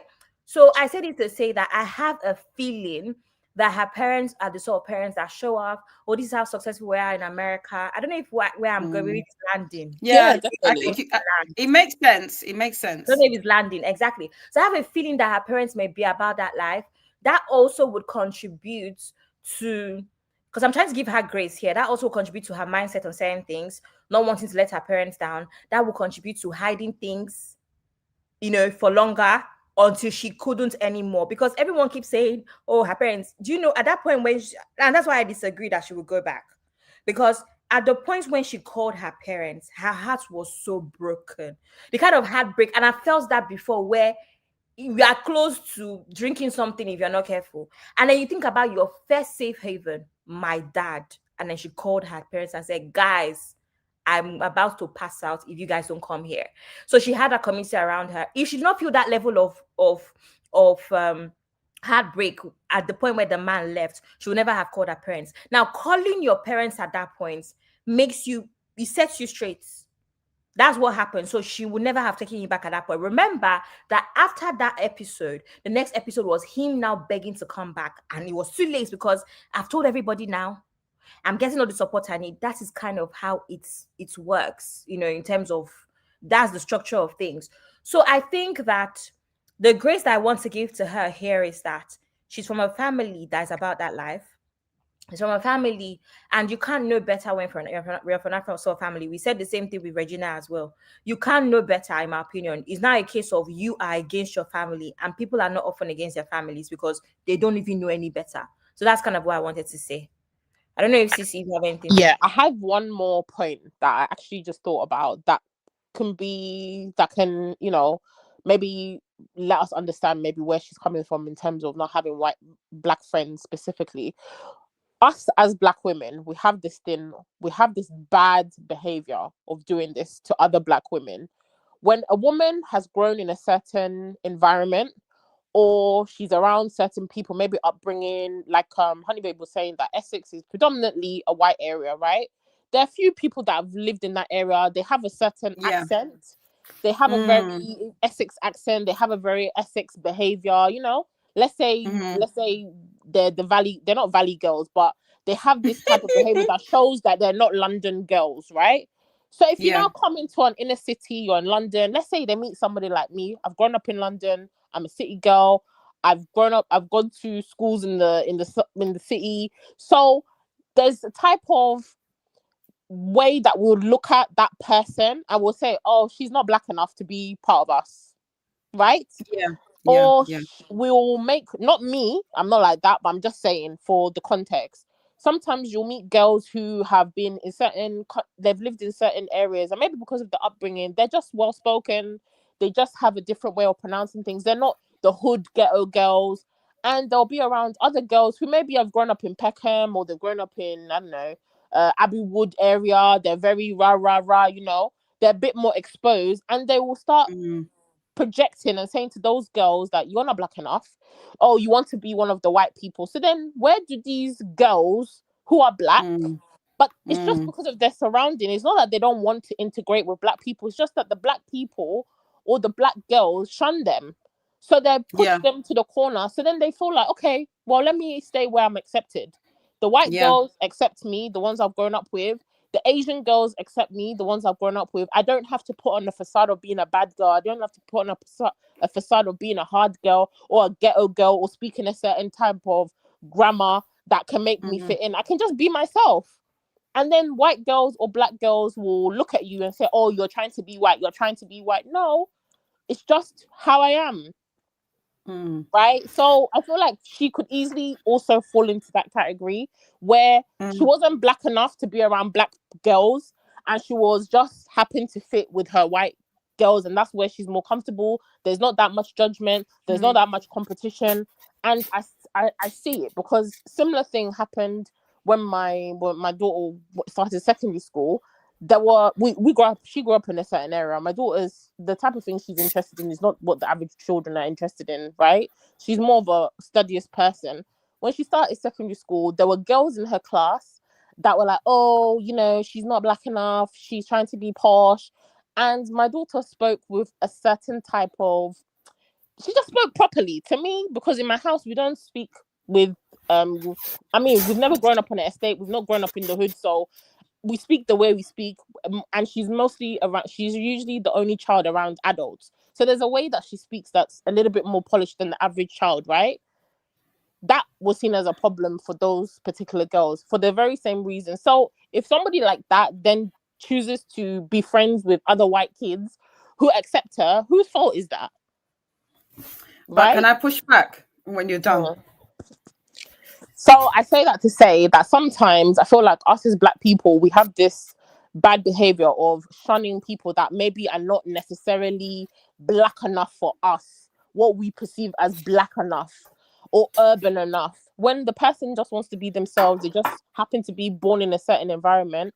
But I feel like obviously in her, to push back is she can make the effort. Like my daughter, she has friends from all over. Her friends are black, her friends are Chinese, her friends are Indian. She doesn't care, right? Whoever she gravitates to, that's who she gravitates to. But she also understands that she's a black African child.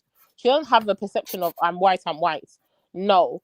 But I do feel like possibly that could have played a part in why Onyeka kind of identifies with white people, has a lot of white people around her, because maybe that's her safety net. Black women haven't really made her feel safe because she's different to them. That could be it as well. Thank you very much. Sorry, can I?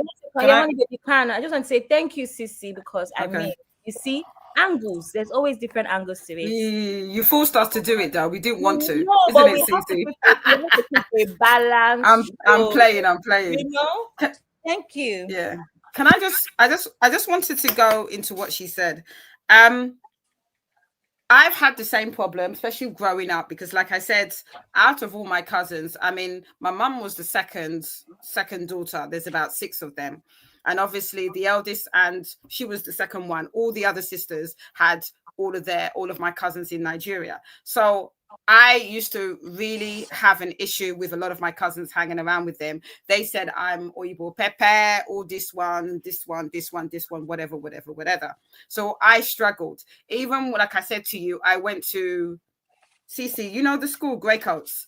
That's Sloane Square and St. Oh my James's God, Park. yeah. My daughter was in Gumley, so I know Greycoats. Yeah, so I went to Greycoats years ago, you know, and obviously everybody thought I was posh, blah, blah, blah, whatever. So I used to struggle to hang out. I said to you, a lot of my friends were Asian or Caucasian. This around 16, 17, 18, when I went into college, that's when I started hanging around with a lot of Black people, Africans, whether it's Ghanaians, Nigerians. But I actively had to make the effort. And I did get teased. You talk differently. You're very posh. When I tell people I was not born in Nigeria, people look at me strange. You've never schooled in Nigeria? No, I haven't. You don't speak Yoruba? No, I don't. It was a real issue for me. And it was a real issue. And I felt different, but I persevered. And I found people alike with me. There's many people my age that were born in Nigeria and, were born in the UK and were brought up just like me. I had to eventually find my people, and I did. But what I'm saying is that she hasn't tried to make the effort. And even if they say she's too posh, she's too American, she can still make the effort to find her people. There must be a lot of Nigerian Americans just like her that are Nigerian and that are Black that she could make friends with. So the excuse that, they find her strange, it's not an excuse. You find your people. Is she the only Nigerian American in America? No, she isn't. So there's obviously other people that she could have made the effort to be friends with that are that are Black like her. So you don't just reset yourself to white people because you can't find anybody like you. There is over a billion people all over the earth. Over a billion people. Is it 2 billion? My math is crazy. But there's so many billions. Are you trying to tell me she cannot find someone just like her that is born in America or born in Nigeria and came to America?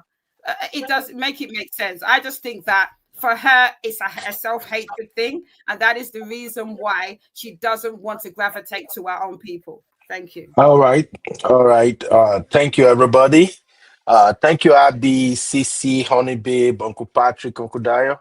Thank you for holding it down. I know we've gone past my time right now, but I'm glad that at least we dissect this matter and we were able to extract the lessons. To round it up so that we can bring this show to an end, I want us to consider 2 marriages. Sister Fumi versus Oyenka, white marriage. Because I see this came up a lot in the conversation. Which one is white marriage, Uncle Ben? Interracial. Okay, interracial marriage. I don't care. It's white marriage. That's how we see. Sissy, don't start. Just don't start. Okay? So I see this come up a lot, especially after Auntie Fumi gave her 2 cents on this matter. Many people were actually, some people are criticizing Auntie Fumi, some people are saying, hey, it's the same thing, you too, you want a white husband, that's why you do yeah. So I just think it would be okay if we just spend maybe the next 20 to 25 minutes just to compare both marriages and at least draw the lesson. So give me just a minute and we will dive into it right now.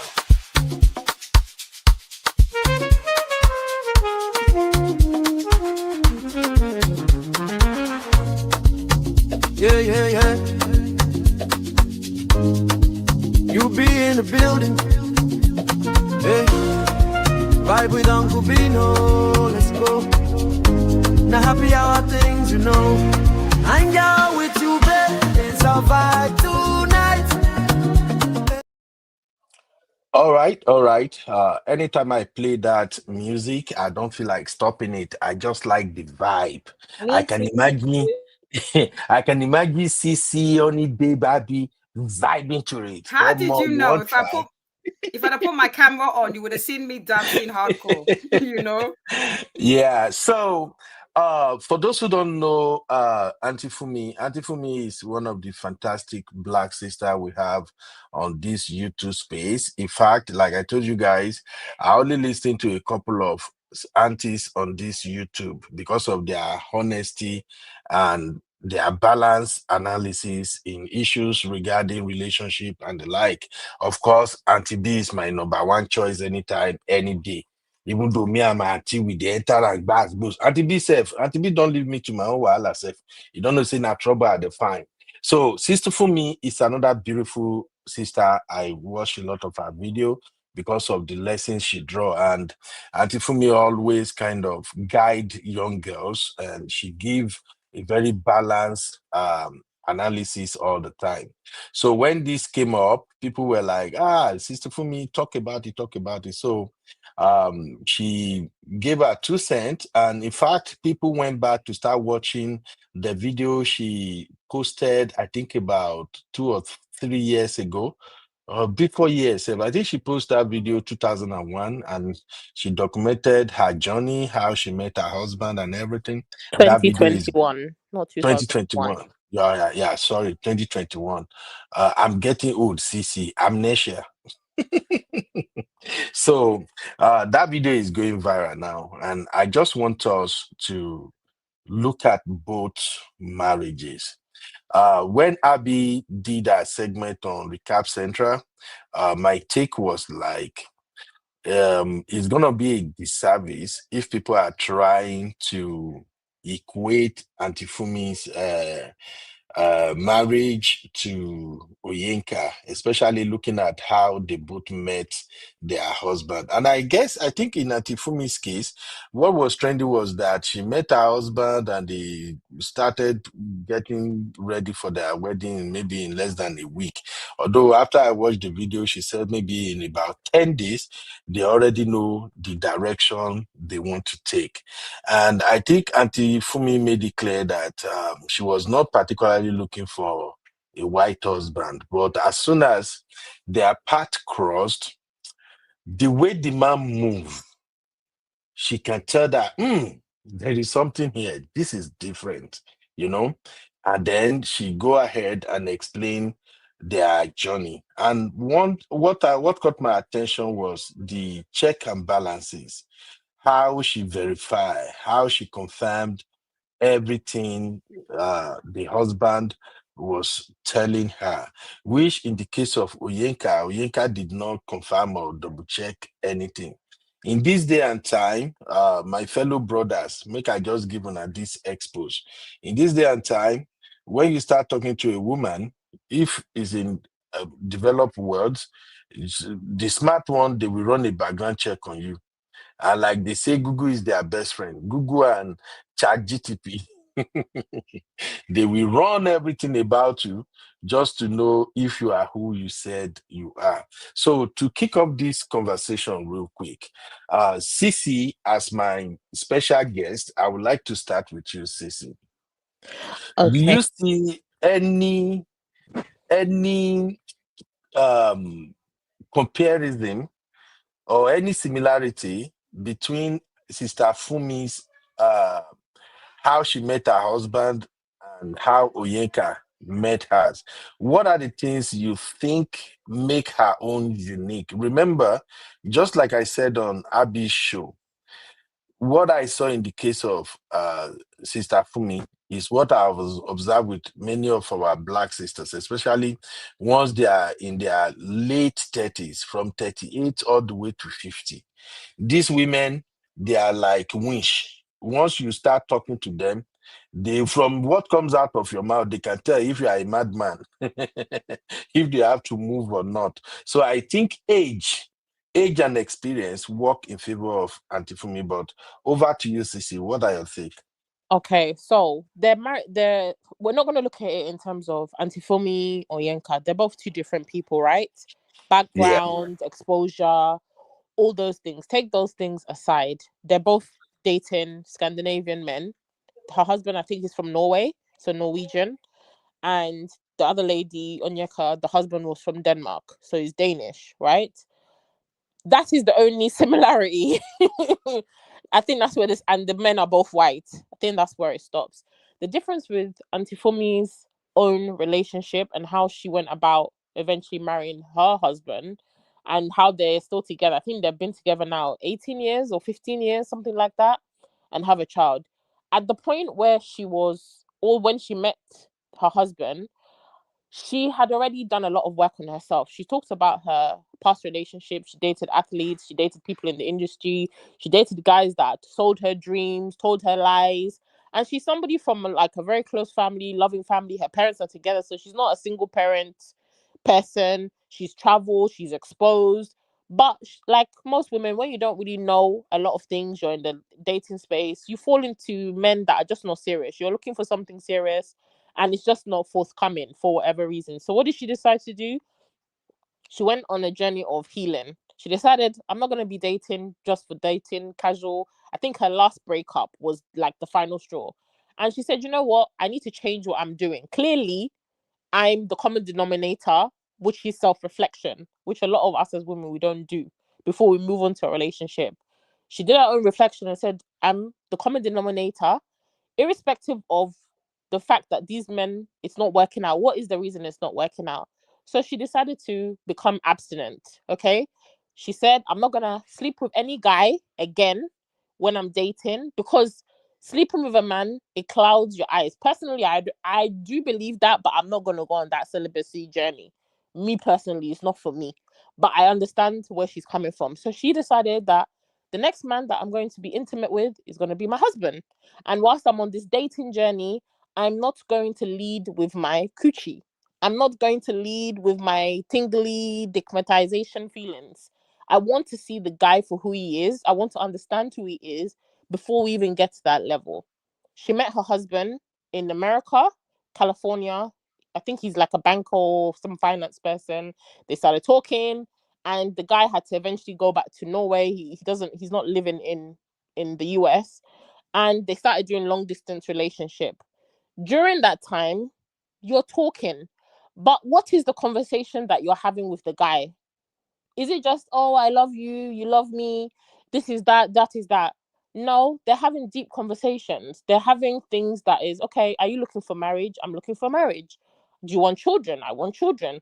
Okay, if we're going to be together, where are we going to live? You're going to come to Norway? Is that possible? Should I come to California? What does that look like? He asked her about her finances. She asked him about his finances. All these important things. I think there was a time way back when we first started on these YouTube streets together, Uncle Ben. You had a show, and I was saying that when I meet a guy, it's important to ask him to understand what type of job he does, because you'll be able to know what type of money he's making. You don't need to come out and ask the guy, right? Oh, what is your salary? But it's an important question to ask so that you know the type of person that you're getting into. Me and you went backwards and forwards on that matter. But Auntie Fumi did all her checks. She put all her cards on the table to say, look, this is what I'm looking for. Are we aligned? The guy seemed to be aligned too. They move forward. When they got together, I mean, she went to see him. She went to visit him in Norway. He took her to his family. She saw his dad. She saw his family. She saw where he lived, where he grew up. She saw his house. He didn't put her in his house he set up in a hotel. They were going on dates. They were speaking, having more deep conversation. He even called her parents and asked the dad. He doesn't need to. He's a grown man in his 40s. She's in her late 30s. They don't need permission. But he had that decency to say, I want to call your dad and let them know that I've invited you to Norway. I'm going to take good care of you. My intentions are not to harm you or to do anything against you, but I want them to know who I am, and I'm a serious person. He did that. So my thing is, their relationships are different because everything that they were doing, even though people can say, oh, they move fast, they did this, they did that, she was carrying her people along. Her parents knew who the guy was. In some aspects, she had checked him out. When she got to Norway, the things that he said about himself, fact checked, they were checked. And even him being gold. She found out he was Olympian when she went to his dad's house, and the dad had all the man's medals. The guy has like 200 gold medals. He never bragged and never brought these things out about himself.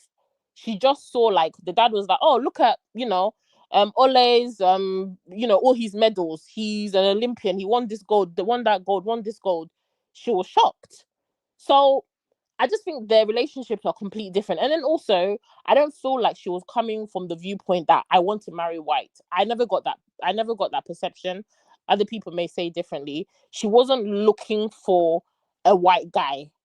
She just happened to meet a white guy and he just happened to tick her boxes, and so far it's working for them. So it's completely different than the relationship that Onyeka pursued with her Danish scammer. But Sisi, Mm, I have just one issue go with on. Auntie Fumi's marriage. Go When on. it comes to the intro, the beginning, you see all these things that women will say, no, I don't want to sample, I want to be celibate until our wedding night. It doesn't go well with me. Because as a man, I'm telling you right now, But he was in agreement. as a man, okay, from Mm. the first day we kiss, we have to sample. Maybe I give you the grace The of that first first day. kissing. Wow. When we kiss, after we kiss, what next? So if we kiss today, when we are seeing next, we have to take it to the next level. So I don't agree with that one with Auntie Fumio. But that's what worked for her, because that's the journey she was. I mean, and to be fair, I think even at a point I was not that I was feeling like that, but I'm like, you know what? Sometimes when you just feel like you're just giving yourself to guys, it becomes, as a woman, it becomes like mentally draining at a point, and then you're not even getting what you put in, and you just feel like I've slept with another guy, like for what? So it makes sense why some women are like, you know what, I'm not doing this again. I just want to meet a guy, and I don't want that to be the thing that clouds my judgment, right? See, There's you're nothing not wrong with it. getting this thing. This is a big deal right Yubi, let me now. take you on that This is one. a big deal. Go on, Yubi, Uncle Patrick. Yubi, let me take you on that one. I took time to listen to Auntie Fumi Desalu. This show is too peaceful. Yes, and it's been a while. More than 3 or 4 years I've been following her. I don't do that anymore. But in the case of Kerewa, Fumi is a very mature lady. And the guy is mature too. That's why you see somebody that is serious. I even watched when they did the wedding in Nigeria, when the Igbo people were prostrating. Big wedding. I'm from a big family. Fumi know what she wanted. It's not, you can kiss, but if you love somebody and say no, you know where we are going, I'm not doing anything. If you really love her, you will agree with her. You'll be able to caution yourself. It's true now. That's what she wanted. Uncle So Patrick, I'm not saying whether Fumi Kerewa or no, but let's talk about that. I know you've been saying that. Uncle So if your Patrick, daughter says yes, that's her own grant, will you say no to her and say no, you must? No. Don't use your own to judge. I must disagree with you with Exactly. that. Don't use your own to judge. What's it called? Sissy have said her own that she can't wait, but some other people can wait. Uncle So Patrick, Uncle you are why are you married Patrick, putting me and you on are the not spot? even in town. You are married. Straight No, bullets. yes, you are married. Don't say that to the generation. Sorry. I don't agree Uncle with you on Patrick, that. they are, see, this is important, sir. What if the NG is not the way it's supposed to be, especially for the men? Me, I would tell girls, you must sample, because if you don't sample, we see what is happening now. A lot of men How who many got people? issues. What's the statistic? What are you talking about? How many men? What's the statistic? Why are you selling that kind of lie? What's the statistic? Who told you men cannot perform? The engines not. What is the statistic? 1 out of 1 million. What are you talking about? Ah, Yes, I'm not Uncle saying this. I Patrick, have daughters. I'm not going to ask them, but I'm going to tell them. I'm going to tell them the right thing. It's the truth. I'm a man. Yeah, Sissy just said it now. If many men begin to sample you at times, it might even be a mental clinic. So what is going on? So you don't just your body is very precious now. We know, And Uncle I agree Patrick. when they See, say when you do traditional marriage, it's like marriage. I remember when I wanted to Uncle marry my wife. Patrick. Hmm. I'm not going to buy that one. But you be anyway. Begin yes, which I don't understand. The engine is not working. I don't understand that one. It's the Ah, truth. If the lady, even though you are listen, if I meet a girl and the girl is a virgin and you are sexually active and the girl will tell you, say, I'm sorry, I promise my parents and my God, I'm going to reserve myself till we get married. If you say no, yeah, you can, the guy will tell you, you can go. I don't really care. There's some girls like that. I don't really care. If you really love me, we're going to make children out of this. Why are you in a hurry? Uncle Patrick, Beto, it's I not beg. it's not matter of being hurry. This is becoming Man, a that doesn't scam, fly. Please, especially nowadays, sir. let's move forward with comparing their marriage. That doesn't fly. Don't Okay. forget about Okay. Auntie Fumi. Uncle Now. Can I say Uncle something? Dayo, Because people. Uncle Dayo is here. You know it's different time in Nigeria. They are Okay, not. yeah. Uncle Dayo, over to Okay, you. Thank you, I Abby. wanted to say something because people don't believe what I said, Let's but I'll just take speak Uncle about it Dayo real later. quick. Yeah, Uncle Dayo, over to you, sir. Thank you very much, Uncle Bernard. Thank you very much, Uncle Patrick. And I like your contribution too at CC. But I want to take it from another perspective. Number one, the angle at which Uncle Bernard is talking from is well noted. But our custom and our morality may not allow us to be able to say it the way we're supposed to say it. Number one, just to say one or two things before I now go to my main point. Number one is that we have seen relationships that has ended up in divorce almost immediately after the wedding, simply because of what Uncle Beno is trying to postulate here. That, you know, I don't want to be raw, but we all know that a lot of things could have gone wrong if that is not sampled or whatever it says. At the same time, the reason why we are having a lot of unmarried singles that are way past their marriage or way past their wedding prime is because of this same sampling, which Uncle Benu is talking about. Because by the time you say you want to sample, how many will you sample or how many will sample you before you finally get the right one? And let's be honest with ourselves here. You don't use sampling to pick a girl. You're only sampling to have pleasure, to enjoy yourself. Let's face the reality. It's not because even though the girl is the best sample you've had so far, something in you will still want to test somebody else. It's natural. So why waste your time going into it?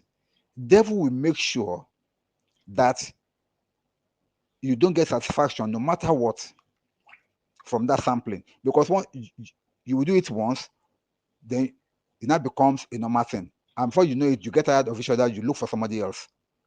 Now, at the end of the day, those girls that you have sampled, allegedly, who will now marry them?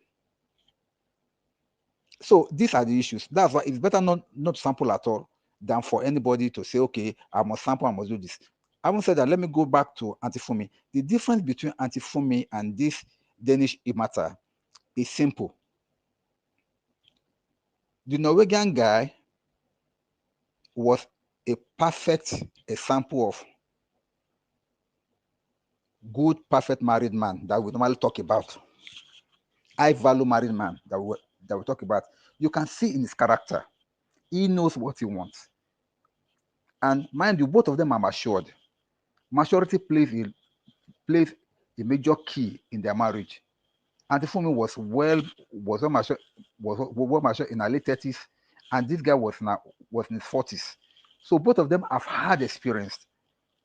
Maybe they've had broken relationships, maybe they have gone through some kind of unpleasant relationships, but from there they have learned that okay, these are the way things can go sour, these are the way things can go right. So both of them are full of wisdom. And then there's one thing that Sisi said that I still want to reiterate is that Auntie Fumi was a proper traditional woman. She carried the family along. And the moment she saw the man that she wants, the thing will click. What is the difference between this man and this other Danish man is simply because the Danish man came into Onyeka's life with a plot to swindle her and to scam her. So no matter what, a scammer can go to any length to get you. We see them on movies, we see them in reality shows, we see them all over. They can promise you everything. They can even buy you mansions just to scam you. So marriage is nothing to them. They can use marriage to scam you. How many multi-billionaire women have been scammed by all the scammers with this issue of they want to get married to them and all? So you cannot equate or compare a scammer with somebody that is looking for a wife. This Danish guy was not looking for a wife.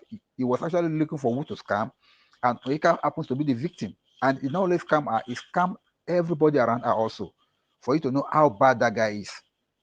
But in this case of this Antifomi's case, it's a case of a perfect gentleman looking for a life partner and a perfect gentlewoman looking for a life partner, and they met and they clicked. How do I know that the man is a perfect gentleman? Look at the courtesy he accorded to the parents of Antifomi, taking their permission before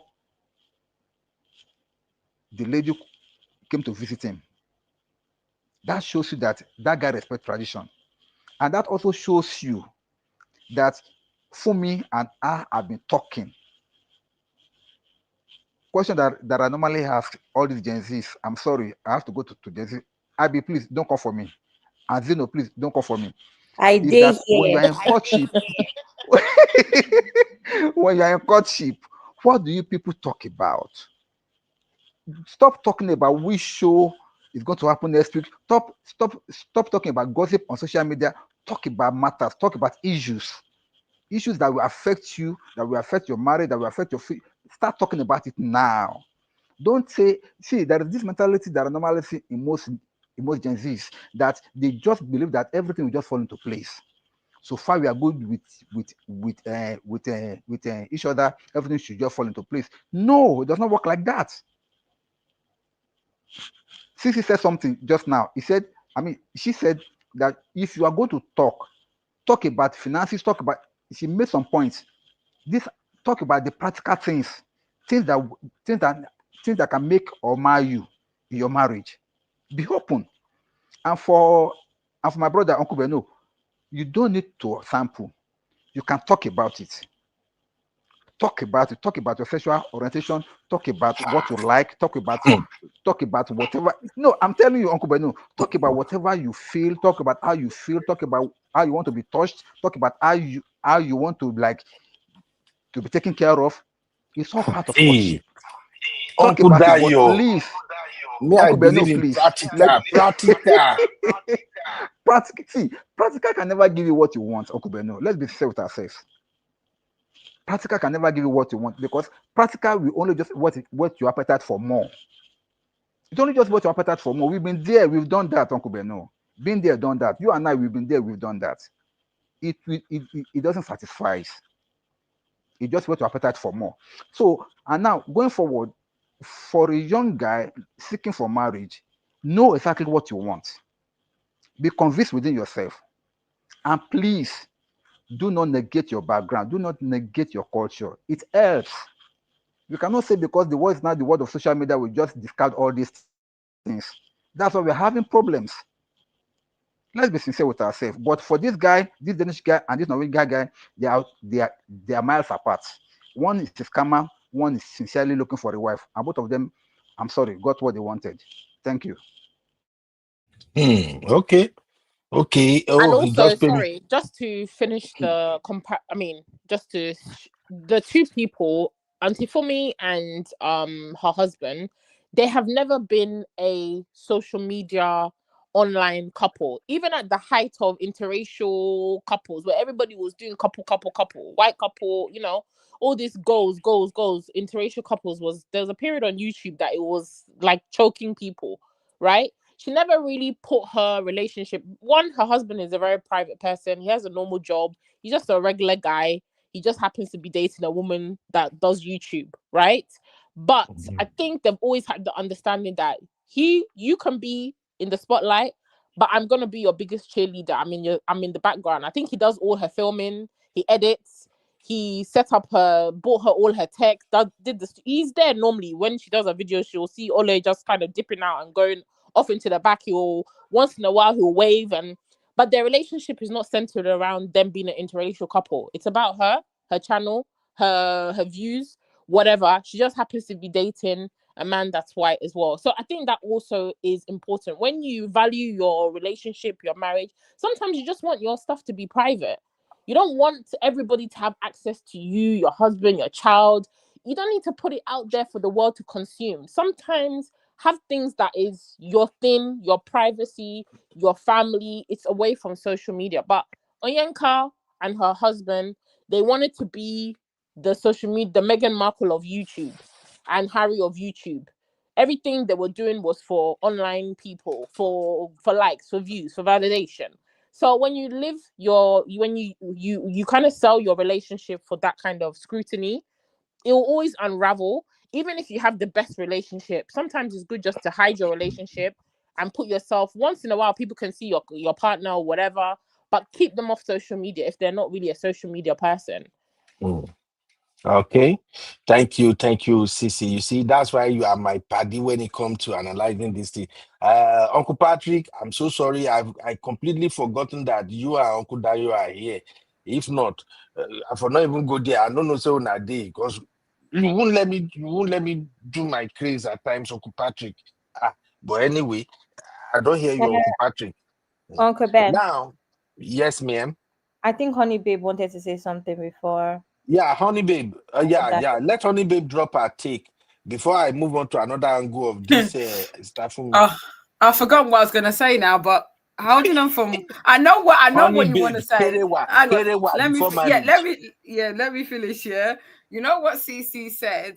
I think Auntie Fumi said it was it this week or last week that people were saying that she would get probably 1 million subscribers if she had her husband on YouTube. And she said, no, it's not about him and everything that Cece said. He's a biggest cheerleader. She's very private. This is her YouTube. So I just want to put that out there. Honey Babe, what she said is that her YouTube manager told her it's a good idea and she that she should do it. Yeah. Sorry, her social media, her management, basically. Social media management. Yeah, that's the one.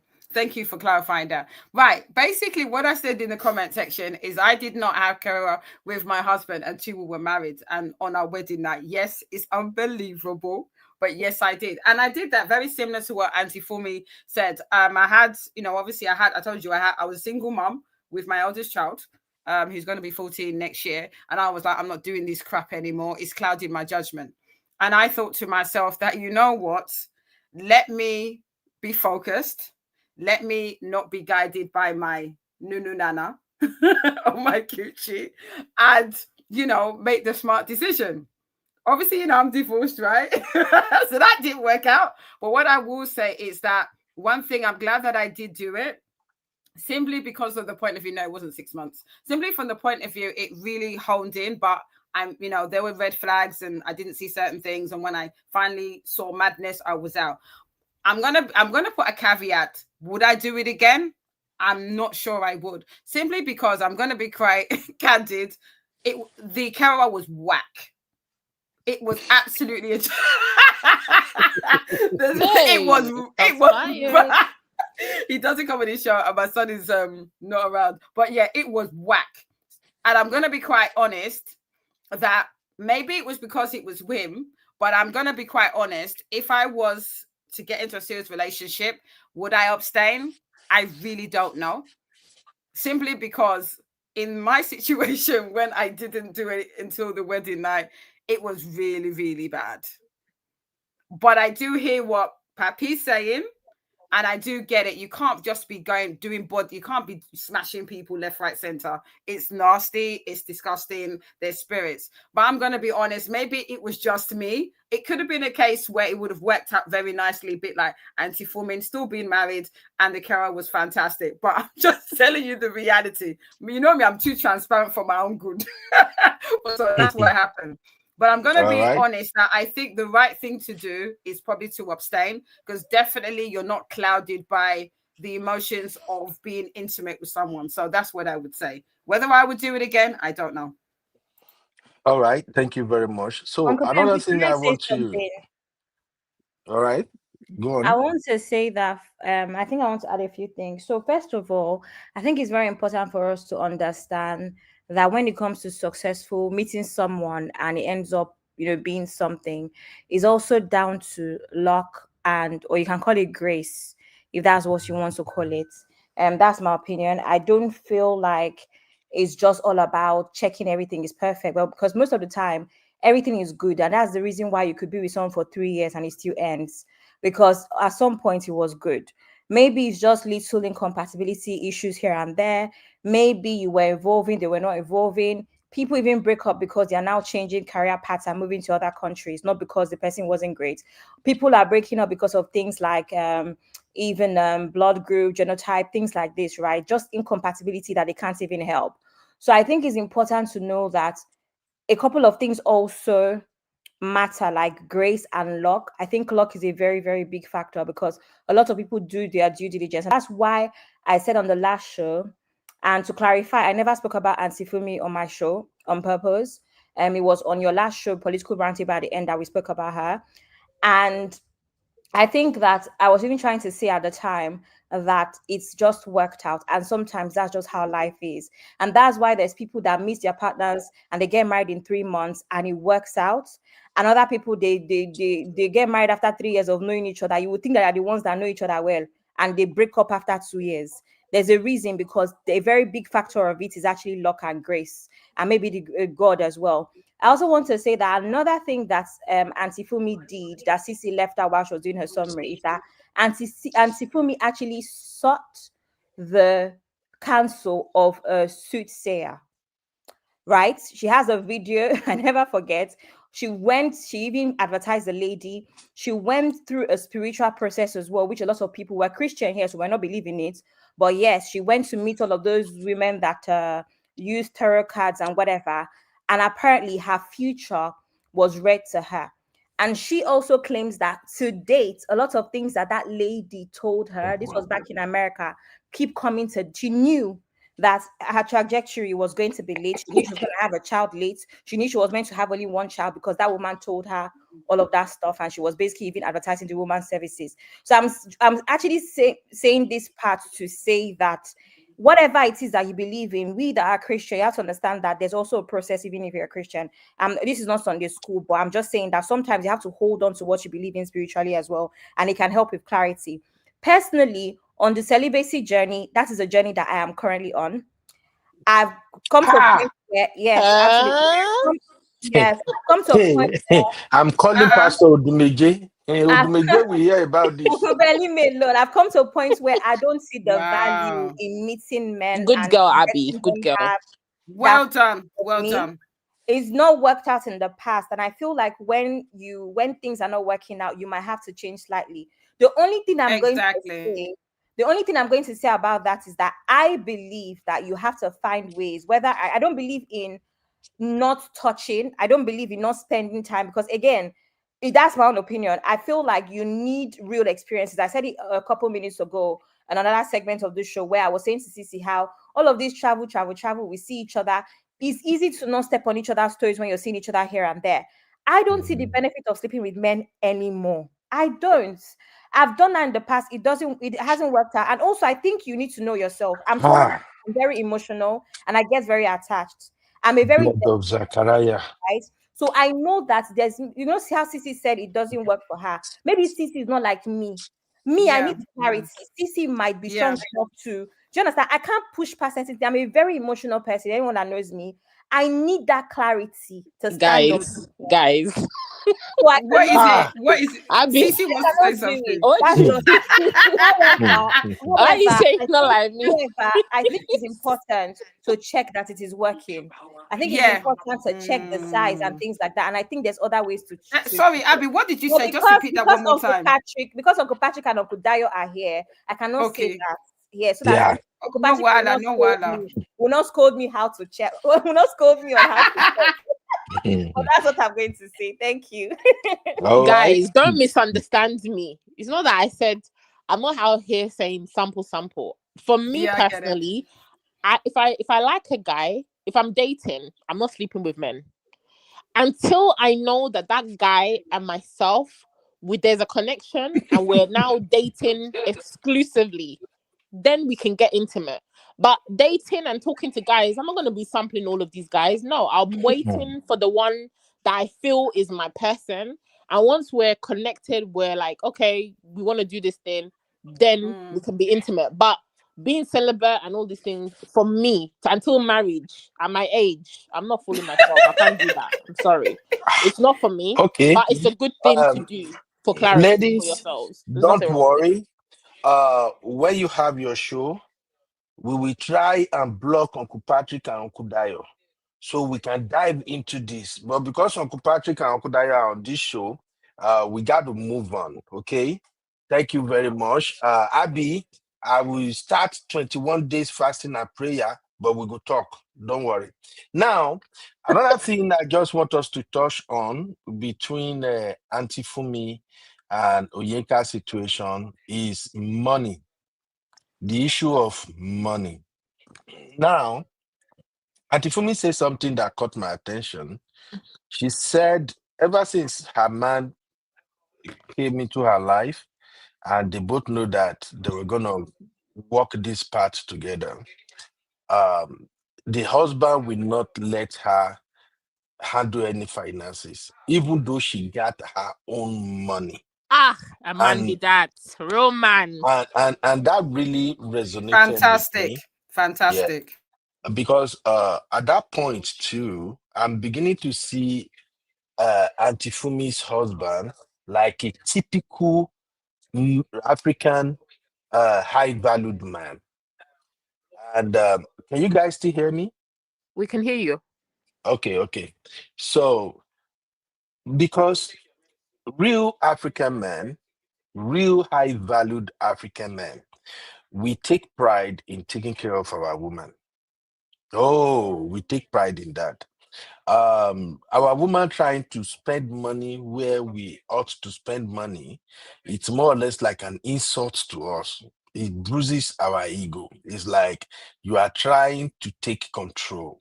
And I've seen what is going on right now on social media. You know, when you guys want to start madness, they will start showing you guys on social media in form of a skit, until the feminists will hop on it and then it becomes something bigger. I've been seeing some videos lately where guys will take ladies to restaurant, and sometimes when the man is about to pick up the tabs and pay, the lady will say, "Oh, I've already paid." And then it will become an argument. I don't know if you guys have been seeing those stupid skits and nonsense things like that. I know that is how they start. So in Atifumi's case, she said the husband took over. Even I think after their wedding, the husband had to like clear her credit and then add her to his own credit so that she can build her credit. Now, Auntie When they were Fumi, dating. oh, it was when they were dating? Like engaged. Okay. Okay. So, Auntie Fumi is not like maybe all those suffering girls that is looking for a man to sponsor her lifestyle. But the man stood up and did the right thing. In the case of Oyenka, one of the things she said in the couple of the first parts of her video that really pissed me off was she said, "Actually, I want to show him I'm not in this for your money. I don't really need your money." So, and to me, that is a big, bold red flag. That is like in United States of red flag for an African woman to say because you have this money, you are this successful. Oh, I don't want him to think I'm in need for his money. Look, if I happen to be that guy, if I happen to be Mr. Danish Delulu, once you show me you got money, I am ready to chop your money. I'm sorry, I've been there before. I share my story with you guys on this channel multiple times. Once you get money, yes, I am willing and ready to chop your money. In fact, I will take your money to buy gift for you. So, Sissy, looking at that scenario right now, what can you tell Gen Z? Because these Gen Zs are stubborn.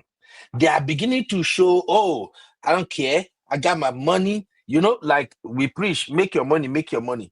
When we tell you, young ladies, to have your own money, we are not simply saying you should try to play the role of the man or emasculate him.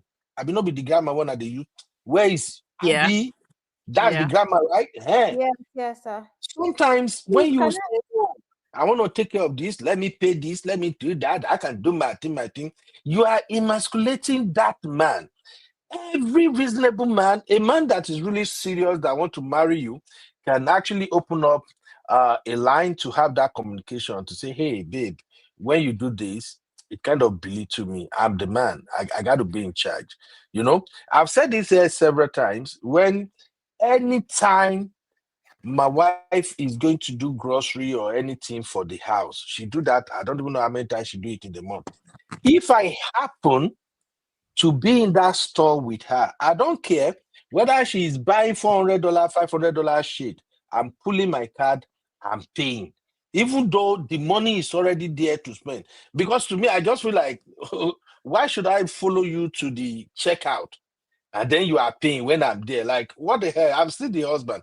That is the mentality of typical African man. So for the lady who say, no, I pay my own drink, I think me, oh, I will gladly chop your money and wipe my mouth.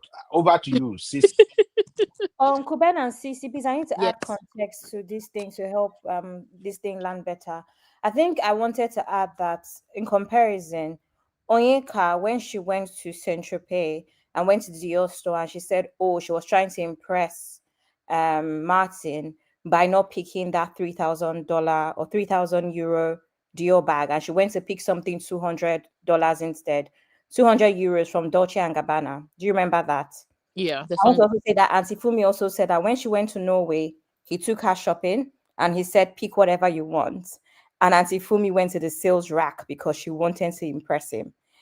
I'm giving this context because I think it's very important just to also back up what I said, where sometimes you can do the same thing that I can try and replicate what Auntie Fumi does now, and it doesn't mean it to work because sometimes the stars just align. I don't know if what I'm saying makes sense. So I think it's very important that I mentioned that in comparison, Onyeka did exactly what Auntie Fumi did, just with the wrong guy and at the wrong time. I also want to add, based off of the fact that I'm Gen Z, that at the beginning, I forgot to add when we're talking about communication, there is nowhere in this world that I'm introducing a man that I met, that a man that I met 2 months ago is having my father's number to ask for permission. You are not getting close to my father in any proximity until I myself am sure that you're worth introducing to my father. So all this is a gentleman call my father. Where are you going to get my father's number from? Because you dare not. Nobody's allowed to go close to my father until absolutely necessary. So I wanted to say that. Yes. Abby is right about that. And let me put some African context to that. Uncle Dio and Uncle Patrick, they can also chime in on that angle. For instance, a guy met my daughter. You guys find each other attractive. You want to start your life, everything. And out of the blues, a boy called me. Sir, Mr. Benedict, my name is Tony. I love your daughter, blessing. I just want to take permission from you to do. Like, my first impression would be like, from where to where? Oh, yeah, who the hell are you? My daughter has not brought you to my house for you to come and prostrate. And I don't care whether she is old or not old. That is an insult. As far as I'm concerned, as an African man, my daughter is supposed to come and tell me about you. Let me question my daughter first. Let me drill my daughter. Let me be satisfied with the answers I got from my daughter first before you can even say that phone call through is still an insult. She need to bring you to the house. Let me see you, so that it not go be like say you get some comma, you have some issue, and then if you show up, if I don't even like you, straight up from out of the door, say you have issue already. Not to talk or say you're gonna call me. So this is just for me, as an African. I think the way Sister Fumi described it, it sounds insulting, but then Sister Fumi is not from Nigeria, and it's not all Nigerian daddies that are like that. A lot of Nigerian daddy we actually did what her dad did. So I just wanted to add Uncle that. Ben, for me is Nigerian. She's half Nigerian. So I don't know where you're You getting say that from. half Nigeria. Half Nigeria means she's not full Nigerian. Oh, let's not do this. Let's not do this. Okay, no, there are contexts. Half Nigeria is still not fully Nigerian. Her It's dad is different. Her dad is Nigerian, which is, Okay. if her mom was Nigerian, I get it. But her dad is Nigerian. She's a Okay. Nigerian. Actually, honey babe, I think it's the opposite because moms have more influence most of the time. Her mom is Gambian. I think it's the opposite if your mom is not the Nigerian one. But she schooled in Nigeria because I watch her show. All right, She schooled in we don't have Nigeria. to drag that anyway. Uncle Patrick, what would you say about that, first of all, sir? This phone call from Auntie Fumi's story that the husband called her dad to seek permission without the dad meeting him, knowing anything about him. Well, maybe we didn't hear the background of the story. It's not as if the father, the guy just called the father. Maybe Fumi must have told the father about the guy. And looking Okay. at it, maybe, leaving America to go to Norway is a big deal. And, maybe Fumi told him to call the dad. I'm very sure. Like I said, I saw the wedding they did in Nigeria. The guy brought his family, very responsible guy. You know what I mean? And some guys, a lot of things women consider in a guy that will be there for you anytime, will take your back, very gentle guy, will allow you to do your thing. I have to use this to be as an example. Look at Auntie B doing her thing. You don't even see her husband in the background, but her husband will be there helping her. Maybe that's the kind of guy and that's the kind of person Fumi needs at that time. Like we actually know that she just had a breakup with the ex, meeting the guy, knowing that Fumi is matured. You know what I mean? And the guy to have the audacity to call the dad, I believe Fumi must have instigated that. Say, can you do me a favor? Can you call my dad? I'm scared to go with you. They've been expecting, maybe, I'm not sure. Maybe Fumi have told her dad that, well, this guy is going to be calling you. I just need your permission. That's the way I say it.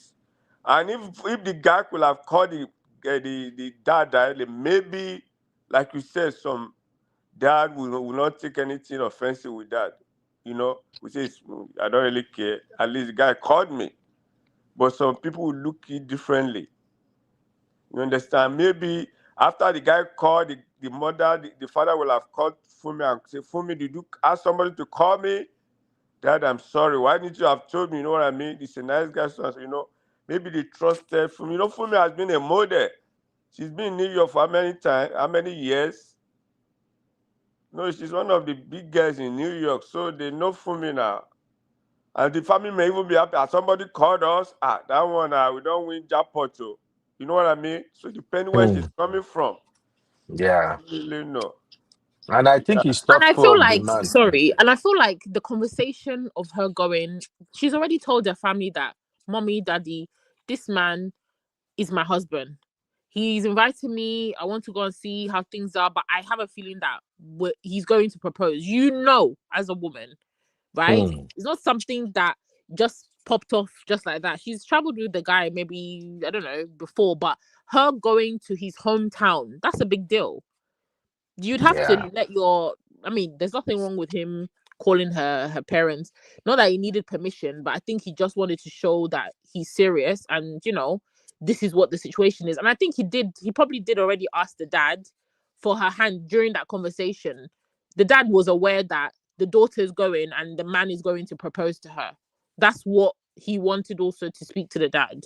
So they were aware, and that's why they kind of gave the okay, like, okay, yeah, because they knew what was going to happen. They knew he was going to propose to her. So it's Sorry, can I completely jump in? different. Can I jump in there, because I remember she said it, I think this week or last week. He phoned the dad to say that he have Fumi's hand in marriage. So everything that Cece said is correct. That's the reason why she knew that he was going to propose. So it's a different situation. Okay, you got a good one. Uncle Daya, you want to add anything to that, sir? Yes, sir. I would like to do that because number one, what we are all saying is quite true. At the same time, we have to understand that when it comes to this relationship, it's really portray a typical relationship uh, of a perfect high-valued married man and a perfect high-valued married woman. Because if you notice something, I want to believe Fumi is somebody that has already made up her mind that she wants to carry her family along in her relationships. Because if you're going to look at the days that they met, and between the time of the proposal and all and time of the visit, that means from the day 1 or 2, she must have told her dad and her parents that, see, I've met this guy, oh, we are talking, oh, I like him, and the way he's going, I think he likes me too, blah, blah, blah. And then there's, okay, good. So by the time the guy now called, it was not an issue at all.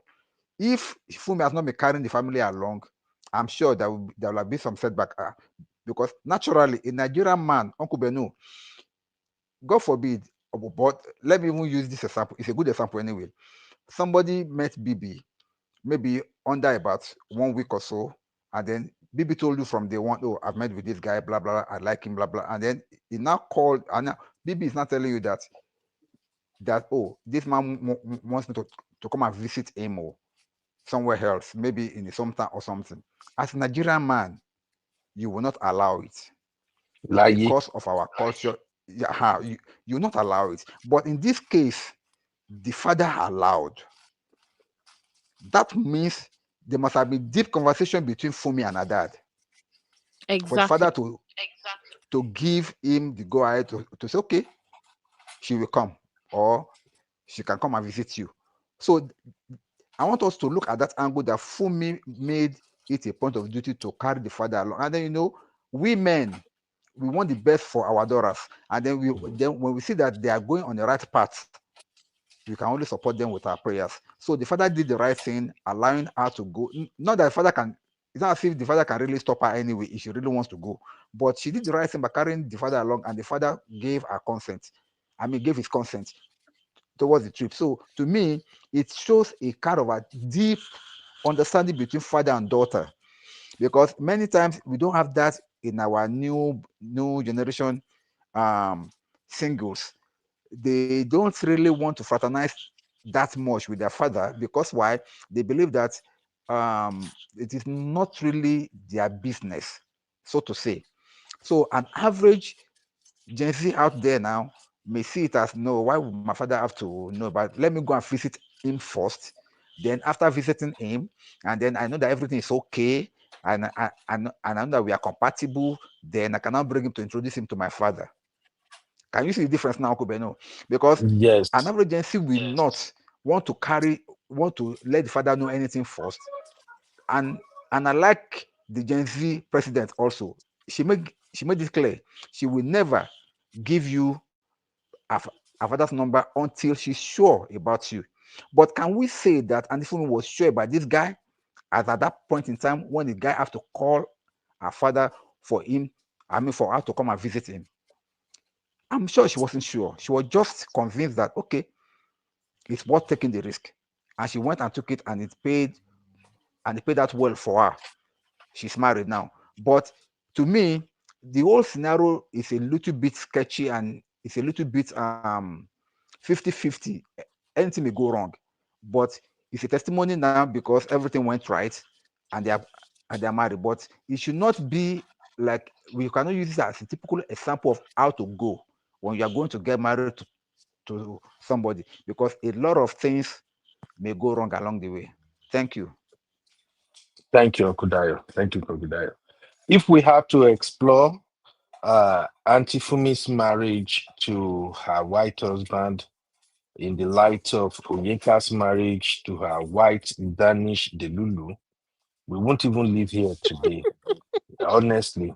But there's just like two more things I just want us to consider, and then we call it a day finally.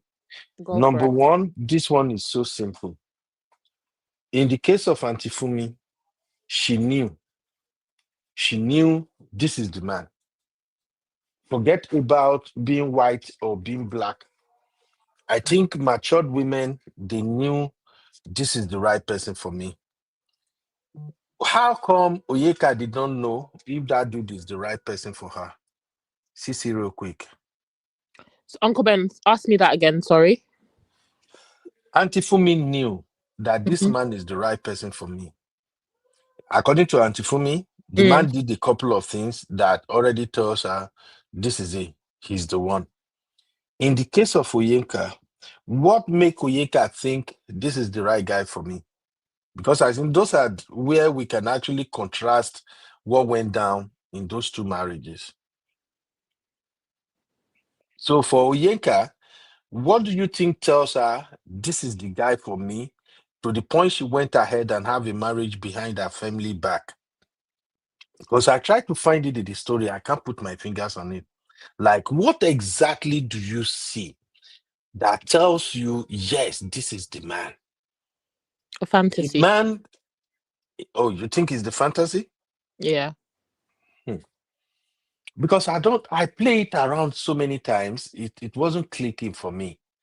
This is a man you have to do green card for.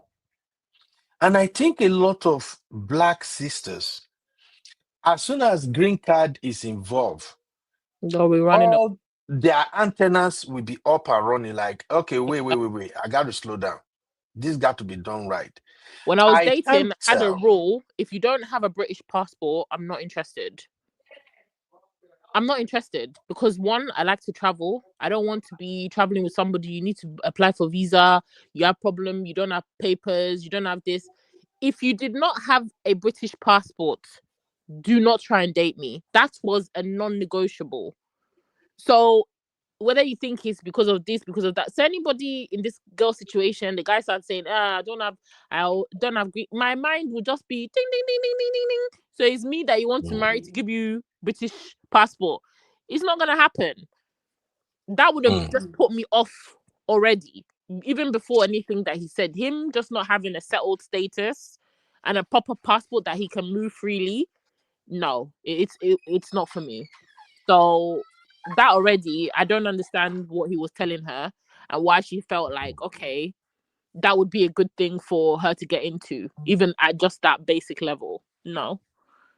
Okay, thank you very much. Let's not follow Sissy. Sissy is using HR selection process. No, Uncle Patrick. No, I just don't want the stress. I'm never gonna date a man who I need to bring to the UK. Yeah, that's personal No. to you. That's Yeah, personal to you. That's what I'm saying. Cece has the right mindset. Why? What I've done, my son's dad, he didn't have papers. If I can go back in time, it's not worth the drama. If someone doesn't have American, or why put yourself through that stress? It's not worth it. Yeah, no, it's just never been appealing to date a guy, even to do long distance relationship. It's never been appealing to me. I'll be talking to my man, then tomorrow you have to leave the country. I'll not see you for 6 months because you don't have papers. I'll always be the one having to come. It has never ever been appealing at all. If you don't have a passport, who's that?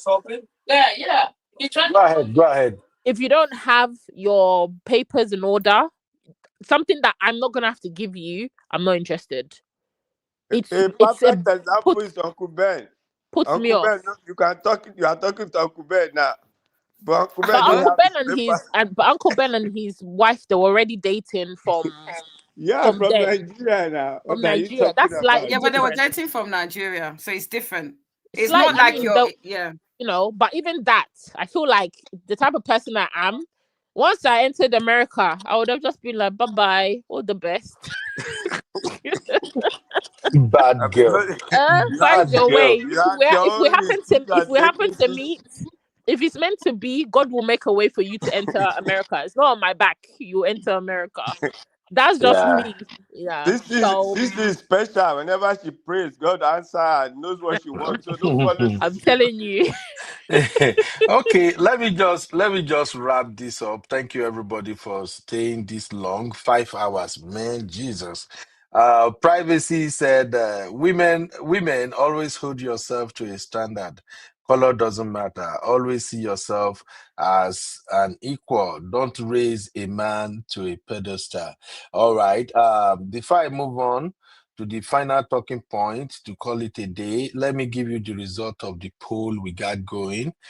So on the poll, I ask, who will you marry? White man, black man, or color doesn't matter? On the main stream, 47 votes were registered, and 53% said color doesn't matter.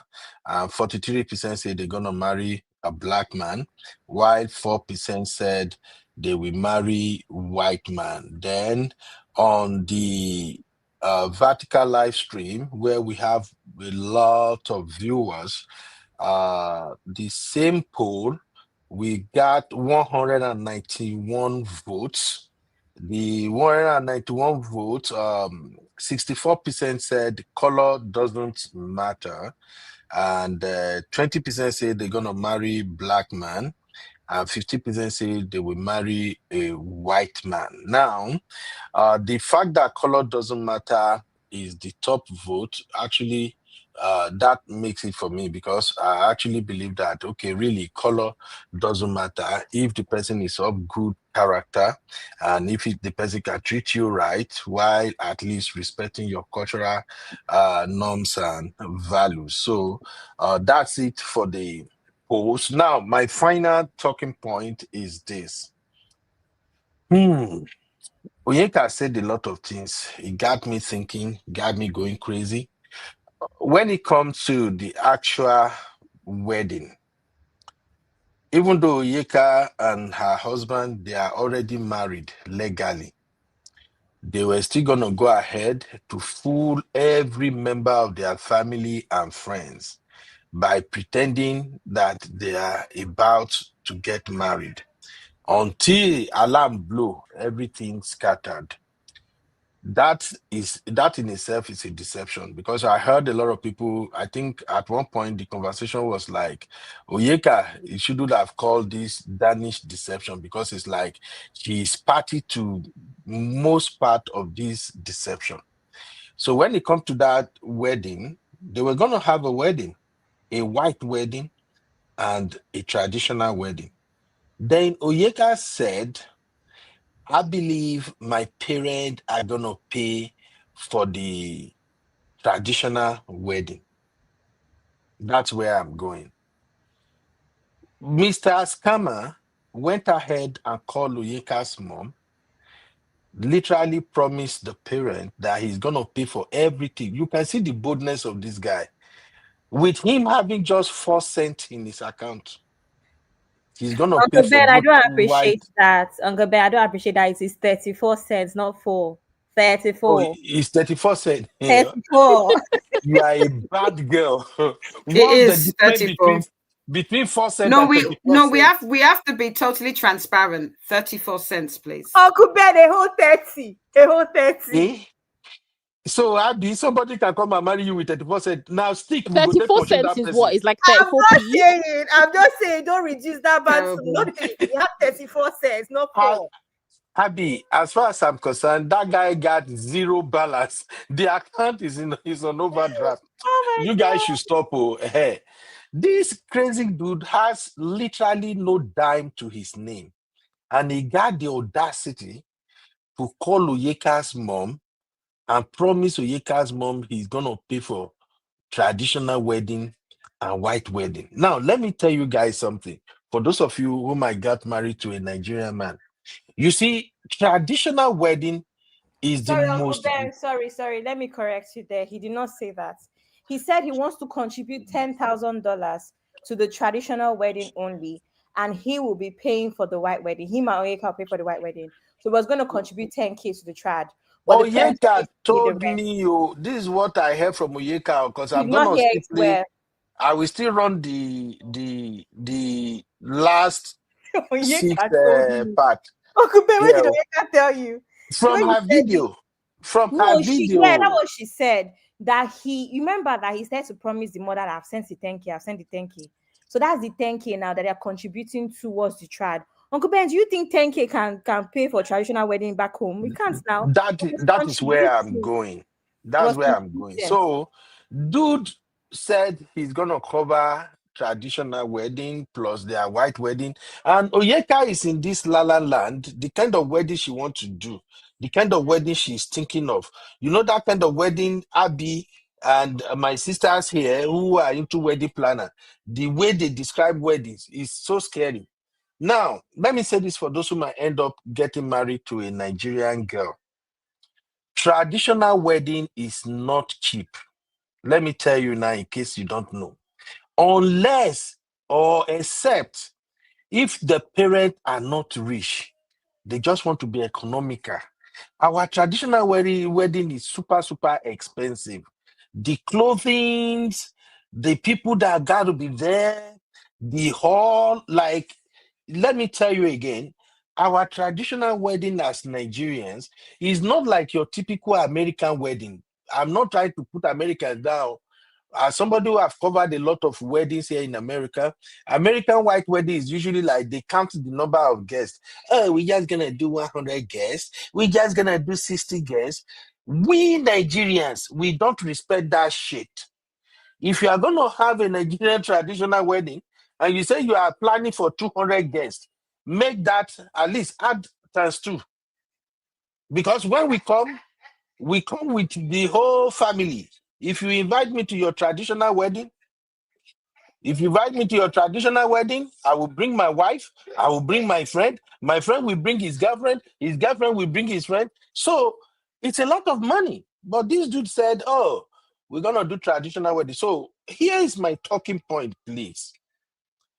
Can somebody explain to me how these girls' parents go along with all this madness without doing their own due diligence? How is that possible? Sissy, bail me out so we can live here. Uncle Patrick and Uncle Dayo, they will round it up because they are, they are, they are our uncles. Maybe there are something we are not seeing. How, Sissy? How does the parents miss that single-handed most important thing about our traditional wedding, that they believe on what this Delulu Danish man is saying? Please, Abby. Uncle Ben, but that's not what they said. He said, I've been trying to tell you, he's only contributing as a kind gesture. Oh, the thing is in the video now where he was like, oh, I don't want your parents to do this alone, so I'm going to contribute 10K to it. So no, he was only contributing. He wasn't paying for. The only thing they were paying for was their white wedding, and they wanted to do it in which country now? Can't remember the countries. Sissy, help me. Is it Spain or Italy? They wanted to do it back in Europe, and they were waiting for his IRS money. He was only contributing. It's very clear. That's it. But the Abby, parents were even happy.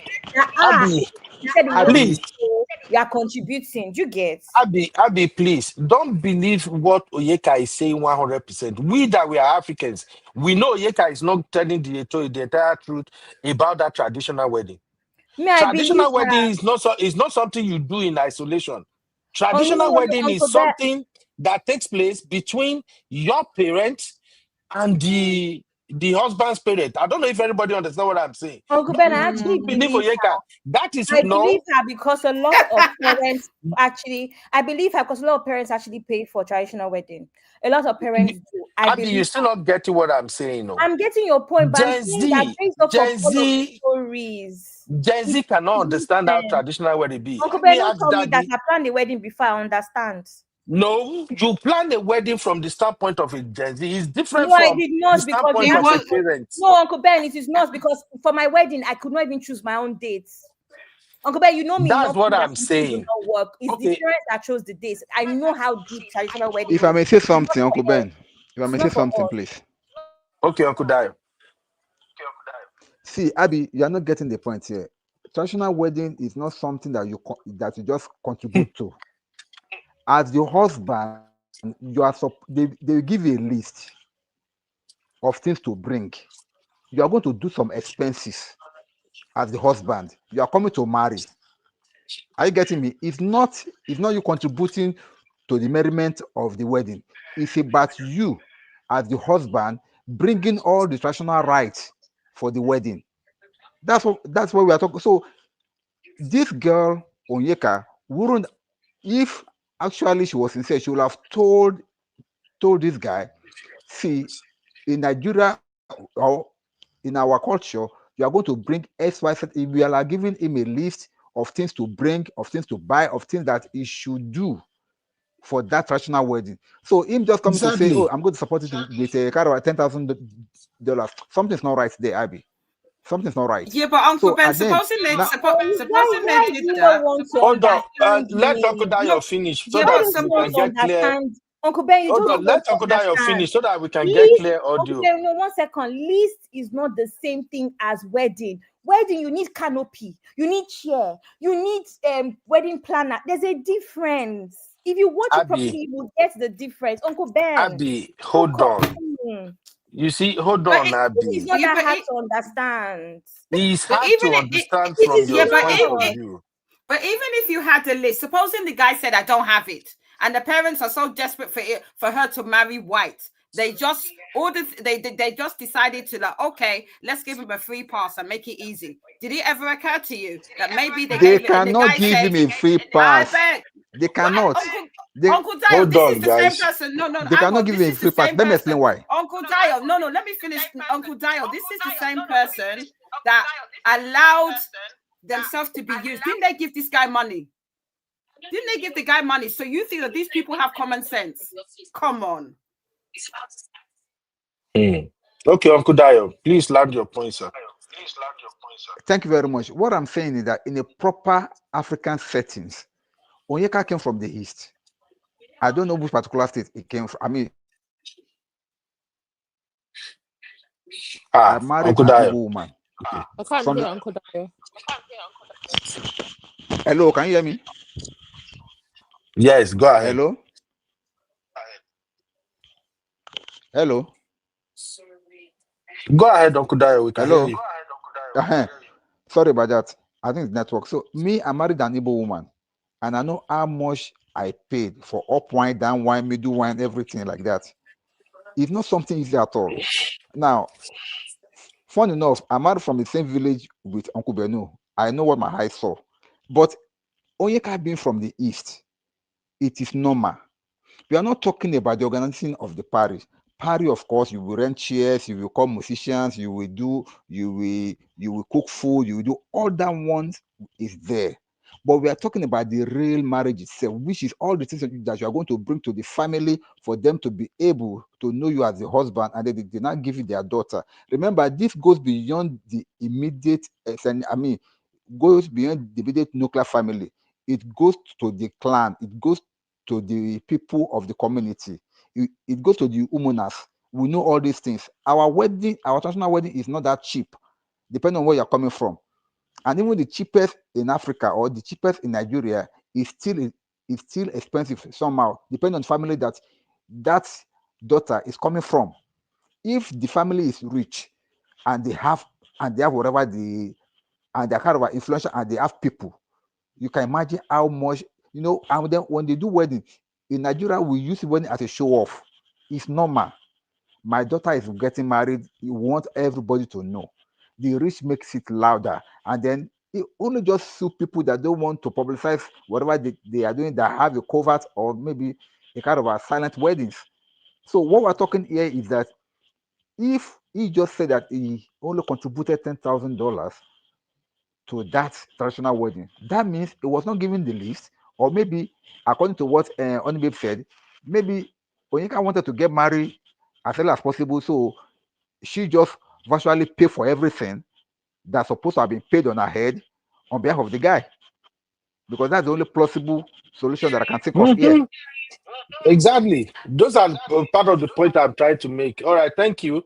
I think Misty just jump in now. Whatever carry Misty come here. Misty, you are not charging me for anything today, oh, but drop your take, Misty, real quick, so that others can wrap up for us. Hello, Misty. Hi. I'm so sorry I came in last minute, but I just want to explain Hey, how I Missy. understand Abby. Hi, everyone. And I think I'll just say that and Hi, then leave the Cecily. studio. Hi, sweetie. How are you? So I think Abby is trying to say what we need to understand is that the traditional marriage is usually held in the girl's home.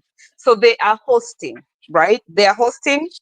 The groom is given a list of things to bring, right? So I think the Danish Dilulu was like, okay, since you are holding, you're going to host the traditional marriage, I'll contribute to you $10,000 to help you put the function together. It doesn't mean that that was going to be the list of the things. No, he's just giving her the 10,000 so it could help her put the ceremony at home together. But separately, he was going to take care of the list on their own. That's how I understand it.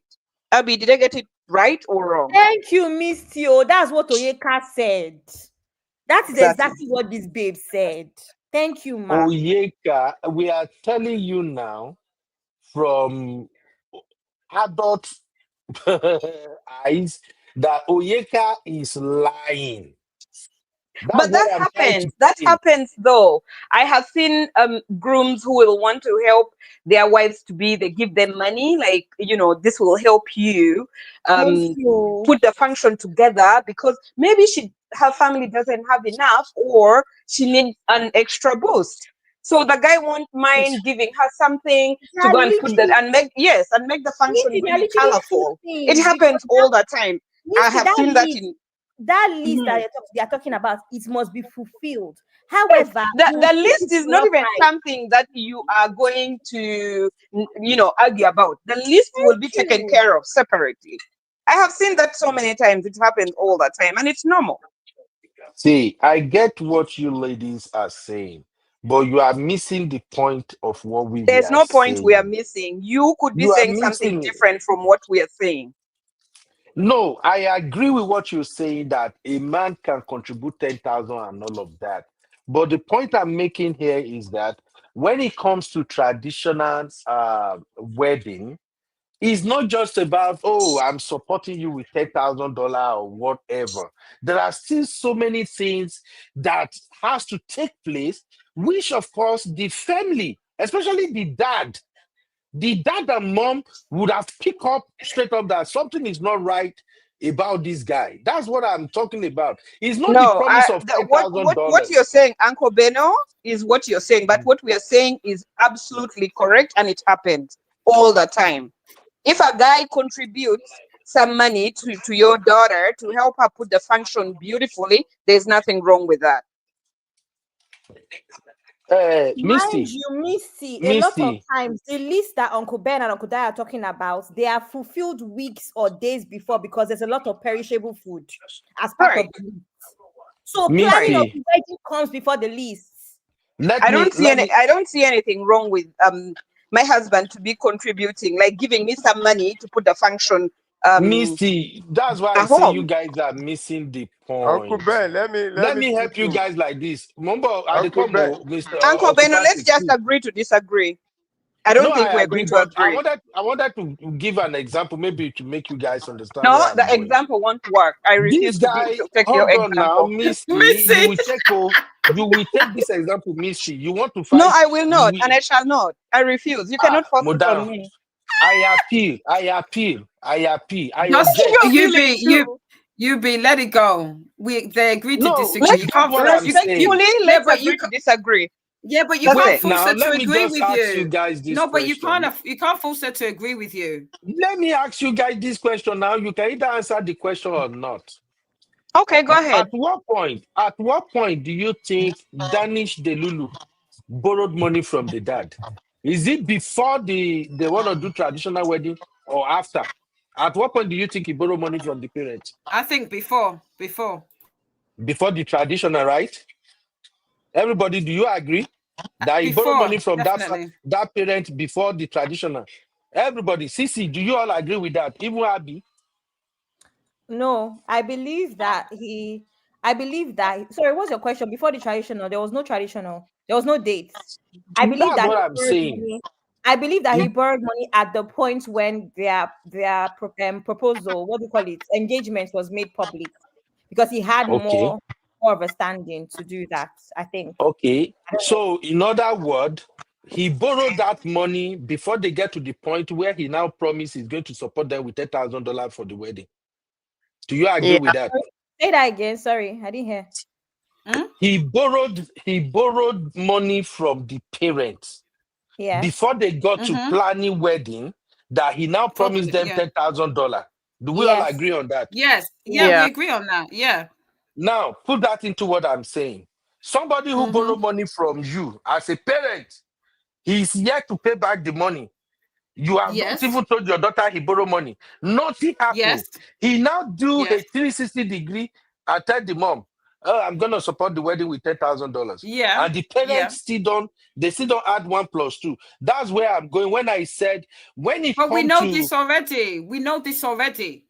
We know this. This is the problem. Uncle Beno, we are If not you I get contesting it, that. you guys don't we understand it. know Let's The this move point on. already. we are We understand it. explaining is a normal relationship where there's no Danish prank, where there's Mhm, no Onyenka being crazy, but in a normal mhm. relationship.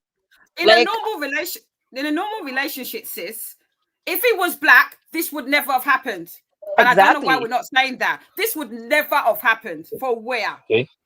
Uncle Ben, can So you remember that at some point I asked you a question, and actually you told me that the you told me that people were meant to answer this question. I think you told me that Uncle Ben, sorry, not Uncle Ben, Uncle Patrick and Uncle Dio were meant to answer. Where I asked Uncle Ben, is it also normal for a man that isn't yet properly with your daughter to be following you into the village for so I feel like there's a lot of things that's that we already that's know why I'm saying the that the parent. parents That's need why for I'm closing marriage. with Do the you understand, parent. Uncle That the Ben? parents lack. Uncle Patrick, please come in, sir. Uncle Ben, do you understand what I'm saying with that traditional? Why did they I go? get it. Were they allowed to go to the The village and parents, all? You get Let the that's Uncle parents Patrick are just chime in. Come in, sir, the Uncle parents are Patrick. at fault. The parents are at fault Yeah. from the very beginning. The bone of contention is that the guy has 34 cents in his account. Why is he lying to even promise the parent that's going to give them $10,000? That is weird. And he has even borrowed money from the parent. The parents too are so loose that the guy is just trampling on their heads. Yeah. sorry, Uncle Patrick. I'm so sorry to interrupt you. At this point of the story, the Oyeka's parents were aware that he had some money issues. He had issues with the IRS. I think it's important to say this. The parents were aware that he had issues with the IRS and it was getting sorted out. So at this point of the wedding, the IRS had sent that email. Remember, he was on the phone with IRS for 45 minutes. Do you remember? So the IRS had sent email and was on the phone Those for are 45 scams. minutes. The parents Uncle should Ben, have I'm picked up on coming. all of Uncle that. Ben, let me please now let me land. We know it's a scam, but the point is that he had a phone log of 45 minutes to prove, and he had an email that he showed her. Now we know it's a scam, but he gave her proof. So the parents now knew that his 300K was now being retrieved, and he was about to sell 3 of his houses. And he was going to have millions, and they will fully settle, buy a house, and do all of these weddings. I think it's Blood of important that. I think it's important that I add those details. So the parents, they had proof that IRS had released this money. So I think that's why everybody thought that things were getting better. I'm just giving you the information, nothing else. Thank you. Yeah, but when it comes to traditional marriage, I don't even have anything to do with my in-law, my future in-law. I have to deal with my daughter if there's any reason. And I'm going to have to know my own parts.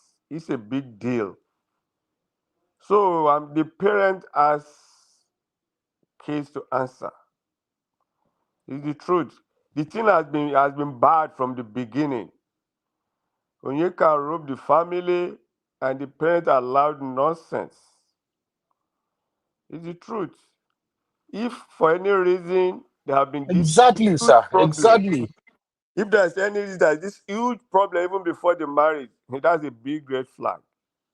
What does the guy do that IRS is holding 200,000? Is he selling coke? Or is he into all kind of shady deals? You know, they say a bird that's hand is better than 20 in the bush. Because they don't even know this guy. You just really like to cover lies. You know, I just said that if the guy is working at McDonald's for $15, it's even better than all these empty promises. You want to do wedding? I've attended people's wedding, traditional wedding. They've had wedding in a big hotel that the parents has to, they know what they're going to do. Even they are whites. I'm a Nigerian married white. A girl in Nigeria, my friend, and the husband were big hotel. They have to move it because of COVID. Everything was set up. So what are we talking about? Is it when they want to, when they want to have any reason to spend money, the guy will just bring you one? No. And I don't know. I don't know. I have high blood pressure because my daughter is wedding. That's too much. The parents allow this to just play. No, they play too much. I've been saying it. Even a girl of that, before she get married, she'll have planned ahead. Happy, you know what you are going to plan ahead now. If by God's grace, you'll be getting married soon. You know how you're going to plan your life, what from your experience and all those things. This girl screwed up. She lied to her parents, even to the wedding. You know, if the guy has been shielded, I can even do whatever he wants. He can lie, they will buy it. I beg. You can need to be blamed. And the parents, they played a very negative role. I don't know. That's why the guy is able to tell them, he even borrow money from the sister. Everybody hide it. No. I don't get it. Thank you. Since my only question is, what was the rush for this traditional wedding? See, there was no rush. Exactly. So to me, no. See, there was no rush in the sense that at this point now they had been engaged for like 4 months. There was no rush. Things exactly. were So my thing is, there was no rush. It's not like she's pregnant. She's trying to cover shame. Her parents are down her neck to say marry. There was no timeline. So there was no reason for him to borrow money from her parents. That's just how I see it, right? Because if your money is coming in, we're not on a timeline. We've not really set a date. It's not like we set a date and they have vendors to pay. Then the money is held up and then you need the money to pay these people because the wedding is next weekend and the money still has not come through. You didn't have a date. So what was the rush that you needed to borrow money from? That to me is how the story for the parents, their senses were not sensing, because you don't have a date. There isn't any imminent payments that you need to make concerning the wedding. So even if the IRS had cleared you and they're about to send this money, okay, wait for the money then. You don't need to come and ask me for money. You have money coming. When the money clears, you'll make payment towards your wedding. Why do I need to give you 10K to do what with? But the thing is, if you do the marriage thing, the thing is that when someone is trying to trap you, yeah, because I know that, our Nigerian, let's say Yoruba demons, they do it all the time. They will promise you marriage. Let's quickly get married within 2-3 months to kind of make you so you don't have time to think. You don't have time to think that this is not right. This red flag, this red flag, this red flag. And remember, by wanting to get married, that's the excuse he can use to say, I need 10K in order to help you to obviously contribute towards the traditional. That's not what happened. This is tell me then, please enlighten me, Abby. 10K has nothing to do with lending money from parents. So there are two different. But what I'm saying to you is that to me, it was the whole rush, because remember, our girl here, she's desperate. Remember, she wants to tie down this prince, this Danish prince, this blue-eyed, blonde guy. So she needs to lock this man down, isn't it? So she can be peppering her friends. So it's desperation. He's rushing her in order to get whatever he wants, the gullibility of the parents, and she needs to lock him down. So that's the reason why the marriage Thank was you. rushed. We have Thank somebody you. on stage, Sha. I don't know. Thank you, honey babe. We have someone, Agoziem. Are you here, please? Can you unmute your mic? Oh yeah, I'm here. I'm listening to you guys. Good evening. Do you want to Good evening. contribute? Evening. So listening, I know that it's easy for every one of us to have an opinion. I saw that news and I was quite disappointed with the lady. But at the same time, we never really can tell what's up, right? And to be honest with you, I still blame the lady because not really the family. Why? Because the lady saw all the red flags and still continued. She knew what was coming for her, but she continued nonetheless. And she had to lie and keep lying. And probably she has painted this picture perfect man to her parents and everybody. So they might raise questions which we do not know about. But so that's why I say it's easy for us to judge because we're not within that circle. But if they raised certain questions, she could easily make them keep quiet by saying, "Oh, he did this, he bought this," and such a lady, don't be surprised that she might buy herself an expensive accessory, say a wristwatch or a necklace, and then when they start to question, who is this guy? He's feeling like he's scammer. She can just say, "Oh, he's the one that, mind you, he's the one that bought me this necklace, he's the one that bought me this wristwatch." Meanwhile, she bought it with her own money. So when they hear those things, they'll feel like, oh, he loves our daughter. He's really genuine, even though I feel like he's a scammer. But since he's the one buying her this stuff, I think he's a good person, I guess. So, like I said, she knew what she was what she was entering, but she kept on lying to herself, and that's what landed her in the mess. Now, for the parents' side, they should have suspected the moment he started asking them for money and started telling them all sorts of stories here and there. So, at the same time, it goes both ways, and I think the guy too was really smart enough to figure out how he was going to deceive her. So, yeah, let's not fully blame the parents. She's the one. She's an adult. She's not a child. She knew what was happening, but she refused. She, kept on lying to herself, and that's why she landed in the mess. Can I ask the speaker something? Thank you for your contribution. I totally agree. Let me just ask you something. If your sister's getting married and your sister's husband that said he's a prince, he's part of the royal family, the guy calls you on the corner and says, "Bro, can I borrow like 5K? I want to buy your sister a present." And, don't say anything, blah, blah, blah. Are you not going to say anything, to your other siblings?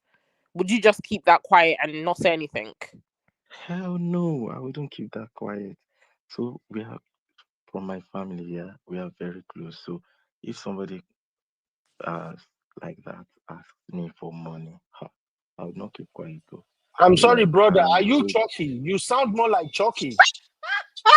Uncle Beno, are you hearing being calm in the voice? Did you hear? So this is what I'm saying. With her family, I feel like her family are just very weird because they're complicit. It's very weird to me that as a sibling, even if they didn't think that the man did anything wrong, true, maybe he was really genuine and he was gonna. You have a big family. You would be like, "Oh, honey," like you would say, "Oh, do you know that he borrowed money? He's planning to buy her a present. He's thinking to surprise her. I lent him money to top up what he has." Why would that not come up in conversation as siblings? Exactly. As siblings, exactly. Maybe the parents, I can understand. Maybe they're not going to come and say, okay, you borrowed money, blah, blah, blah. But the siblings, these people are not talking.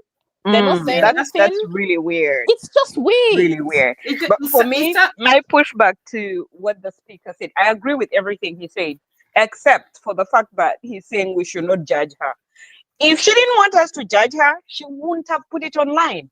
When you put something online, expect Every please Tom, don't Dick, take and No, no, no, no, Harry no. and Harriet. Missy, Pick. Missy, don't judge her Missy. family. Don't 1 second, one at a time. Let's the speaker even be able to respond.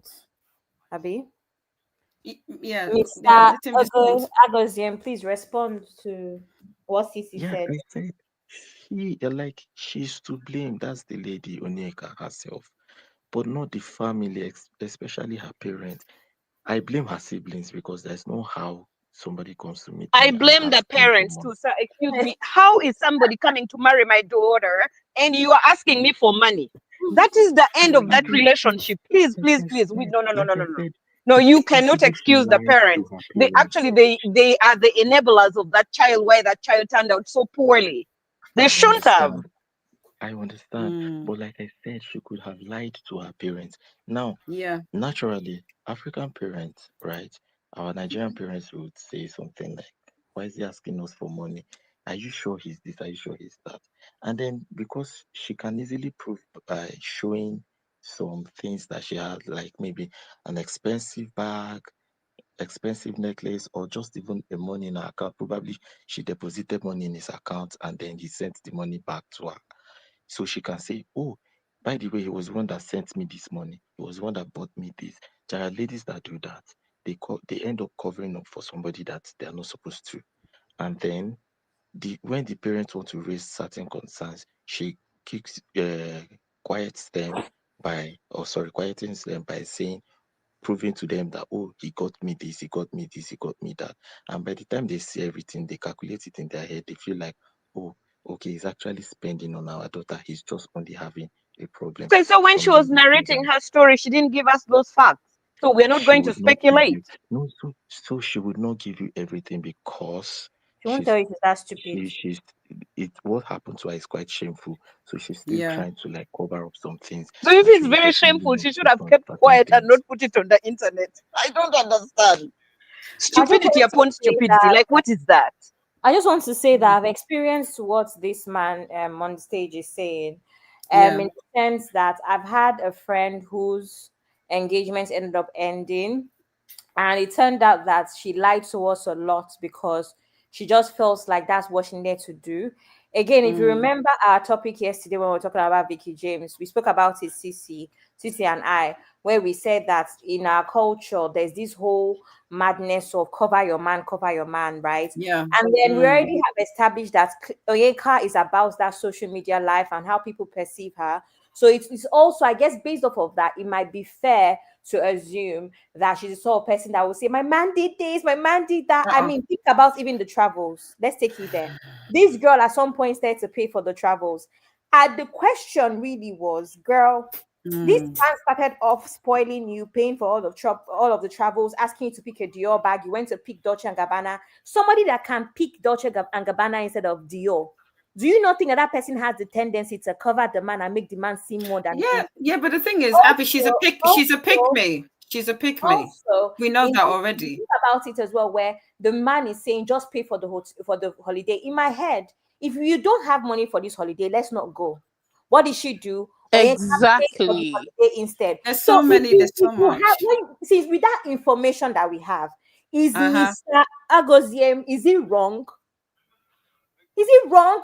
No, we have enough information to back what he's even saying based off of the holiday that she paid for, the pretending to not like his money and pretending to pick cheaper things. He's right. Yeah, the thing is, she's a pick me, and like, I mean, Pappy is saying, are you saying that she was desperate for marriage? Are you kidding me, Pappy? Yes, she was desperate for marriage to the extent she probably deceived her parents, and everything that this speaker said is true. I personally believe, when in reflection, based on what the speaker said, that the parents, even though they're not the greatest personally in being sharp, they probably asked questions, and everything the speaker said was true. She covered for him. Oh, he did this, he did that. Even to the extent of what he said, where she transferred money to his bank account and got into. I can believe her doing it. So yes, she was desperate for marriage. That she probably did deceive her parents. Yes. And my thing is, with how he presented himself as a whole royal person, there are so many people in your inner circle that you can go to and ask for money before you have to come and ask my family for money. That's just my own. That's why me personally, I don't give men money, because I feel like as a man, you have your boys, you have your cousins, you have your family members. You can go to bank. You can. There's so many things you can do. Before me, as your girlfriend, as your wife, should be your not even wife, your girlfriend, fiance, should be the person that you should be asking for money all the time. It doesn't make sense to me. It's always a red flag to me, because why are you going to come to me to ask me for money? You're a whole established man. You've been doing business since before I met you. So you can't go to your business partner and ask for loan. You don't have friends to ask for loan. You can't go to the bank with all your properties that you have, get an advancement on whatever your issues are. It's me and my family that you're coming to ask for chicken change money in the grand scheme of thing as a an alleged royal family member. It's crazy. It's very Sisi, crazy. Sisi, are you aware that when scammers scam, it's not that straightforward? Because let me tell you what this man was doing. Again, I know not everybody watched the full story, but what this man was doing was making it seem like it is a Europe to America situation.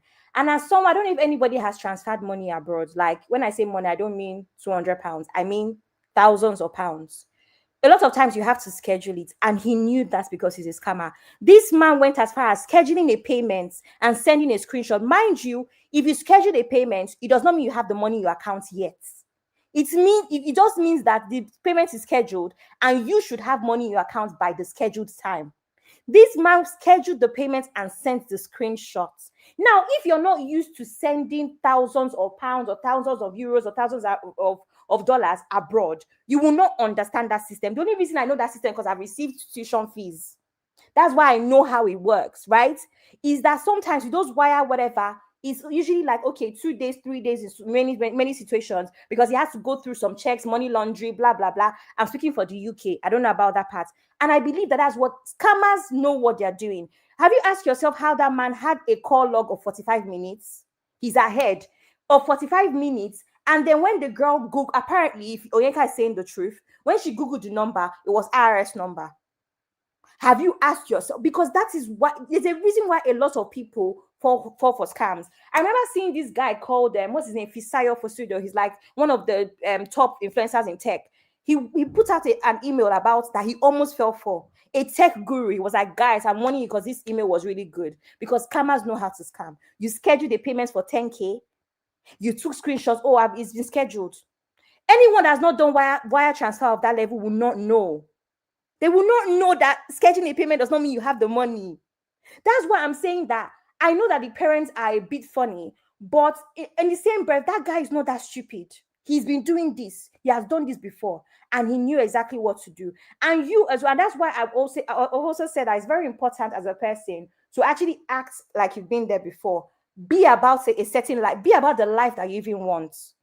You can't want a life that you don't even understand. And that's where Onyeka messed up. Because if you understand that life, maybe it would have been easier to not scam you. Maybe you would not have gone to a hotel that is 1,500 euros in Central Pay and be like, wow, and then fall for him because of that. Because you're already about that life. Do you understand? So I feel like the guy too did his homework. He knows what he's doing. The guy is everything is premeditated. This guy was showing this girl tenancy agreement. She's in real estate. She knows what a tenancy agreement looks like, but he had no tenants. He had no tenants. So, it's crazy, oh. I don't know. Uncle Dayo, I don't know if you have anything to say. Yeah, thank you, Abby. Actually, you said it all, but the thing is just that I said it from the beginning. I said this guy came into this relationship to scam. And he's a good scammer. He's a good 419er, as normally call them. They they will like think of all the loopholes and block all the loopholes that until they finish their number on you, you will never see them coming. That's how good they used to be. So Oyeka has no chance simply because she herself prayed for the marriage and she herself was gullible from the beginning. And the thing that we said before, which Uncle Benu mentioned before, I want to reiterate it again because I want to say this idea of me, I got my money, I don't want any man thinking that they can buy me with their money, blah blah blah. In a relationship, even though you are a multi-millionaire, as a lady, keep it to yourself. Watch the guy first. Don't come competing with a guy in your relationship. A smart guy will study you and scam you for good. Don't say you don't want to be like, oh, you're a pick me. You don't want any guy to like think that they can buy you with the money. No, it's not about that. When you're getting into a relationship with a, remember this person is a stranger to you. You just met him. 2, 3, 4, 5 months, 6 months is not, it's not enough for you to know a guy. Be cool. Do your findings. Do your private investigation. Find out everything you can. If you are that rich, if you have the money, get a private investigator to privately investigating for you. If you are really serious about him, I mean, not just anybody, to to to help you investigate. But if you're in a place like maybe in Nigeria or maybe like in a family setup that you can they can rely on your family, let them investigate and get you some facts about the guy. Before, see, I once had somebody like like family friend, so to say. It was not until the wedding day on their wedding night that the guy got to know that he had just married a multi-millionaire as a wife. She never let it out and she never shows it. She was just watching the guy. Even when the guy was struggling, he was just like encouraging him, giving him supporting, He could give him, I mean, she could give him everything, but she just showed a little kindness to support the guy, blah, blah. Okay, this is my little token. Because she could see that the guy was a go-getter. The guy was really serious about her. The guy wanted to marry her. Not until their wedding night, she now opened up to the guy. See, this is me. I have this. I have this house here. I have this property here. I have this there. And the guy was like, what? But on the contrary, these days, ladies, not all anyway, some ladies that are making it, some ladies that have the money now, they want the guy to know from day one that no, no, no, no, I'm in this class, I'm I'm like this. Um, just like the movie that we watched, the one that we talked about the last time, when a guy went to a restaurant with a guy, I mean, with his girlfriend, and they were like, no, I'm going to pay. I am going to pay for the bill. It may be a new thing, a new trending thing, but it does not augur well with a good relationship because from the onset you are setting off competing with a man financially. It doesn't end well. So we need to learn that so that because Uncle Beno said something in passing and I really picked it. He said, if a guy knows that you are rich, he will come after you and he finish your money. That's what happened to this guy, Onyeka. Thank you. Thank you, Uncle Dio. Uncle Patrick, are you still here? Video. Uncle Patrick. All right, let's bring it home. Let's bring it home, Abby. We've done 6 hours. Jesus. All right. So I think I don't know. Sissy will be the last person to leave. Sissy will be the Sorry, last. Uncle So Ben. Uncle Abby, Ben, I want to play To a address a video. very hot take, which I want okay. to play a video on this because actually Sissy needs to comment on this. Everybody, in fact, because I don't think people are understanding that this girl. Anyway. is the trips. And let me start by saying that I completely understand where all of you are coming from. If I was on the outside looking in, I would be like, why are y'all taking these trips when you owe these people money? So let's talk about it. I have been an avid traveler for over a decade. Traveling is one of my greatest passions in life. And I've now been to 27 countries. And I was a big traveler long before I met my ex. Because it was such a big passion of mine, I decided to try to make it into a business.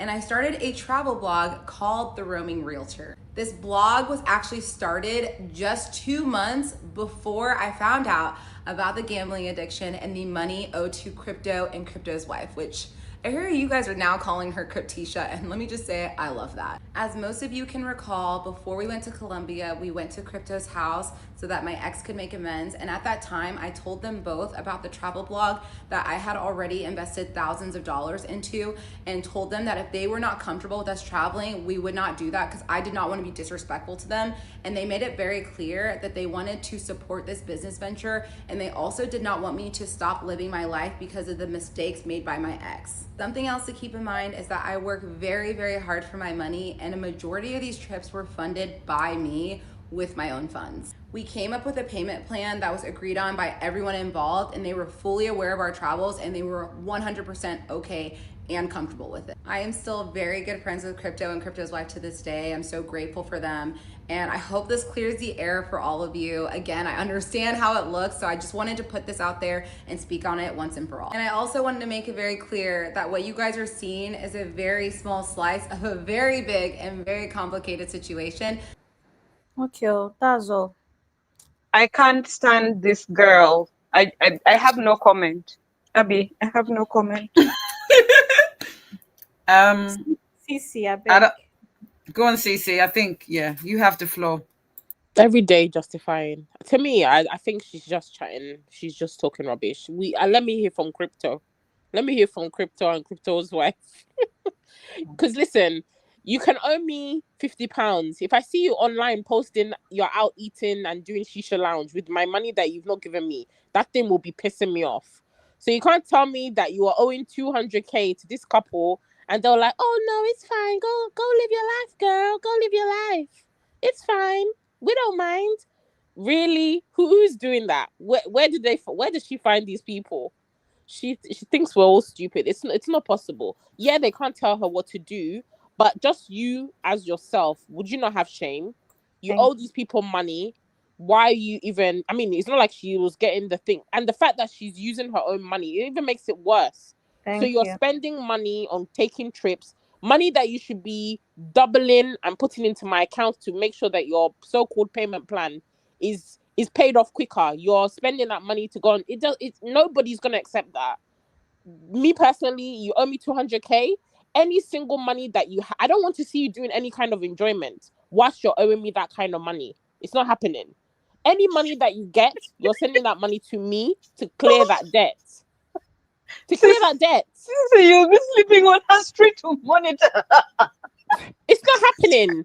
I've had people that have borrowed money from me and they'll be like, oh, I don't have the money. I don't have the money. You'll see them buying designer items. Sisi, You'll see them posting themselves on trips. You'll see them posting they're eating in nice restaurant. But you owe me money? Are you insane? Sisi, from now on, don't ever call yourself a Christian. You say if somebody should owe you money, they should not eat. No, I didn't say not eat. I said you need to pay me my money first. Uncle I don't want to see you online eating and doing up enjoyment You with don't my want to money. see them online. No, Sisi, I'm not owing you money, please. Uncle Beno, you can't do that. That's we are at a disrespectful. stage in our lives where we should. Uncle Beno, we at a but stage. you're not gonna come and tell me that. You're gonna come and tell me, oh, I have this company. If she said that the company, okay, I'm posting on this YouTube channel. All of these trips that we're getting are gifted, and I'm doing content for them, and I'm being paid, and all the money that I'm getting, I'm gonna make sure that I'm sending it to pay off this loan to you. Different conversation.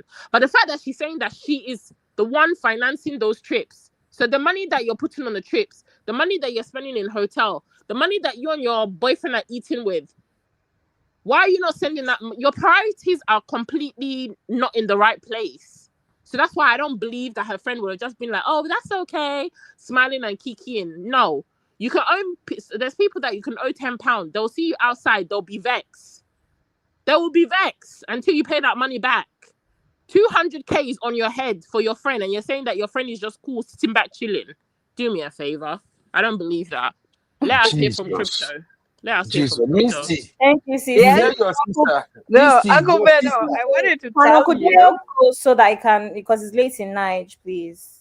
Let me just hear Misty real quick, please. Uncle Ben, I wanted to tell you that we are at a stage in our lives where we should be able to separate Christianity from dates and any other thing. Please, there are things we should not play with, okay? Okay, go on, Abby. Uncle Dayo, can you please give us your closing words on this matter? So instead of us Uh, holding I'm, you be- here. I'm beginning to see we may start bearing some people from coming to our Sunday school, because I can see some people are not really. Allegedly, They haven't come anonymously. in weeks anyway. Okay, say it with your full chest. Misty, Because Sissy. It's okay, we no, shall no, meet. no, no, Ooh, no, me, no, Missy, don't drag me. That's you on your. no, no. It has nothing to do with Sissy. Sissy is a Christian, Thank but you, Uncle people Dad. like Misty, people like Misty, oh my! Questionable. I'm going to discuss with Pastor. I'm going to discuss with You're going to Pastor see me Patrick, very humble on so that, Sunday. You'll be in because shock. It won't be this what misty. You know? what Misty, somebody should put on a timeout, please. Anyways, my closing remarks. Misty's entering the black book. My own black book. My God. No, no, no, no, no, no. Anyway, my closing remarks will be that okay, let us take a lesson from this girl. Let us be careful who we associate with, and let us not ignore red flags as they come our way, because there's no way Onyeka can say she did not see all those red flags. They were too glaring to be ignored. But she ignored all of them until it was too late for her.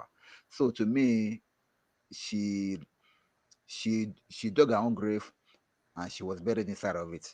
So she got nobody to blame but herself only. So we can take a lesson from here. Do not let love or whatever it is, infatuation, whatever it is.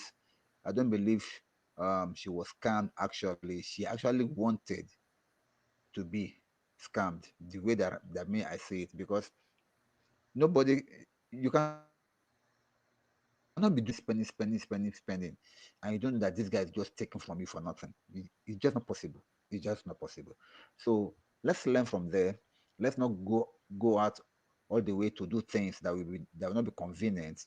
Let's not follow the social media trend to say we want to go by it. It's good to be on social media, but don't let the social media be in you. That is the problem. Because once the social media is in you, you'll be relating to the social media as if it's your only lifestyle. So let's not do that, because many of these people, they want to trend on social media as the biggest couple. I mean, as the biggest man on social media, blah blah blah. Everything about them is social media. That means social media has really gotten into them. Don't allow that. And lastly, for my brothers and sisters that are still single out there, please shine your eye. As normally say in Nigeria, shine your eye. Oh. Thank you, and God bless. Thank you. Thank you, Thank you so much, puppy. Uncle Dayo.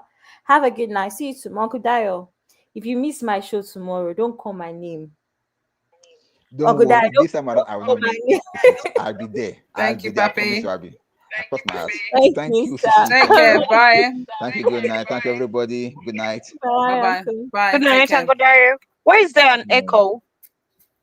It's Uncle Because that's Dio's how it phone. is, your Uncle Dayo's phone. Mr. Agoziem, can we hear from you your last words on this matter, please? What? How do you pronounce the name Abby? Agoziem. I don't know if I'm pronouncing it properly. My Igbo Kini can be very funny, but I said Agoziem, but maybe you can help us. Okay, yeah, it's correct. Chiagozim, that's the full name. Oh, thank you. Uh, you're welcome. Like Uncle Dayo has said, let me use our Nigerian term, shine your eyes. As it be like this, shine your eyes. You gotta shine your eyes. Don't make them run you streets.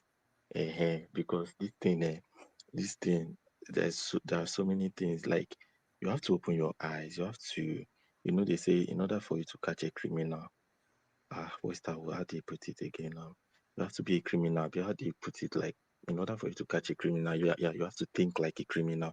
So in order for you not to get scammed, you have to think about 1001 ways how scammers do their thing.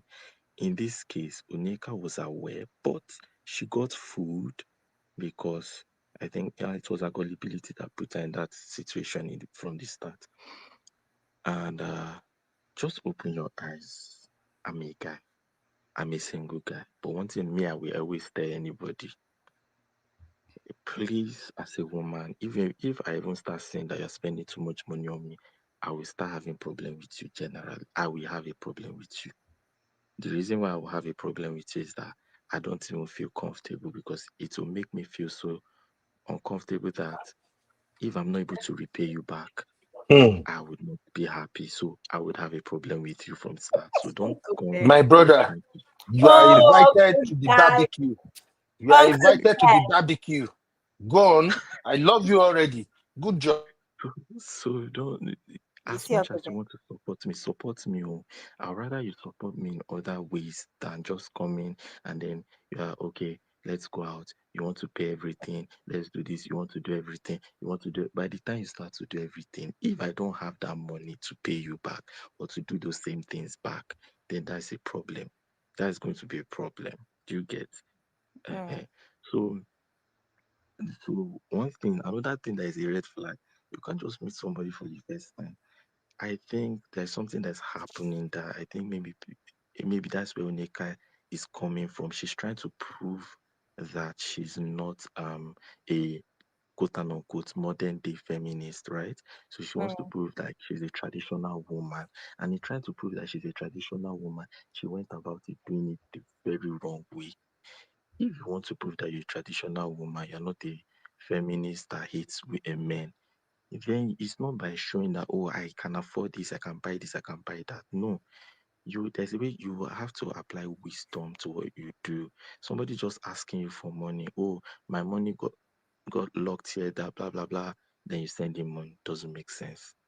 I'm a Mm. guy. One of the last things I will ever do to anybody, even the last time I was in a relationship, is extremely difficult for me to ask my woman for money. I must have exhausted all my options before I come and meet you. I So would you're have not in a exhausted. relationship anymore? Nah, I'm not. I'm very single. Missy asking the right questions. I love you for that case. So, You so guys. Missy, let me please, Missy, you know, as a Nigerian babe, let me ask the right questions. Sir, you say you're not in a relationship, but are you married? No, I'm not married. I'm not Because in a Missy, I think there are two relationship. different things. Somebody ask in Okay, the comment section how is old this anybody brother married to is. you? Is Hi, anybody married to you? no. I'm not Nobody's married married. to you. I'm not You're in not a married to He's, relationship. anybody. he's fully Wait. single. What is going on here, please? I'm asking the What right is going on? questions. Are you people interviewing my brother now? Well, I'm asking the right questions, Uncle Ben. Jesus Please, Christ of somebody, Nazareth. TC, please help me and read this M. Jones comments. I can't read it. What did she Above my say? pay She grade. said, Help me Abby, read you're it, not serious. She said, please. this sexy voice man speaking is making me want to break my celibacy. Nah lie, I'm staying strong. Hey. M. Jones, you need deliverance. Uncle Dio, put her on the call list. Uncle Patrick. She's You not guys, attending man. Sunday M. school. Jones, you must come for Sunday school on Sunday. Deliverance. Look at Sister Duty. Look at Sister Duty. Look at But Let you me, see, let me Fresh quickly Start give my 40 and disclaimer. above. Why are Fresh you Start Abby, ladies 40 like and this? above So wants to badly know how behaved. old he is. Abby, I've can always you Look hear at given me? your us real cam. Look good at your real cam. Look submission. at what they are doing. Can you Look at guys Abby, your let real Uncle cam. Patrick give us his Sorry, life sir. We're take? Uncle sorry, sir. Patrick Go is ahead. still here. You guys want to um, scare this. This guy will never Misty, call again because of what you guys are Okay, doing. I'm leaving the You're even studio. I scaring have to people leave away. now. Bye. Misty, It's you have fine. to It's wait. fine. It's Okay. fine. Misty is Sorry, very Uncle happy Still Patrick. today. very much. I'm still Uncle very Patrick, much no okay. vessel. Has he finished? Chiagoze, please Yeah. hold on. Oh, just hold on Okay. for me. We go, yeah, my brother. Never Yeah, go. don't go anywhere with Make that Uncle voice, Patrick, please. Don't go let Uncle anywhere. Patrick give us wisdom on this matter so that Uncle Patrick can leave. Please hold on. Over to you, sir, Uncle Patrick. Yes, you know what I see is that Onyeka, she's downplaying everything. And it's like she doesn't seem to learn from what has transpired. And if for what reason must she bring it to social media? You know, a lot of people even send texts to Pastor Shola for people to advise them, at least one way or the other. Auntie B has done so. Okay, this is a case that we're having. Don't bash these persons at Obodo farm. So why is she downplaying everything? That's the problem I'm having with her right now. That she set up a traveling, whatever. Who cares? Why are you just telling us that now? Why must you go through this? Why must your brother go through this? Your sister? No, I don't buy it.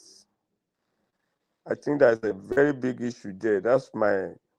No, she's very defensive. I did this. I've been doing it. I've been traveling for. Yeah. We just talk about Fumi too. That has been a model for several years. That should be able to prepare you. You have common sense, like we said, to know that this guy is a real scammer. He doesn't have to go this far. So I'm just confused about the girl. And I said I sent it to my 18-year-old girl, my 22-year-old girl. She already know all the girls, big girls, they read about it. They are learning one thing or the other, but I don't get it. Oyinka has a very big issue. Yeah, that's my concern now. I'm going to go back and say, no. She blocked all her friends. She doesn't want to take advice and all this kind of stuff. No. I don't know. I'm not sure if she's going to. I'm just saying. I'm not sure if she's going to last in the internet space. If she brings another issue, they say, this girl don't come again. You know what I mean? Yeah, let her be genuine. Let her accept responsibility. If she need help, there's nothing wrong with that. People make mistakes. Even professional doctors, highly placed people, judges, they make mistakes. So why she need to just be true to herself? That's my main concern. Thank you, everyone. Have a good one. Thank you, Uncle Patrick. Uncle Patrick, I come for my show tomorrow, sir. Thank you, Uncle Patrick. Yeah, Good night, Uncle Patrick. All Yeah. right.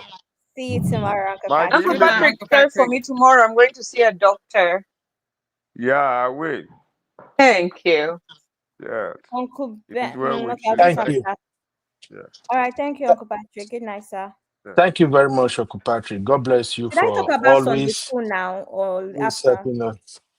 When we are about to round up, we'll go All through right, all sir. the shows we have lined up. Thank you very much, Uncle Patrick. Oh, yes. Now that Uncle Patrick is out of the studio, that race we una dey do since. Let's get to it now. My brother, Chiagoze, can you guys hear me? Abby, you dey hear me? We can hear you. I can't hear you. I can't So hear you. I can't. don't even hear me. Don't hear me, okay? My brother Chiagoze came in to drop his take, and you people are not listening to the wisdom he's dropping. We are. I'm listening. Dupsy, You said what I've said John, before. you are not listening. That is you, Sissy. There are still some sisters here that we need to do deliverance for. Dupsy, M. Jones, all of them now. Sunday school now we go meet. Okay? See, my brother Chiagoze, check this out. This right here is my Instagram. Please message me on Instagram, bro. Let us connect. I can feel the spirit. I can tell you, I'm going to make a very good brother-in-law. Okay? Just chat me up on IG. Let's talk. I have a lot of fantastic sisters, good ones. They are rich, but they won't spend money. Say, yeah, my brother. But let's talk. Now, let's come back to what you were saying. Has he What got is Bora your Bora final money? take? You are not going to eat my brother money at Bora Bora's. Misty, just stop, okay? Just stop right now. Eh? In fact, Chiagoze, now Misty may you first run for. She like money more than Nigerians, okay? And she's Excuse very, very me. rich. She's Where very I rich. come from, Sissy can testify we don't like money like that. We work hard for our own money. Okay. Uncle Ben, Chiagoze, I'm actually scared that this man is not coming back because he might be Oh my overwhelmed. God. He Abby, might don't be talk like that. overwhelmed. He seems like a yes, really nice person. He's very calm. we're not acting well behaved, ladies. yeah. Okay, you guys, let me leave the studio. I'll be listening. Thank you. Everybody have a Very, good night. very stubborn Misty. Very stubborn and troublemaker. Anyway, Chiagoze, tell me your final take on this matter. But let me ask you this question real quick first. If a woman tells you, we don't really like money where I'm from, what would be your first impression, my brother? Then give us your final take. Misty, God of Zachariah. Okay. If a woman tells me they don't really like money, well, to be honest, I think I'll just be indifferent about it, whether or not she says she likes money. And if she's, first of all, right, personally, for me, I'm speaking for myself, right? For me, whoever I'm going to like be with, let her know that hey, this is what it is right now.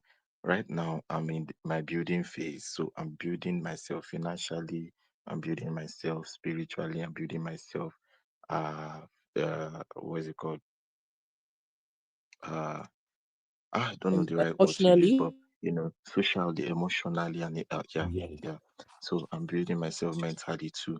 So all these things, I'm in my building phase, and I would not want to deceive anybody trying to be like, oh, okay, if she's all about the money, money, money, hey, I do. Anybody that comes to meet me, hey, I don't have that money. I was not born with, I was not, no, I wouldn't say I was not, I come from an average family, right? So I'm not from the Elon Musk, or if you come down to Nigeria, the Adele case and the rest. I'm not from that kind of family. I come from an average family.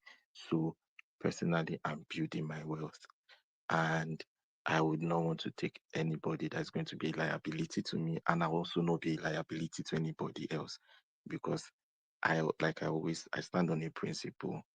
If I am going to date you, even if you can afford to do certain things, please don't, especially when I am aware that I'm not financially capable yet to do that thing for you, right? And because it's going to make me feel very uncomfortable, very, very uncomfortable, right?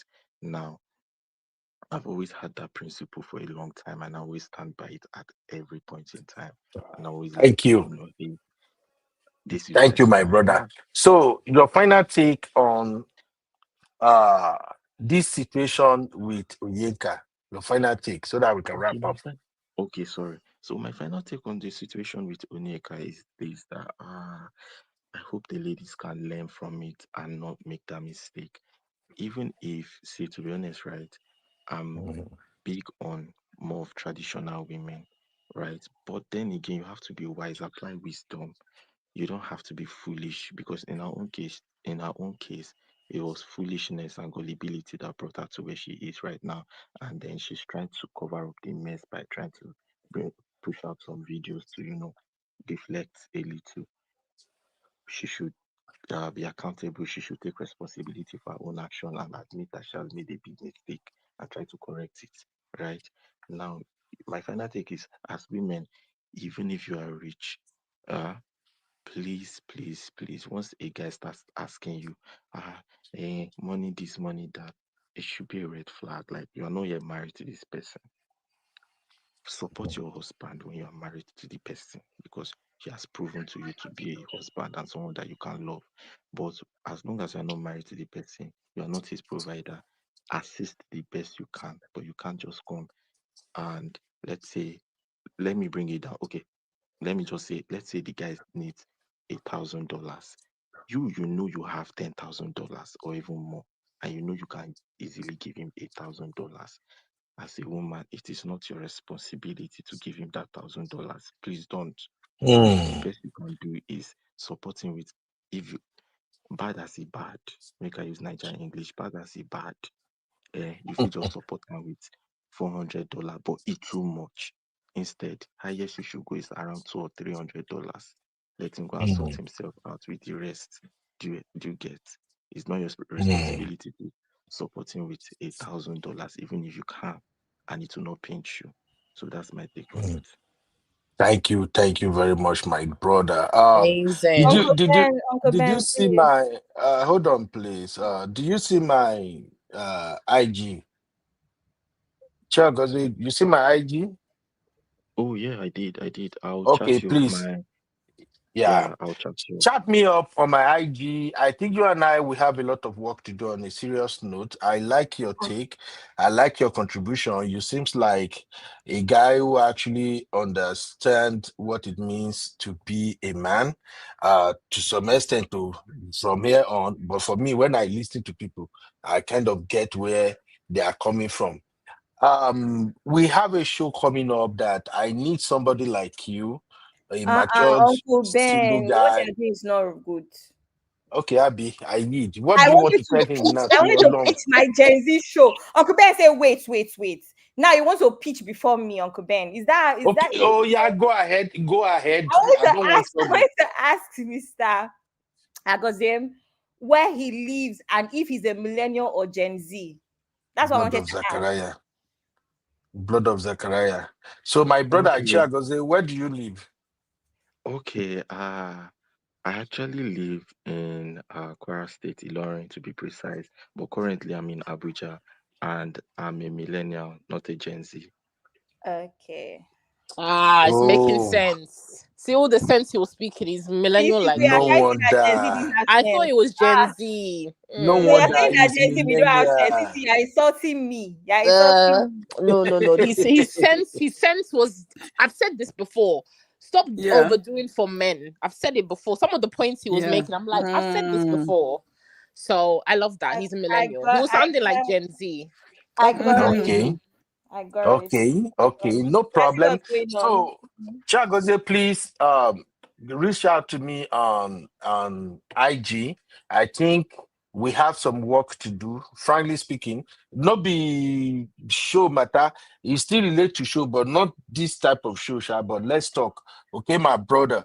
And that your voice is really good. I got to give it to you. When he was speaking, I thought it was Chucky that tried to pretend like someone else. But how come I can't speak like these guys then with calm voice? What Hey. is wrong with me? Eh? I'm supposed to be able to speak like this. Ladies and gentlemen, when you walk like this, when you move like that. But CC, Abia, only they will not let my voice be calm. When you move They like will not. Eh? Oh my God. Anyway, let's go to Honeybee. All right, Chiagozie, thank you very much. Thank you, We'll see you Chigoze. We hope to hear on you the back Thank you next so show. soon. much. Yeah. Don't be a Really stranger, appreciate my it. brother. Please come for my show tomorrow, sir. I'm talking about women dating for money. Oh, not true. We are. Yeah. Is that tomorrow? Women Is dating that for tomorrow? I don't know the time. Tabi, Yes, yes. let's see, Tabi, please talk about it now. Let's see. I'm talking Um, about, so I have a little segment called Recap Central, and I am going to be talking about women dating for money. So I think that you might be, your insights would be much appreciated. And Cece, who's here today, actually would be my co-host. I As you can will. see, we have the little bits: beggars, gold digger, hypergamy, social media. Especially since you're single, and I'm guessing, I don't know, would you want to get married? Would you want to date? Or you've also mentioned you've dated in the past. So I think your insights would hey, be more appreciated. If Chiagozie, are you still there? I'm Are you looking hearing me? Chiagozie, are you still there? Are you hearing my baby I'm girl? looking at about 9 p.m. Niger time tomorrow, roughly. So Yeah. I would 9 Nigerian time 9 p.m. Okay, we'll see about that. I would like to ask, is it possible, do we have like a WhatsApp number or something? Because to be honest with you, I'm a busy guy. I actually do work. I do a remote job full time. And my work, okay, tomorrow it will start, or later today, because this is a new day already. It will start by 11 p.m. So I should be up at that time and available. But anything from 11 p.m. till around this time till 4 a.m., I will not be available. I'll be working. yeah, Right. No problem. Uncle That's a Ben, good do part. you have a number? I don't know if it's this Just reach out to me on Instagram. I'll on give you the Instagram. Yeah, WhatsApp number, I've okay? reached out to you on Instagram. I've sent you a message now on Oh Instagram. wow, you are fast. That's a good one. This man You is see? efficient. We stand an efficient brother. We love it. That is the way you Fantastic. people that you do remote job, that's how you behave. You are too fast for my liking. You know, so You you people know. don't really work. You people don't really work. Okay, my brother, just send me a message, okay? Send me a message on Instagram. All Yeah, right, sent it Abby. already. You So sent it. Why? He has sent it. Check him now. I Thank haven't you seen very now. much, Slow. Mr. Akaziem. Check I'm him. looking. I'm looking at my Instagram right now. It's Gimbiya that I'm seeing. A lot of people usually send me message. I will see. Oh, okay. There you Oh, go. I see you. I see you now, my brother. It's No verse. Uncle fantastic. Ben, Got wink. you. Uncle Ben, you know what to do. Wink, wink. Wink, wink. Uncle Ben, wink. Yeah, yeah, gay. All right, Abby. Am I Yes. not invited to this your show tomorrow? This dating show. I'm Uncle still Ben, in the market. Uncle Ben, do I have to invite you? I know that you are going to crash the show anyway.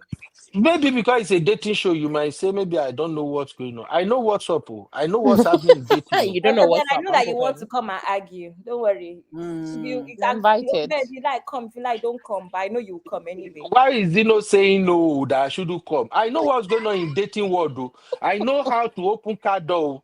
I know how Uncle Ben, you to only be started doing that when chauvinistic. when I fought you about this. Don't lie. I know about it now. Now I know I have to be chauvinistic. You've I changed. have No, not to. chauvinistic. Mo Chivalrous. dáràn.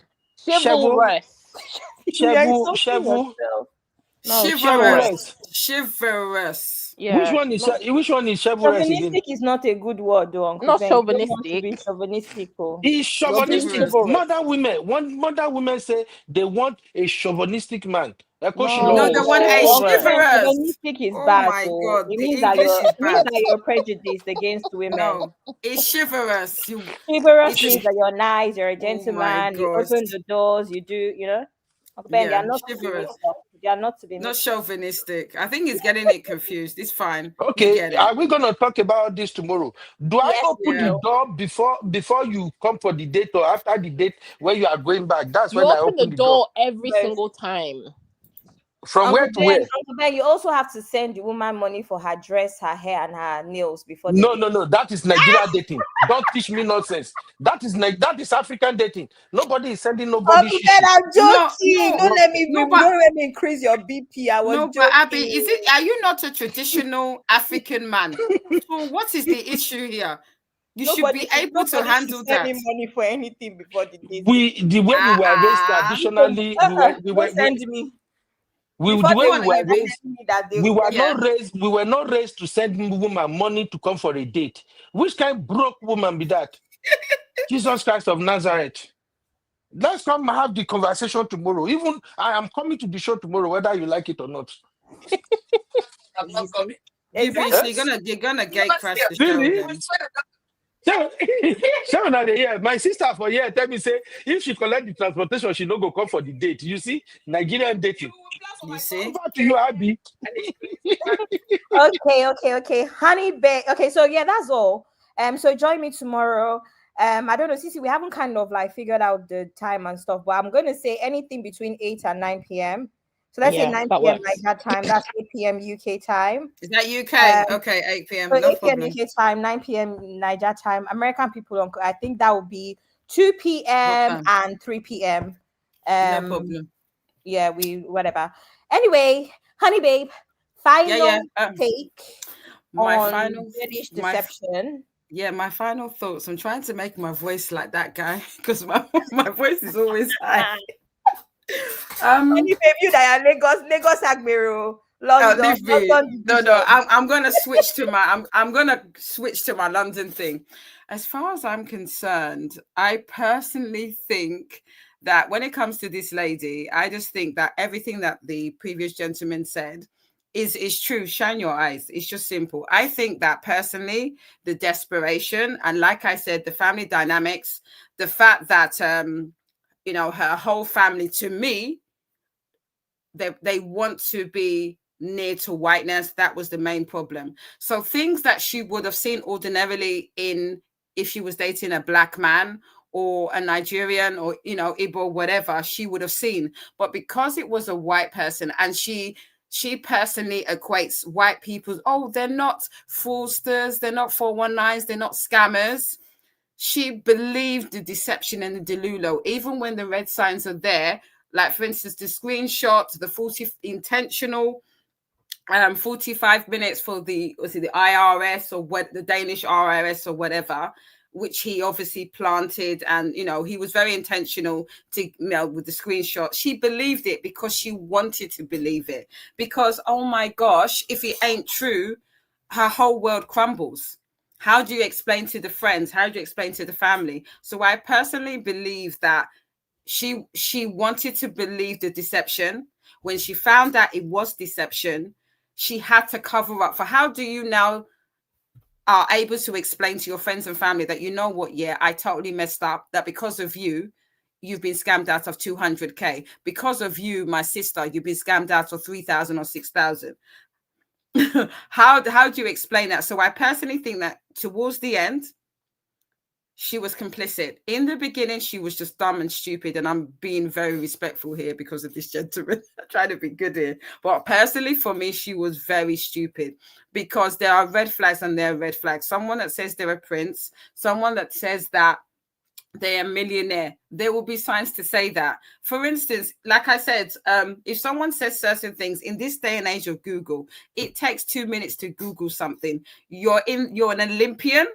It will be on record, whether it's a YouTube, where it's a YouTube of the 1990 or the 2000 Olympics or whatever. I know it's every 4 years, so I've got that wrong, but you get it. There was always going to be a record when it comes to special events like the Olympics.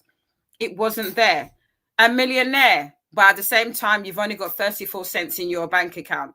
A millionaire, but he, you offer him money and he takes it, but yet he's a millionaire. There's so many signs, and she chose to dismiss it. And what is cheesing me off is that there's nothing wrong with her coming onto TikTok and saying, guys, this is what happened to me. But take accountability and say, guys, I totally messed up. That this is what I did. And I take accountability that I messed up. And the things that I went through, I want you to know that, these are the red flags, and don't do what I did where I dismissed it. She doesn't come across. She's trying to make out that she's slick, that she's flexing, that, you know what, guys, I was scammed, and not realizing that you need to own up to the fact that you were scammed because you were stupid. So I think that's why she's getting the response she has. I personally think there's a lot of things that she's missing. There's a lot of stuff she hasn't said. And that, to me, tells me that she's trying to pitch a narrative to try and show the positive side.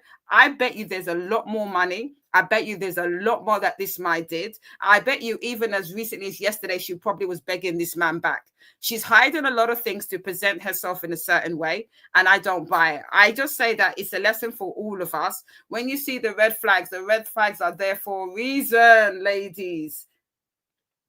See the red flags and run as soon as you see the red flags. So that's all I really have to say.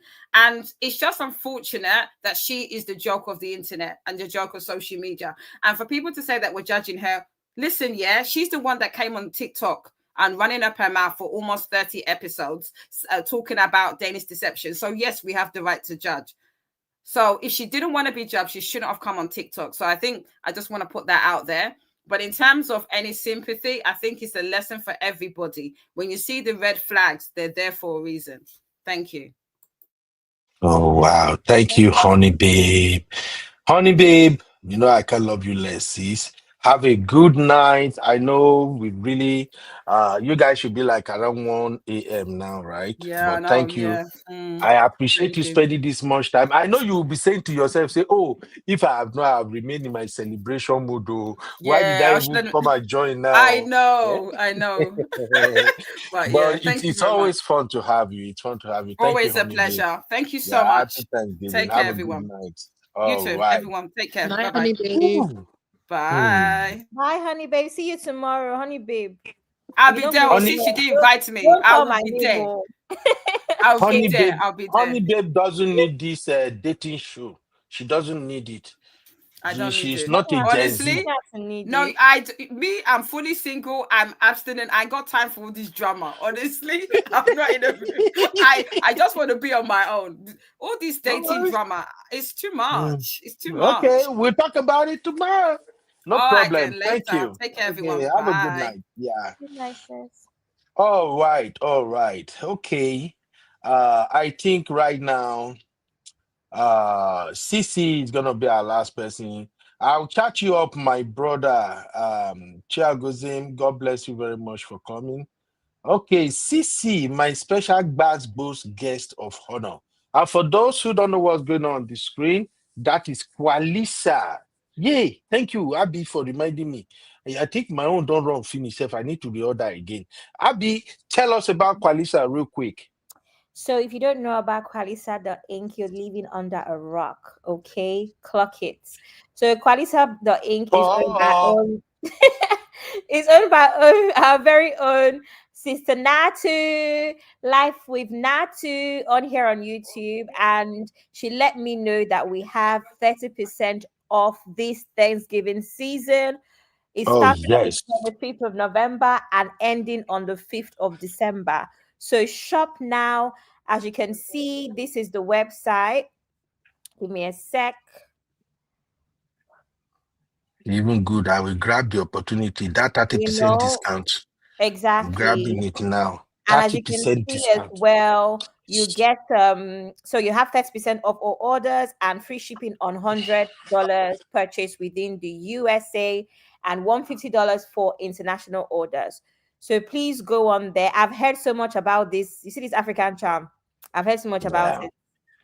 I heard so much about it. I haven't gotten a chance to get mine because somebody was promising me that they will give me. Let me not call That's her. the first one. That's the first one. My wife I usually take A lot of people love once it. it land like this. My wife go don't grab that one, remove her first. It's really good. A lot of people love it. I can't wait. Abby, just to add, for men who really want to buy this, they are really, really good. As a man, if you don't know the sense, you don't know the difference, just explain to Sister Natu.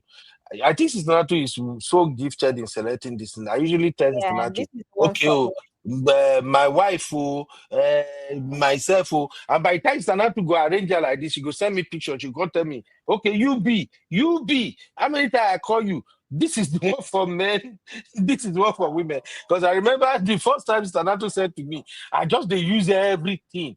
Even the people where they work with, they'll be like, Ben, what's going on? I don't know, say you are supposed to spray it just small. And it lasts like the whole day. Me, I take a bath. You know, those of us where don't they buy cheap perfume before? The way we they use them to spray everywhere. Now so I go spray this thing more. Even myself know say blood of Zachariah, something is wrong. The saving grace is that whenever I'm going to work, I always they get extra clothes for my trunk. So I change. It's really, really, really, really good. So good. So if you want to buy for your wife as a gift, just tell Sister Natu that it's for your wife. She already know how to mix it up. I don't even know the name. Anytime I want order, I just tell Sister Natu, I beg, send my package. She don't already know how to package it. I just wanted to add that. Over to you, Abby. Also, yeah, that's all. I've all posted the link for the website on there. And like I said, this is the Instagram as well. So just at qualisa.inc on Instagram, and you can contact Sister Natsu and you get your discount and all of your favorite scents. They are most of them are what's it called, luxury inspired. So all of your favorite scents that you spend way more money on, you get better effects using these. So please get in contact with Sister Natsu using the Instagram on the screen and the website in the comment section. Click and shop away. Thank you, Uncle Ben. That's all. Yeah, thank you very, very much. All right. So, Sisi, I can't thank you enough. You know that anyway. That's why you and I, we are 5 You're and 6. welcome. Yeah, even though you are a troublemaker, we are always 5 and 6. I want to really appreciate you, Sisi, for As gentle as at I least. am. Which kind you gentle? I laugh in Japanese. They call gentle people. They call gentle people. Sisi raise hand. Please run. No. Anyway, Sisi, thank you very much for at least You're accepting welcome, to be Uncle my Ben. guest and staying all through. We've done 6 hours plus Can here, you and imagine? I'm not even paying you a dime. I don't know what I did to be this lucky with No, all you're the real paying us. So family. you're forgotten. You're paying us. You're taking us to Bora Bora. Which Bora? 2027. Bora Bora starts on 2027. 2027. Uncle You Ben, guys already said I'm get your not money up. invited. No, you don't Misty have to said, come, but you can sponsor the trip. There's difference. Sponsor, attendees. You're not the attendee, but you're the sponsor. Eh? Come again. I don't understand. There are categories. There are the people that are attendees. Abby, myself, Zeno, Misty, the list is it. The people that are sponsoring is you. You're the sponsor. Really? That's all. Do you know what you are describing right now? It's Not like just you you. telling me, it's like you telling the single me to date a woman for 1 year that I want to marry without sampling. That is me sponsoring a woman for 1 year until I finally got. You're appreciating your sisters for supporting this platform, for the growth. How many subscribers are we on? Like 15K? Come on. We are close to 15K. We are close to 15K. Can you imagine? So we've come a long way from what? 4,000, 3,000. The sisters and brothers, everybody here, they are doing an amazing We job. deserve that trip. Yeah, not Bora Bora. I can sponsor a trip to, let's say, Sabisa or Where is that? or Bonu. Bonu, there is this resort in That Bonu is State no in way they're Nigeria. kidnapping people on Goben, please Bonu. now. You say? It's no way that Sambisa is not the Sambisa forest. Yeah, it's in Bonu. It's a very good. It's a very good reservation. If that is where you people want to go now, I will sponsor What's Bonu? Where is that? See, that's where we have bandits at the moment. Uncle Ben, why are you bringing that up now? It's not funny now. Look. No, I thought you were even saying Borneo. Which one is Bonu? Bonu is a state in Nigeria. It's not No, Bornu. thank you. If I can take all of you to Borno State, somebody like Misty, if you take people like Sister Marriott, like D, like Abby, once they see you people at Borno State, everybody will come. There will be peace in Nigeria. So let's make a deal. I cannot sponsor Bora Bora, but I can sponsor a trip fast to Sabisa Forest. So you have ransom money, Abby. You are looking at Zeno comment, Abby. Zeno yeah. So you don't have money for Bora Bora, but you have 100 million per head. To be honest, those are our terrorists. They are not smiling. No. How would you kidnap one person and say 60 million per head? 60 million naira per head. For Bora Bora. Uncle Ben. God, I beg. Anyway, Sisi, thank you very, very, very much. I know you're going to bring it. Thank you, Sisi. Uncle Ben, I have a problem, Uncle Ben. And this is the problem I have with you, Uncle Ben. You know that Sisi and I have dating shows tomorrow. You now broadcast that she will finish all her dating ideas on your show. What do you want Sisi to talk about on my show tomorrow after Danish Deception? See, when it comes to Sisi, talking point, they finish you. In fact, that dating show won't even call Sisi. It won't cost Sisi nothing. Sisi can literally talk on dating show for 4 hours. Because Sisi, no. Sisi is so good at that. I was like, Sisi, this thing you are saying today, what will you not say tomorrow? Don't worry. We'll repeat it. We'll remix it. Uncle Ben knows what he's doing. Uncle Ben, that's the same way Uncle Ben went to go and pitch to this man, Mr. Agozie now, before me. He knows what to do. He wants to be ahead, Uncle Ben. Because I am still looking for men that we can have our... Uncle Dayo, too senior me. You get the kind of topic where I feel discuss with Uncle Dayo. Is it that politics or relationship, serious relationship matter? But somebody like Chia goes there now. Within na millennia, he they far away from people like you, Abby. So that's why I quickly want to toast her and make it come my side. Before I go take sweet voice, go snatch her from me. So you're actually admitting. You're admitting to it. You're admitting to your crimes. Miss, yes. You take notes. You're admitting to your I admit. Okay. Yes. So anyway, Sisi, what's your final take on this our beautiful sister? And remember, the same crime she committed, you are also committing that crime. And that is the crime of the crime of excessive vacation. You are committing it. She like traveling, you like traveling. You are not better than this lady, Sisi. The only saving grace is that fair. The only saving grace is you are not from her generation. That's the only thing that sets you apart. But when it comes to traveling, hey, and Sisi, I love traveling. Why? In case nobody has told you this, I will tell you as your friend. Sisi, the way you post when you travel is different from the way you post when you are working in London. Do you know that? I'm telling you, when you travel, the way you post those pictures, you always give me sexy I'm vibe, always sexy, Uncle Ben. soft I'm always girl, soft. very cool and calm. Whenever I see your picture with my brother, I say, "Oh, this is how Sissy this is my brother." Sissy show my brother this soft side. My brother say, "Ah, this guy is gentle. You know, no say you be fire." Anyway, As gentle Sissy, as I am. if you have to advise Oyenka Hmm. and younger ones, what would be your take? Finally. Okay. I think everybody has spoken amazingly. Uncle Dio, Uncle Patrick, Honey Babe, and our new guest, Chigozi. Is that the name? Sorry if I Yeah, mispronounced yeah, it. cheer goes in. Justice Okay. for Abby. He's oh, I said Abby too. Abby, of Not course for you, don't you call my name, but justice for me. No Abby, problem. Abby. One day, I will go where I'm appreciated. I know Abby too has spoken amazingly. So for me, I think the main problem with Onyeka and girls like this is really about building your self-esteem. I think that is the thread throughout all of these bad choices, bad decisions that she made. There's a lack of self-esteem in her, and maybe women like her from whatever. It could be upbringing, it could be her environment, but there's something about her that makes her feel like she's not valuable, she's not good enough, she cannot achieve this type of guy maybe without all of the frills and bows and all these things. So underlying all of that, there is definitely something about her and her low self-esteem. So for me, I think it's important as a young lady, build your self-esteem before you even think about a relationship, because I think it's important to go into a relationship when you know yourself. Somebody cannot tell you who you are. Somebody cannot come and tell me who I am as myself now. Was I this person 10, 20 years ago? No. I've done a lot of growing up. I've had experiences that have shaped me. So yeah, experience comes into it.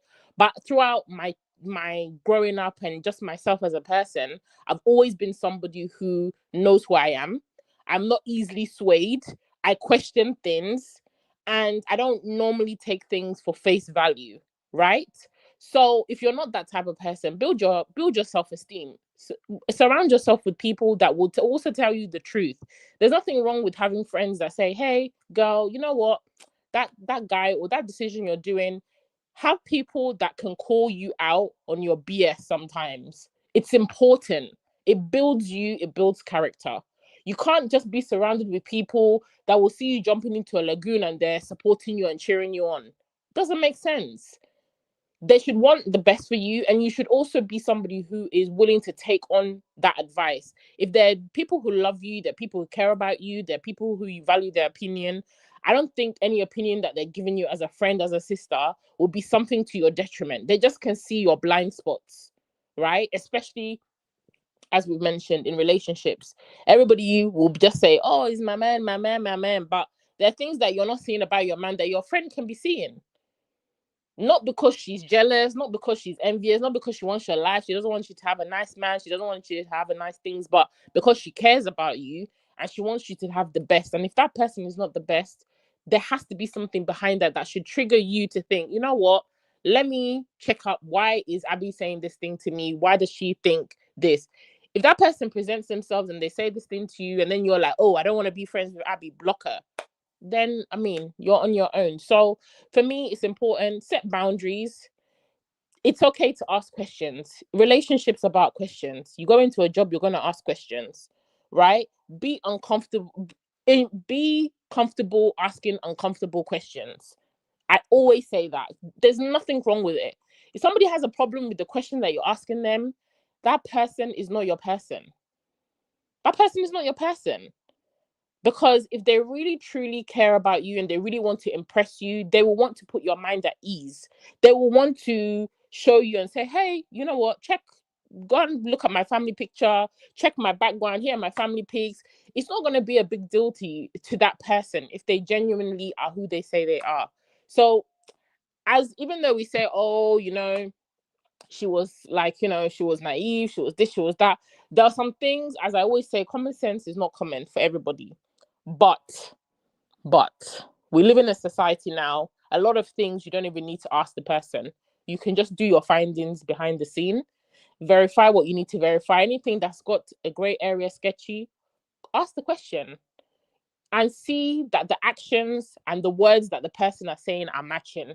If they're not matching, if your feelings are a little bit off, if everything is just like Uncle Ben would say, too good to be true, there has to be something that will flag your antennas. Your antennas should go up as a woman, follow that intuition. So I think it's important, lastly, be healed, be whole, and go into a relationship with sound mind. I think it's important. Not about trying to impress people.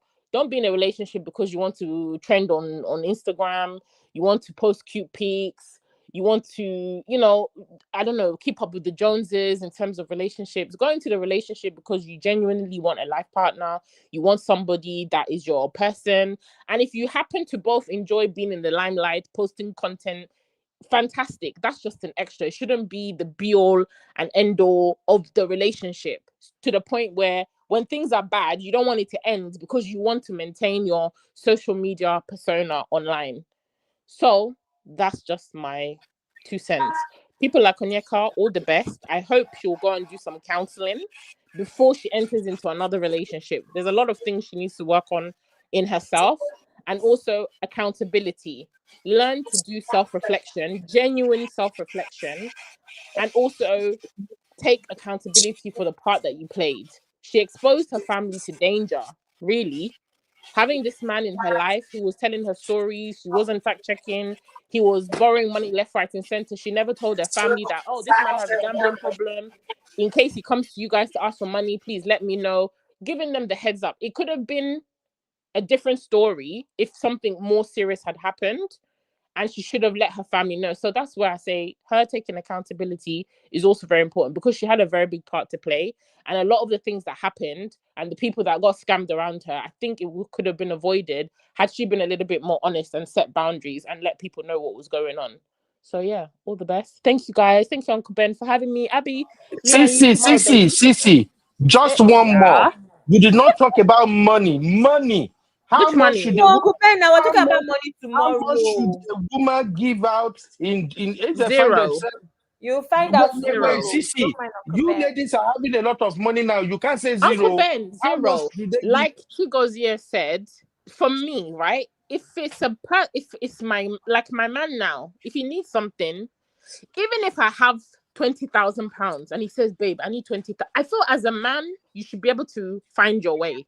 I will give you maybe only £500. Oh, Blood of baby, Zechariah. £500. That 15K, go and hustle amongst your boys to find it. Sissy, that is It's witchcraft. important. No, we're That dating. We're is not married. witchcraft. We're not married Okay. because I feel like, as a woman, allow a man to be a man and to problem solve. Let him go and find where the money is coming from. It shouldn't be my responsibility. Even after the man has paid for several vacations, all these trips, That is part Thailand, of dating. If that's what he everywhere. wants to do, let him do Okay. that.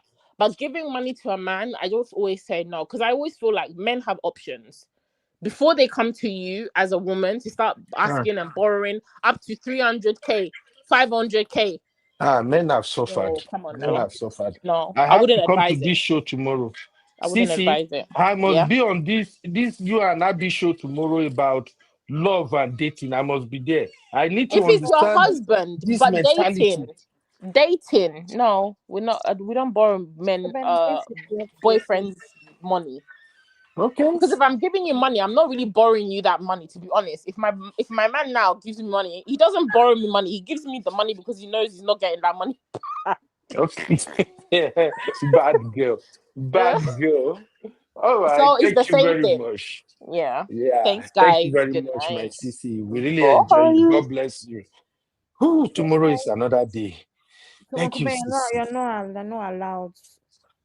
Uncle Ben, please I stop. can't be in the comment. You will not read my chat. If I'm in the comment, you won't read it. Uncle Ben, anybody that hears you say this will think that has ever happened before. I've never skipped the comments.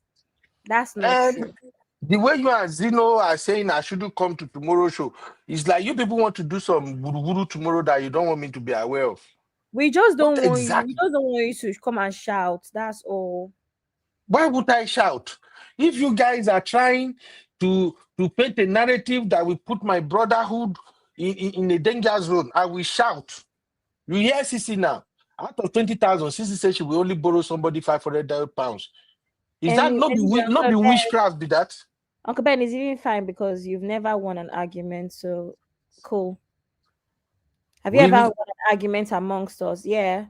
Have you won Uh, an argument against us? You haven't. You've never won an argument I against. do not want any argument because you people don't want to hear me say my own opinion. You are always trying to frustrate the living So, daylight out of me. so try again tomorrow now. So even if you come tomorrow now, it doesn't matter.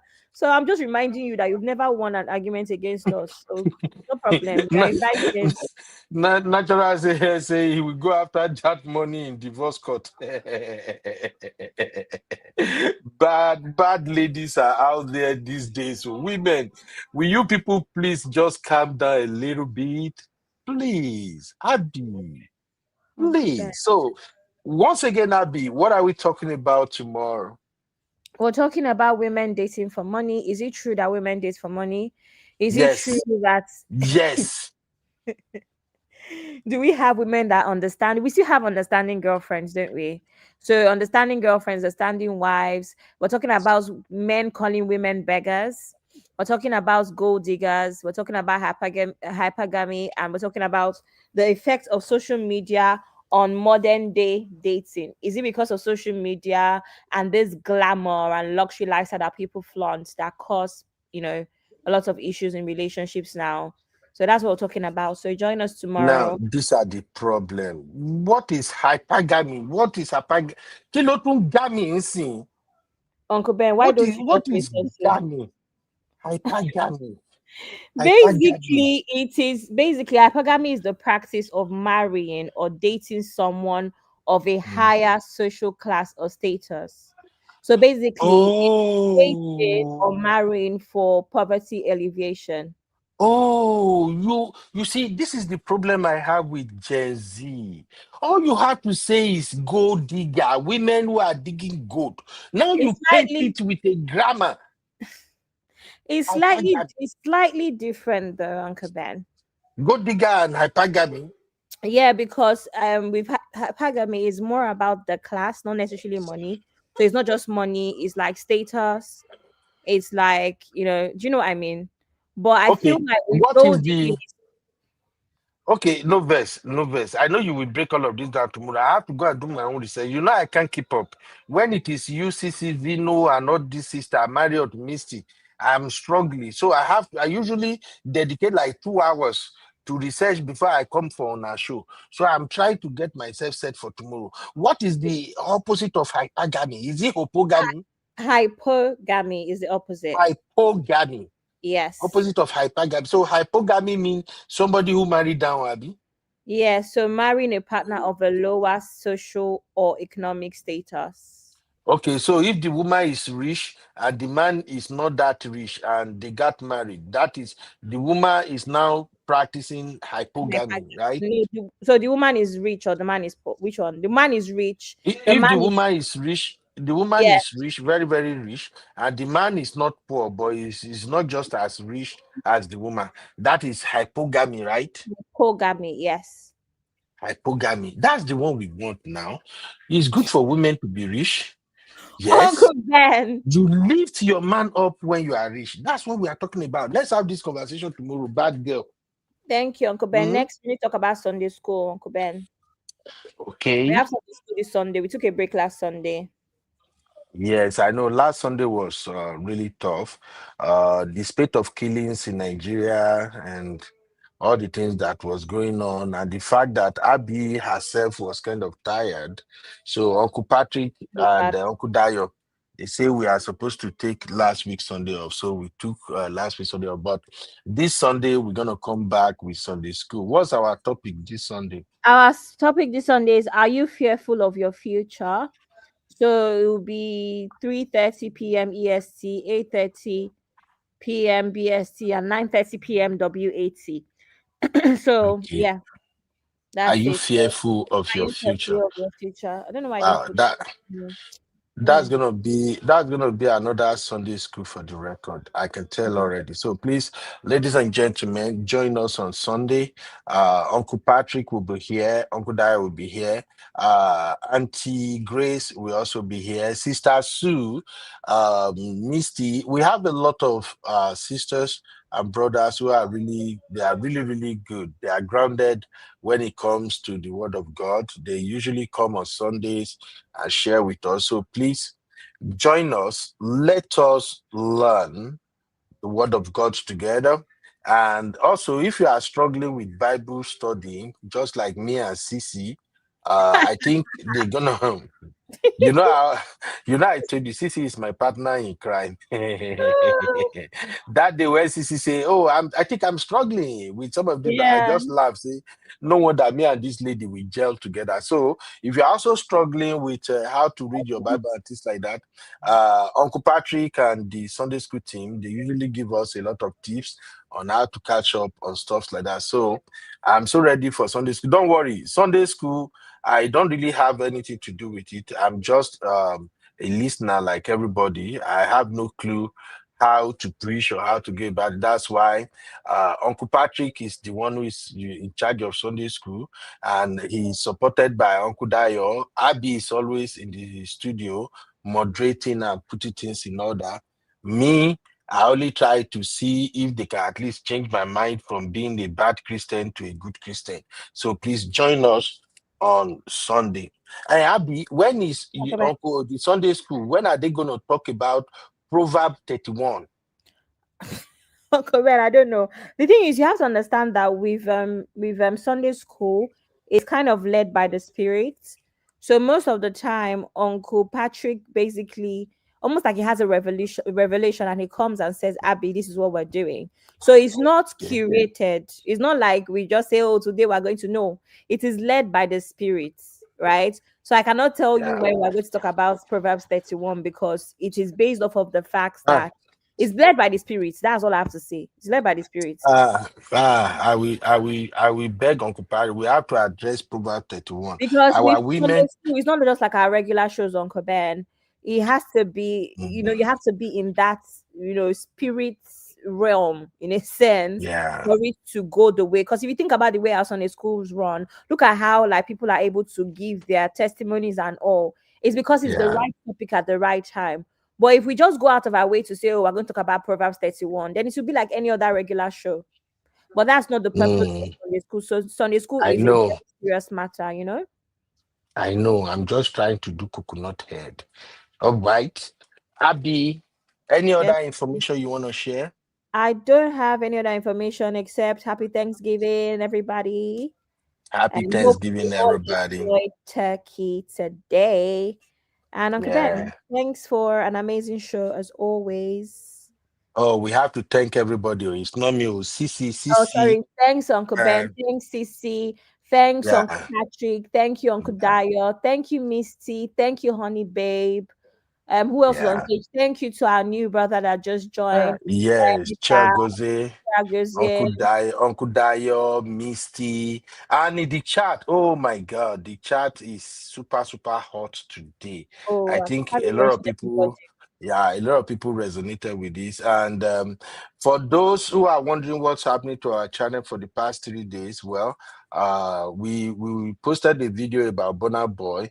My girl mistakenly added a copyrighted video, so YouTube blocked that video all over the world, and that kind of affected the channel visibility. But glory be to God, we have rectified it. They have YouTube have once again approved our appeal, so our views are back up again. Yay! Now we're gonna have political roundtable. I love my segment. See, Abby, my I segment love is better it. than yours. It's better than yours. It's better than TSC. It's better than, let me just give myself credit, even though say now we're a segment. It's No, better than no, every segment. Uncle Ben, let me tell you what. Let me tell you, your segment is amazing, but every single Ah, segment is what makes this channel diverse and beautiful. Because guess what? exactly. Everyone can benefit from different segments. So you Yeah, can't come to this channel and say you are bored because you have options. You have options. absolutely. That's the beauty And of this channel. and for those who don't know, TSC and Recap Central, I won't lie to you. I enjoy them more than any other show lately because these sisters, they are actually good.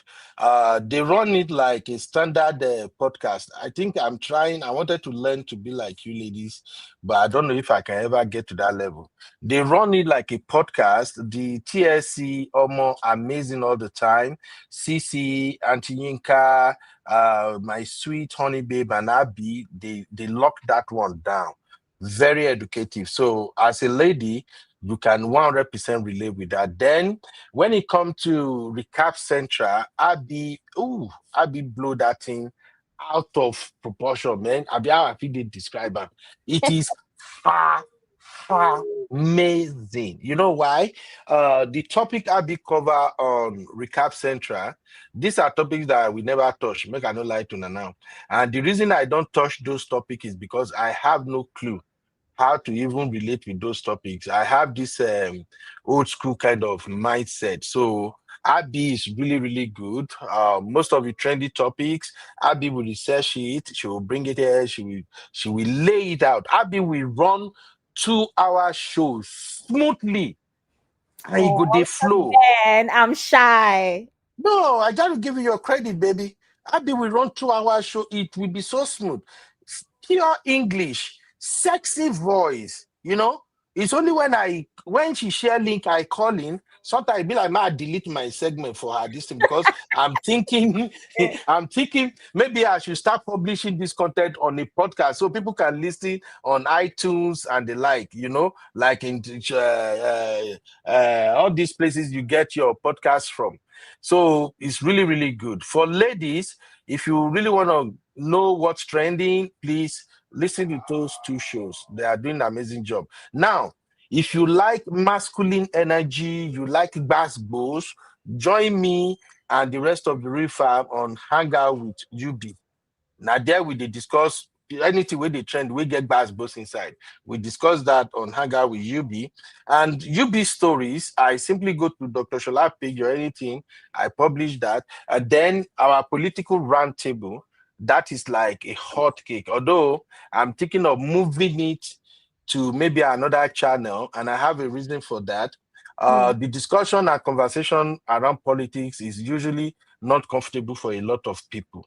So I'm still thinking maybe I should just move that particular show to a different YouTube on its own so that I will not contaminate every other thing here, because politics talk, you know, the day is easy for a lot of people, but that's just about it. Thank you, everybody. Abby, my dear, you are wonderful. Oh, you are such Ben. a So sweet are girl. you. So are you, Uncle Ben. Grateful for you always. Abby, the troublemaker. Good night, sir. See you tomorrow. Bye. Happy Thanksgiving. Thank you. Happy Thanksgiving, everybody. I'll see you tomorrow. Oh my God. This is just so good. Thank you, everybody in the chat. I'll see you tomorrow.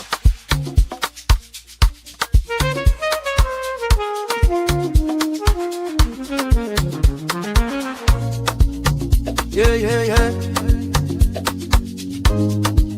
You be in the building. Hey, vibe with Uncle Bino. Let's go. Now happy hour things, you know. Hang out with you, babe. It's a vibe tonight. Hey, laugh and learn. We're shining bright. Oh yeah. You be stories, life lessons time. Hey, on the Uncle Beno show, everything feels right. From the streets to the world, we talk real talk. Vibes on the beat make the whole place rock. Happy hour flow with smiles non-stop. Sip and chill with you, be the energy on top. You be stories dropping them every day. Wisdom for life, the African way. From the grind to the glory, hear what we say. Tune in now, don't delay. Hang out with you, be it's a vibe tonight. Hey, laugh and learn, we shining bright. Oh yeah, you be stories, life lessons time. Hey, on the Uncle Beno show, everything feels right. Join the sister circle. Oh, what a scene. CC Inca, honey baby, and I be so clean. Talk love, talk life, talk dream supreme. Palm and vibes like a royal queen team. Mola Sunday school when the beat gets low. A moment of reflection, let the spirit flow. Men of God speaking wisdom, you should know. Faith and vibes on the Uncle Benno show. Hang out with you, B, come catch that light. Oh yeah, you be stories, keep your heart so bright. Yeah. Join the sister circle, feel that fire. Oh yeah, Sunday school for your soul so right. You be nation, we rise together. Love and vibe forever. Uncle Ben no show.